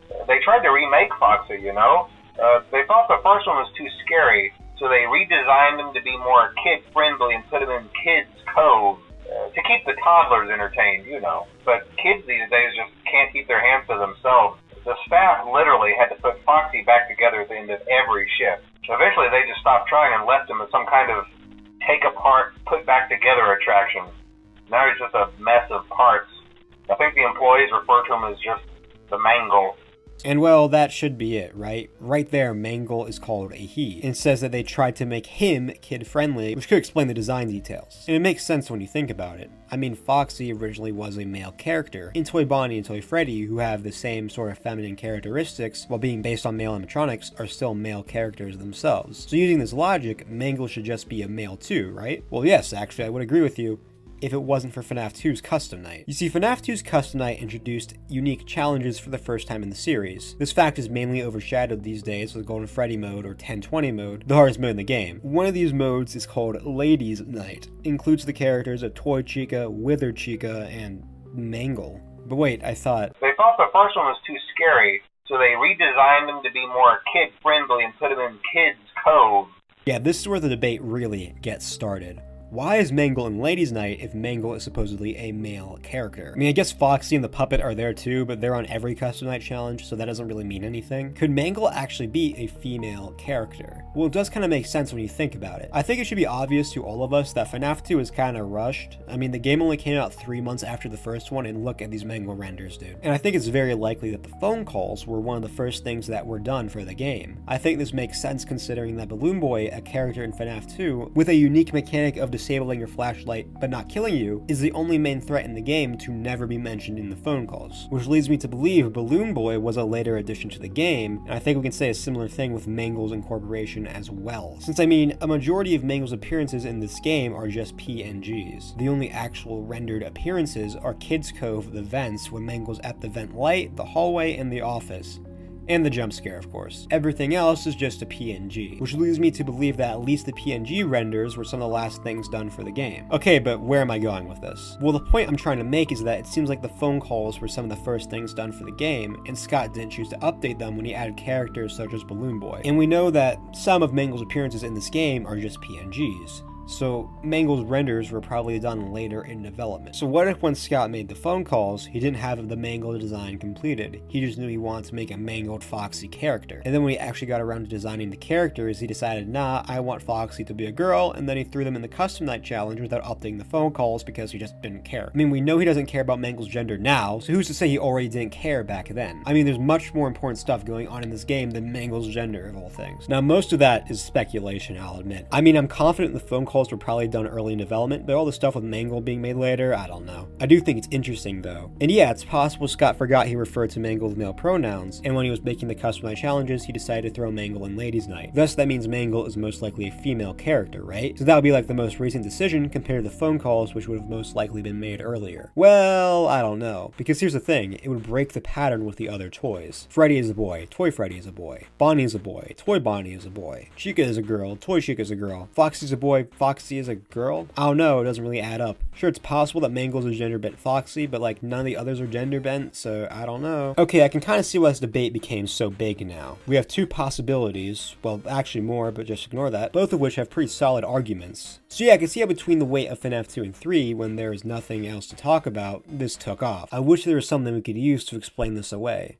Oh wait, there is, the head on Mangle. Yeah, as most of you might know, I have not mentioned the other head on Mangle in this video yet, and this is where our problem can be settled very easily. I mean, the head has to belong to another animatronic. Which one? I don't know. Since Funtime Foxy in FNaF World, who's just fixed Mangle, doesn't have like a parrot or anything, so it has to be a separate character entirely from Funtime Foxy. I hate that name. Why is he called Funtime Foxy? Why isn't he called Toy Foxy like the rest of the... Whatever, who cares? Who this head is the real question we should be asking. It even shows up again in FNaF 4, but whatever. The point is, maybe this head is male or female, and Mangle is the opposite gender. This can explain why Mangle's voice and UCN in FNaF AR sound both male and female. Maybe while making Ladies' Night in FNaF 2, Scott just decided, yeah, sure, I'll put Mangle in here and the head can be a girl, whatever. But overall, what do I think the gender of the actual Foxy animatronic part of Mangle is, which is probably the part we actually care about, let's be honest? Well, probably a male due to Ralph's line in the pattern with the other toy animatronics. Also, Ralph only refers to Mangle as a male when talking about the Foxy part, so yeah. So basically, to summarize, Funtime Foxy or Toy Foxy or Fixed Mangle, whatever you want to call him, is a male character. But whoever this head is a female character. It's actually quite simple. I mean, if I'm being honest, I think the real answer is Scott just didn't care when making FNaF 2, and he underestimated how much the fan base would actually care about stuff like this, so it just became a bit of a joke. And to be honest, I don't really care either, actually. I just thought it would be fun to look back at this old debate from 2014 that didn't really matter in the slightest. And I needed to make a quick video too, but ignore that. Honestly, Mangle's gender is whatever you want it to be.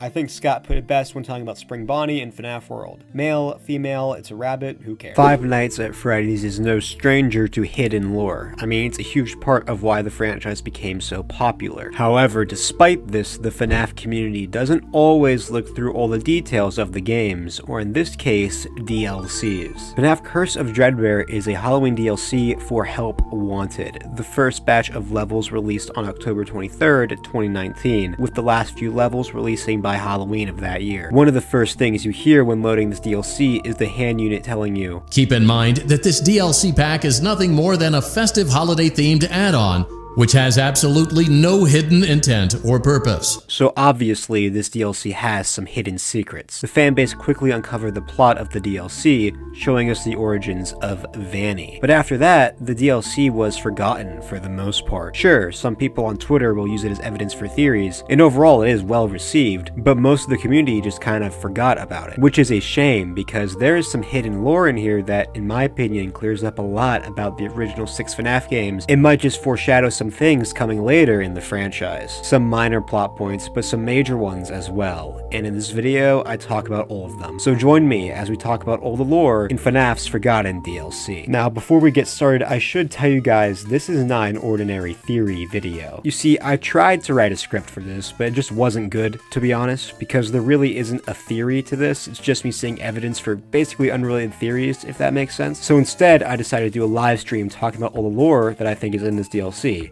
And this video is just an edited down version of that stream, with me coming in to elaborate at some points. So the video may feel a bit disconnected at some points, but I think there's a lot of good stuff here. With that said, enjoy the video and subscribe. I'm trying to hit 9K before the end of the year. And yeah, enjoy.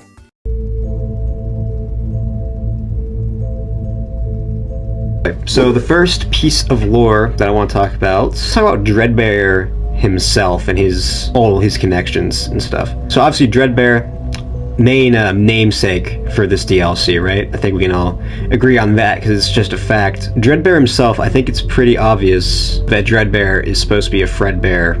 I guess parallel would be the word. I don't know. I think that should be obvious. I mean, first of all, there's his name, Dreadbear, Fredbear. Yeah. And not only that, but he does have some of Fredbear's voice lines in, I think, Danger Keep Out. But why do I bring that up? Like, what's the point? Well, it all ties back to the Crying Child, right? I think it's kind of obvious. Crying Child, definitely a big part of this DLC. I mean, this DLC itself, huge connections to FNaF 4, right? I mean, come on, that's pretty obvious. FNaF 4 house is literally on the hub. A lot of levels based on FNaF 4 and stuff. There's also some candy in the game. It's like, I don't remember what it's like. It's Eat and Cry or something. It's connections to the Crying Child. I think we can all agree on that. Crying Child, right, and Dreadbear are probably supposed to be, like, connected. Or at least Dreadbear is supposed to be standing for Fredbear. And that all ties back to the Fredbear minigame, which I'll pull up right now. In this level, right, in this minigame, right, trying to bring life Turn the crank to lower to Dreadbear, right, with this brain. Very important, it's a brain, right? You know, we're trying to bring life to Dreadbear. Right, and now if Dreadbear is supposed to be Golden Freddy, or Fredbear, I mean, same character, and we're playing as, first of all, we're obviously playing as William here, right? Because name me another scientist in FNaF that tries to bring things to life. Fredbear, let's calibrate one. Bring Fred, like, guys, okay, this is pretty much hard proof, in my opinion, that William Afton definitely tried to bring the Crying Child back to life through Fredbear, right? Or he was experimenting with, I mean, not bring him back to life, but he was experimenting with his spirit and shit with Fredbear. Dreadbear, right? So that is, I think that's something a lot of people already agreed on, right? But it's still interesting that it's here and something to call out. And this would also kind of imply that William was the one who said, I will put you back together, right? Just because, you know, he's doing it, he's experimenting with him, type of thing. Again, the brain, very interesting, because obviously the Crying Child kind of got bit in his brain. Now, some people could say that, oh, this actually means nothing, because Dreadbear is clearly a reference to Frankenstein, so this level is just a level to Frankenstein's monster. But, okay, like, sure, it can be a reference to Frankenstein and still mean something. They still chose to make the Fredbear stand-in a Frankenstein's monster reference, so just in case someone tries to say that in the comments, like, yeah, sure, it's a reference to Frankenstein, doesn't mean anything, though. It can still mean something for Fredbear and the Crying Child and William. Yeah, that is the Dreadbear and Crying Child stuff. The Spooky Mansion playlist, right? Obviously it's a mansion. I think it's very kind of obvious that this house, this mansion, what just happened? Scary Mansion, Spooky Mansion playlist. I think it's pretty obvious it's all the Afton house. The Afton house, first of all, we can see the Afton house in the main hub, right, from the FNaF 4 title screen. I think that's what this house is. Of all the levels in the all the levels in the Spooky Mansion playlist are probably connected to it, right? Which is very interesting, because if we go keep in mind to the hallway level, we see that we are in FNaF, when it does the lightning, I'll show you guys. The FNaF 4, we're in the FNaF 4 gameplay house. I think it's very interesting, because at the end of that minigame, you go into the room, it's like the FNaF 4 bedroom. Basically, what I'm trying to say is that this might imply that the gameplay room of FNaF 4, the room that, like, the experiments are based on, right, might be a real bedroom. So that's interesting. It might be based on a real bedroom, probably Michael's, because we see the Crying Child's room, it's totally different. Spooky Mansion levels, very interesting. And here's what else is interesting with them. Okay, wrong level that I opened up. If we go to Dreadbear again. Welcome back to Research and Development. Welcome back to Research and Development. And I think if you've played Secret of the Mimic, Research and Development should be setting off some alarm bells, because that is where the final level of the game takes place, in Research and Development. There's obviously the theory that's going around right now that the Afton house is Edwin's house in Secret of the Mimic, and he just repurposed it. And I think that is very strong evidence for it. More evidence for the Afton house being Edwin's house, if you need more. If we go to Build-A-Mangle, right, I want you guys to pay attention to the animatronic parts in it. And again, Build-A-Mangle, if this is the Afton house, more evidence, because this is kind of like something that would be in more of a factory type of thing, right? So I want you guys to pay attention to the animatronic parts that are here, right? The toys, and more importantly, the fun times and the classics. Now, why is that important? That there's fun time parts here, right? Because every other animatronic part that's in, like, all the animatronics in Curse of Dreadbear can be connected back to 1983, right? The nightmares, right? Classics, obviously, we've known that they've existed since at least the 70s, and Freddy's opened in 1983. Toys, there are, you know, the toy animatronics in FNaF 4, and then the Withereds are kind of weird though, but that, man, they're also just the withered versions of the classics, or they're at least like the same animatronics as the classics. The other animatronics here are the fun times, and that's interesting. If we can connect the other animatronics to be existing in 1983 in some form, the fun times being there, very, very interesting. It would imply that they've existed since at least 1983. And I'm not saying Elizabeth died in 1983, right? I'm saying at least the fun times have existed at least in 1983. I guess before is also possible. And obviously you can use this as evidence that Elizabeth died first, although personally I take it more as that she died second after the crying child. Or, you know, this could just be me overthinking it and the fun times are here for just no reason. Or maybe it's just connection to the FNaF 4 experiments, because obviously that was in sister location. Those are other interpretations as well. But yeah, that's something I thought that was worth calling out, that maybe a lot of people don't notice.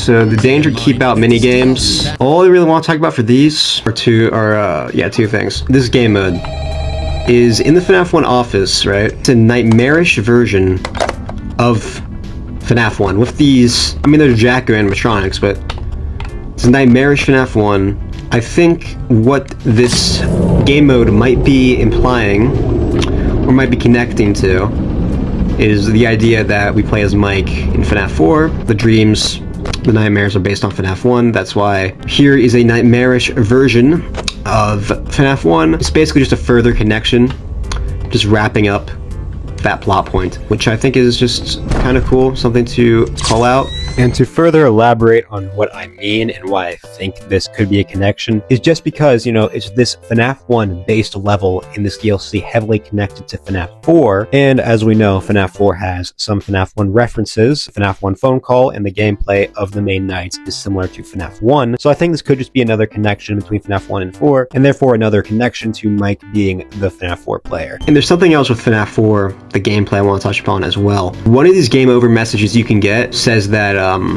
it's just a dream, right? Something to that effect. And I think that's very interesting considering, obviously, this DLC is based on FNaF 4, right? At this time, there's a huge misunderstanding, or there's huge debate in the community about if FNaF 4 was a dream, or if it was the experiments, right, from the sister location. I think that message could be implying that, hey, FNaF 4, it's just a dream. In Curse of Dreadbear, in the hub, you can find this Easter egg of Dreadbear coming out of the lake, rising out of the lake. And what's interesting about the lake is that it's red, which obviously most likely ties back to, or I mean, it appears red with the lighting. I mean, obviously the lake itself probably isn't red, but it looks red with the lighting. And what's interesting is that Dreadbear, like I talked about earlier, most likely represents Fredbear in some way, and Fredbear is obviously Golden Freddy. I mean, I think that's kind of clear. That's just how he's always been described. It's just a yellow, golden Freddy. It's very interesting that it's rising out of the red lake, and what was the last time we saw Golden Freddy, or at least who we assume to be Golden Freddy, in UCN drowning in the lake, right? Or that's at least one of the endings you can get. And then there's something else in the game. It's another game over message. It basically says, where am I, right? And that's a very strange message, because why is that here? Like, what are you talking about? Where am I? And then there's also another thing in the game. It says, you know, scanning for viruses. And then there's also the It's Me Easter egg as well, of course, in the barn, which is obviously connected not just to Golden Freddy, but definitely mostly to Golden Freddy. It's Me, while associated with all of the crew, mainly associated with Golden Freddy rising out of a red lake, It's Me Easter egg, and someone asking where they are, and also the scanning glitches Easter egg. So what I think is going on there, I think that's implying Golden Freddy, whoever you think it is, Cassie, the bite victim, whoever, is back in some way, at least from UCN. That's what I think is the obvious implication of what's going on here. Whether literally or metaphorically, that is not for me to argue for. You go back to the main hub, the sky, it's usually green, right? But it's very possible, I don't know how rare it is, but it's possible you get an orange sky and a red sky instead. Now, the red sky, obviously just connected to FNaF 4, just another FNaF 4 reference, just to show, hey, this DLC is connected to FNaF 4, if that wasn't obvious enough. But the orange sky is what's more interesting. Why is there an orange sky? Really, what I think that's there for is I think it's just a reference to Midnight Motorist. Obviously there we play as an orange guy. There's obviously huge confusion, especially back then, about, hey, is this William Afton? Is this not? I feel like having the orange sky here with the Afton house and this huge, all these connections to the Aftons, I think that could just be implying that, hey, orange guy, William Afton is the orange guy. There's something else with that too. This truck, if you go do this, if you go to turn the mode to hard mode, the lights are now purple. Just connecting this truck to William. Not really sure how it's a Midnight Motorist reference, but a lot of people say it is. There's also Glitch Trap, and that's actually something I forgot to talk about, that I'll talk about right now. Glitch Trap here was actually not always in the DLC. Originally, it used to be Dreadbear would show up right in front of the FNaF 4 house, and why that's important is because a lot of people think that it could have been implying that the footsteps in Midnight Motorist were Golden Freddy. That's something that even the Ultimate Guide calls out. It used to be in the game, but isn't anymore, so I thought it was worth mentioning. And I think the final thing I want to talk about is just everything in this DLC regarding this red lake. First of all, there's an Easter egg in the game of this pirate ship in the lake that you can get when you load into the main hub and eventually gets taken over by like the Kraken or whatever. And what's very interesting is that in Secret of the Mimic, in the moon.exe, I haven't played in a while, but there's like a pirate ship near a lake, right? And there's Foxy's pirate ship. I think it's pretty obviously it's Foxy's. The reason I say this is because A, it's a pirate ship. B, in Secret of the Mimic, Foxy is literally on the pirate ship. In front of the FNaF 4 house, Red Lake, Old Man Consequences is red. Pirate ship, Foxy. Michael Afton is Old Man Consequences, right? I mean, I know some people think it could be Edwin, but Edwin didn't exist for so long. To elaborate a bit more on what I mean by that, what I'm basically trying to say is that Edwin is a perfectly valid interpretation of all this evidence, but for me personally, because Edwin did not exist not only during UCN but FNaF World, while Mike did, whether as Michael Afton or Mike Schmidt, it doesn't really matter, he did exist as a character, and some other stuff that I'm probably going to make a whole video about. I think Michael is a much stronger candidate, although Edwin is definitely valid. I think that could be implying that Michael Afton is the Old Man Consequences, which is interesting. I guess the final thing to talk about, guys, is that in Help Wanted, there are Curse of Dreadbear levels, the Spooky Mansion levels, right? Those show up in Security Breach, which could just be evidence that, oh, Pizzaplex is built over the Afton house, which I think a lot of people agreed with. Or you could argue that these are just based on Curse of Dreadbear in universe, and they're not actually the original locations in universe. For some reason, the Wizards are on the title screen, so there's obviously something to do with the Wizards, and this, I don't really know what that is, but I thought it was something I had to call out. And that's all the stuff I talked about on stream, but there was one thing I deliberately left out of that stream to talk about in this video, and it's actually about the title of the DLC itself. The Curse of Dreadbear. As I talked about in the stream, Dreadbear is almost 100% a stand-in for Fredbear. And also in the Dreadbear level, he most likely symbolically represents William Afton doing something with the crying child. And here's where it gets interesting. If you've been in the community for a little bit, you've probably heard of a theory called memory victim, or more widely known on YouTube, God victim. It's basically a theory that the crying child's memories kind of started to affect the later story of Five Nights at Freddy's. I explained it in this video right here, but something that could definitely be used to argue this is this DLC. The Curse of Dreadbear, right? That's the title.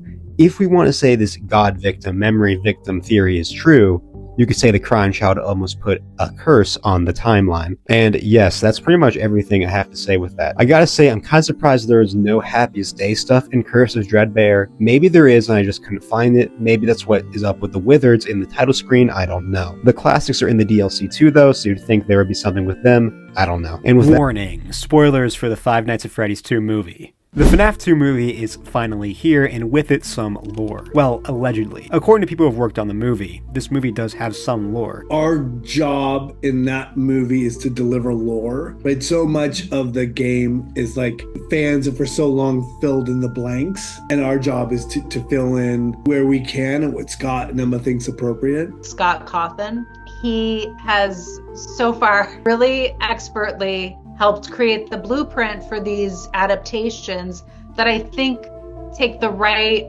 balance of lore and also kind of new story that we're bringing to the films, and then weaves them together. Excited for any theorists in here to start the lore yet? I think it's important to remember that all of the people who have said this literally talked to Scott. I mean, he is the only writer for the movie. This story is entirely in his vision, but what lore could there possibly be in this movie? Because if you're watching this video, I'm assuming you've seen the movie, so you know it goes in a very strange direction with its story and lore. So what lore for the games could possibly be in this movie? Are these people even telling the truth? Well, stick around to find out. The first thing I want to talk about is something that comes up in the very first scene of the movie, Charlie's death. This movie has the odd decision of having Charlie's death be in the year 1982. Now, this is not the first time this has happened. In the Silver Eyes novel, Charlie was killed at Fredbear's in 1982, before it was retconned in the Fourth Closet to have happened in 1983. In the movie, though, she dies at Freddy's in 1982, which is so strange. Ever since I saw the movie, the thought has been in the back of my mind. Maybe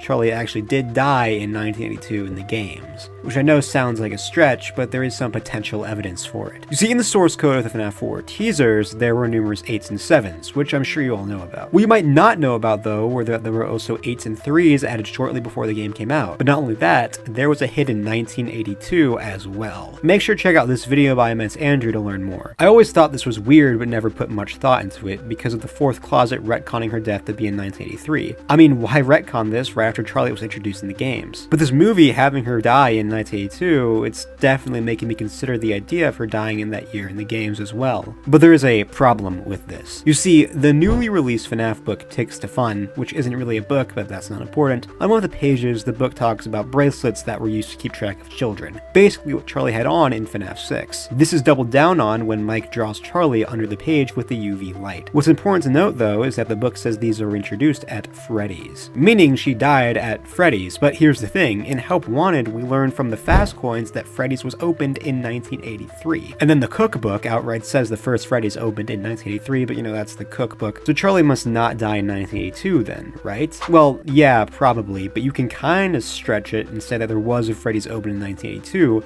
maybe even the FNaF 2 location before it was reopened in 1987. And after Charlie's death, it closed down. In 1983 is just when Freddy's reopened and was established as a franchise. There's some more potential evidence for this as well. Something that was brought to my attention recently is that the FNaF 2 location is described as a vintage location. So it's definitely possible it's an older Freddy's that closed down. But honestly, the idea of Charlie dying in 1982 does feel like a massive stretch, especially with her death date being retconned in the novels from 1982 to 1983. The original place this date was even introduced. But at the same time, the 82 thing in the FNaF 2 source code feels so weird. So in short, I'm not entirely sure, but she probably did not die in 1982. I mean, come on, it just is so clear she died at Freddy's, and that was just confirmed to be opened in 1983. We have to make up another location before it to just make the idea work. A possible reason they had her die in 1982 would be so the movie could be 20 years after her death in 2002. And while yes, the description of the movie does say it's a year after the first one, which was in 2000, which should actually make it 19 years later after her death, I'm gonna take what the movie says at face value here, especially considering that one of the dates in the movie only lines up with 2002. Which leads me to another idea, which is that the movie is actually implying Charlie died in 1987, which I know sounds crazy, but let's hear the idea out first. As we know, Charlie died at the FNaF 2 location in this universe, with the toy animatronics there. But Zeto, she dies before the original missing children. Well, that's true. But it seems that in this universe, the FNaF 1 location and FNaF 2 location are kind of swapped. The FNaF 2 location is the first before it became a franchise, while the FNaF 1 location is promised to be bigger and better. If this is the case, then maybe the events that happened at these locations were switched around too. Like in this universe, Charlie died at the first Freddy's, and the MCI in the second, under the idea of it being the opposite in the games. And in case you don't know what MCI stands for, it stands for Missing Children Incident, which are the main 5 victims. And this does kind of make sense, but honestly I'm not exactly sure, because here's the thing. If Scott wanted to show Charlie died in 1987, I think he would have just had her die in 1987. I mean, her dying early doesn't really seem to matter to the plot, since it seems she wasn't even the first to die in this timeline. William was already luring another child, and Vanessa tries to stop Charlie, which implies that she knew what William was up to, which could potentially imply William was already killing children prior to this. William has likely killed at least one kid before Charlie. And Charlie doesn't even like interact with the MCI at all. So her dying that early wouldn't really matter. I mean, I guess the first Freddy's closed down, but they could have easily just made the FNaF 1 Freddy's be the first, and then it's like a new location like in the games. Unless, again, the locations are swapped. But I don't know, it's strange. But also, they could have just had Freddy's open in 1987 and then have her die there, so I don't know. I suppose the Charlie 87 evidence is valid, but I'm just not sure I agree with it. There's only really one possible reason I could see her having Charlie die so early. Assuming that there's a lore reason she dies in 1982 and it isn't just something Scott just did for the movie. Which would be to clarify that she died before the MCI in the games. You see, after the release of Help Wanted 2, which had a puzzle where you had to light gravestones to represent the MCI and Charlie in a certain order, with Charlie being lit last and Chica being first, a lot of people started to think that Charlie died after the MCI. And what if Scott saw this and wanted to correct it in the film, having her die before the MCI? And why have her die in 1982? Either so it's 20 years before the event of the movie, or because there is a theory of the MCI dying in 1983. So he set her death even before then to really show she died before them. Or maybe he just wants 1983 to exclusively be the years Fredbear shuts down and not Freddy's. That seems a bit out there, but maybe. I mean, it is consistent between two continuities. I think this probably makes the most amount of sense for what we're supposed to get from Charlie's death, if anything. I mean, this would be the second continuity where she dies before the MCI, so it may be consistent. Although it's also possible that it doesn't really mean anything. I mean, Charlie's death is different in each continuity that we see it happen in. In the games, she's killed outside Freddy's, with her body being left in the alley. In the novels, she's kidnapped from Fredbear's, and in the movie, she gets killed in front of everyone after saving a boy and falling to the puppet's arms. So maybe we weren't supposed to get anything from her death. I don't know. Next up, let's talk about the toy animatronics and the Save Them incident from FNaF 2. There are some potentially interesting implications for them. Let's start with the big one. Do the Save Them victims even exist? This has been a heated topic of debate in the FNaF community. In FNaF 2, during the Save Them minigame, you can find 5 dead children, which were nicknamed the DCI by fans. Arguably 6 because some people think there's a hidden one under this table, but that's irrelevant. It's been debated since the original FNaF 2 game came out if these were a new set of victims killed by William Afton, and they wanted to possess the toy animatronics, or if they were just apparitions of the MCI, and the toys were possessed by the MCI, because they use parts from the classics, as Phone Guy says. Does this movie finally give us an answer? Maybe. It's really weird. There is no Save Them incident in the movieverse, and the toys aren't possessed individually. However, they are controlled by the puppet and Michael. Now, Michael obviously can't control them in the games, but could Charlie? There's one thing that makes me reluctant to consider the idea of Charlie controlling the toys in the games, and that is the Withered animatronics. I thought about writing a whole section for the Withereds, but there's really no reason to. I could say, oh, does the movie imply that the Withereds aren't the FNaF 1 animatronics in the games like they are in the movie? But if I did that, I would not only be wasting my own time, but yours as well. It's very obvious that the Withereds are just the classics from FNaF 1. This is said in the final newspaper, and Ralph says the animatronics are from a previous location, and they smell awful just like the FNaF 1 crew. Come on, I shouldn't really have to explain it further. But like I said, the Withereds aren't the FNaF 1 crew here. Here, they are just prototypes that are also under Charlie's control. But that just isn't the case in the games, so it's likely the same for the toys. They aren't under Charlie's control, rather possessed. By the MCI or the Save Them kids? Unknown. I think probably Save Them, but then again they aren't in the movie, so I'm not sure. Also, there's nothing in the games that really implies that Charlie controls the toys. It's more of like a movie thing that you're applying to the games, but there's no evidence for it in the games itself, you know what I mean? So that also just leads me to believe she just does not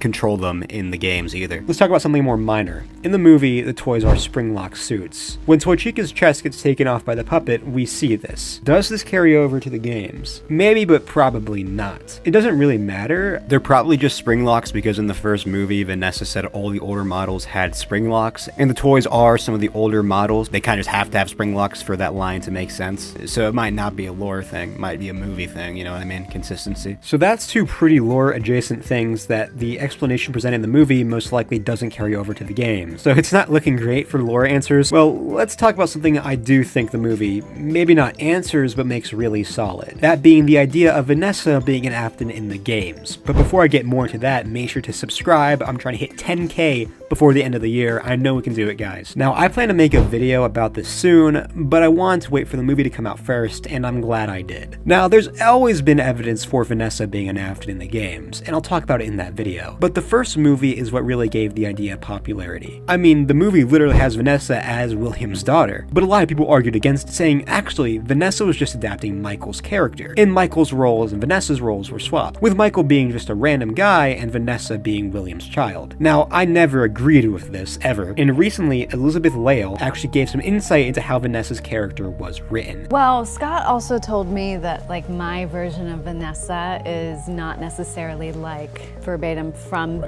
the games, but there is a Vanessa in the games. And of course I read all about her. What's really cool about the lore is a lot of it is written by the fans. Yeah, and so so it's all, and it's like Vanessa has like her own little breakdown, and they talk about her psyche and stuff, which is like as an actor is really exciting. I'm like, oh, this is how she feels. Yeah. Basically, Scott did actually tell her about Games Vanessa, and she did research into that version of the character. Now, she did say that Scott told her that this version of the character is slightly different, which, well, duh, but still shows that Vanessa is an adaptation of Vanessa, which, wow, what a surprise, which already helps to make her being an Afton in the games more solid, because her being William's daughter may carry over. But the film even helps with the idea even more, with the introduction of Michael Afton, showing us that she isn't standing in for the Afton kids. They exist as their own separate characters. And Circus Baby being in the movie may imply Elizabeth exists as well, but only time will tell with that plot point. Overall, the movie made me much more confident in the idea of Vanessa being an Afton, something that I was already very confident in. And for more information on that, be on the lookout for that video coming soon. On the topic of the Afton children, let's talk about what I think this movie shows us really well, that being William's relationship with his kids and how he views them. During Vanessa's dream sequence, we get a lot of insight into how William treated his children and what he told them. And this is just further backed up by Michael's lines later in the movie. First off, he was absolutely a horrible father, no surprise there, but what's more interesting is the words he says to Vanessa in the dream. Now, pretty obviously, the I love you and the I care about you is him trying to manipulate her. But what I find more interesting is how he has this huge emphasis on her being his child and that she has a purpose. And most of all, how he says she's his and she will always be his. I think this perfectly shows us how William views his children. He views them more so as a continuation of his legacy and objects that are his. He tells them he loves them and cares about him, and he might believe that. That's more up to your own interpretation. But at the end of the day, he really does just see them as objects. The reason I think this carries over to the games is because it's not really something the games really go against, and it's more character stuff. And William seems to be a mostly accurate adaptation of his game's character so far, unlike someone else we'll talk about later. And yeah, I don't really have anything else to talk about regarding William and his children. I think it's pretty clear what the movie shows. Something else I want to talk about is Circus Baby in this movie. I've seen some people say that her existing seemingly before the missing children incident would maybe imply the same thing in the games, and that is perfectly valid, but I think we don't know enough about Baby yet. We don't really know how she fits into the story, if at all, yet. I mean, we do know Afton Robotics exists in the movieverse, so she likely does have a larger purpose, but I think we'll have to wait for more of her character to really know what's going on with her. But now let's talk about the elephant in the room. Michael Afton. Where do I even begin? I guess let's start with the main thing you're probably wondering after watching the movie. In this movie, he is not the same character as Mike Schmidt. Does this imply that Michael is not Mike Schmidt in the game's timeline? No, I don't think so. I already made a video explaining why I believe Mike Schmidt is Michael Afton, so I won't bother explaining it here. It wouldn't be the first time the franchise has split up characters. The movie already splits up characters with the Wizards and the Classics, and Secret of the Mimic has 2 mimics when there's only 1 in the book. So Michael being split in 2 wouldn't come out of nowhere. Emma Tammy, the director, has also said that they added surprising things and new and different things for the movies. This was when the first movie came out though, but that could mean that Michael is just one of those surprises and something different for the fan base to kind of keep them on their toes, you know what I mean? So it doesn't mean that Michael isn't Mike Schmidt in the games universe. Let's talk about Michael being the FNaF 2 guard in this movie. Now, it's always been a popular idea that Michael was one of the 2 security guards we play as in FNaF 2. So could him being the FNaF 2 security guard in the movies mean he is in the games? Maybe. I think a lot of people are going to say him going by the name Michael the entire movie could go against it. Since for him to be the FNaF 2 guard in the games, he would have to go under an alias of either Jeremy Fitzgerald, Fritz Smith, or both. And I think that's a fair point, but at the same time, he could be going under an alias just with his first name. In fact, he likely is, as both William and Vanessa do in the first movie. So Michael is most likely under an alias. Could be Jeremy or Fritz, or maybe Michael Raglan, I don't know. And also, Mike Schmidt does do the actual FNaF 2 office segment, and I think Mike Schmidt still likely adapts aspects of Michael's character, but I'll talk about that in a little bit. So both the Michael Afton characters doing security guard adjacent things could imply that he is a security guard in the games as well, but I'm not certain. You could just say, Scott just had Michael be the FNaF 2 guard because he needed Michael to be the guard for the story to work. It doesn't necessarily imply anything for the games. And then you could just say Mike Schmidt doing the FNaF 2 stuff is just a reference to FNaF 2. So this is definitely something more of like supporting evidence, you know what I mean? Okay, now let's talk about Michael as an actual adaptation of the character and what he may imply for the games version of Michael Afton's character. As I'm sure you know, how Michael is shown in this movie is very different from how he is commonly seen by the fan base. And yeah, he really is. I mean, he literally says half this town will be dead by morning. I don't think Games Michael ever said that. Although to his credit, I do think he is a tad more accurate than people will give him credit for. And what I mean by that is that Michael in this movie was very obviously manipulated by his father and seemingly wants his approval, or at least is definitely doing what he thinks his dad would want. And this could definitely apply to Games Mike right before Sister Location. I'm not too sure what else could be implied to the games version of the character. I mean, he obviously does care about Vanessa. He looked like he was about to cry when she denied the Aftons, so I guess he cares about his siblings as well, which we already knew from Sister Location. And that's really it. There really isn't much I can think about regarding Michael's character. And I do think we can use at least some of his characterization for Game Michael. He is an adaptation of the character, even if he isn't the most accurate. Kind of like Charlie. She isn't the most accurate adaptation of Charlie's character, but she does adapt her protecting the innocent, when she was alive anyway, and her sort of being an outcast, which is implied in FNaF 6 with her seemingly being bullied and locked outside the pizzeria. So I see no reason why Michael wouldn't have aspects of the game version of the character, even if he is very different. Also, the movie probably implies that Michael worked for William before Sister Location in FNaF 1 and FNaF 2, or something like that. I don't think he actually knew about what his dad was up to though until Sister Location, but this is like a video for another time. Another reason I'm certain we can use Movie Michael for at least some of Game Michael's characterization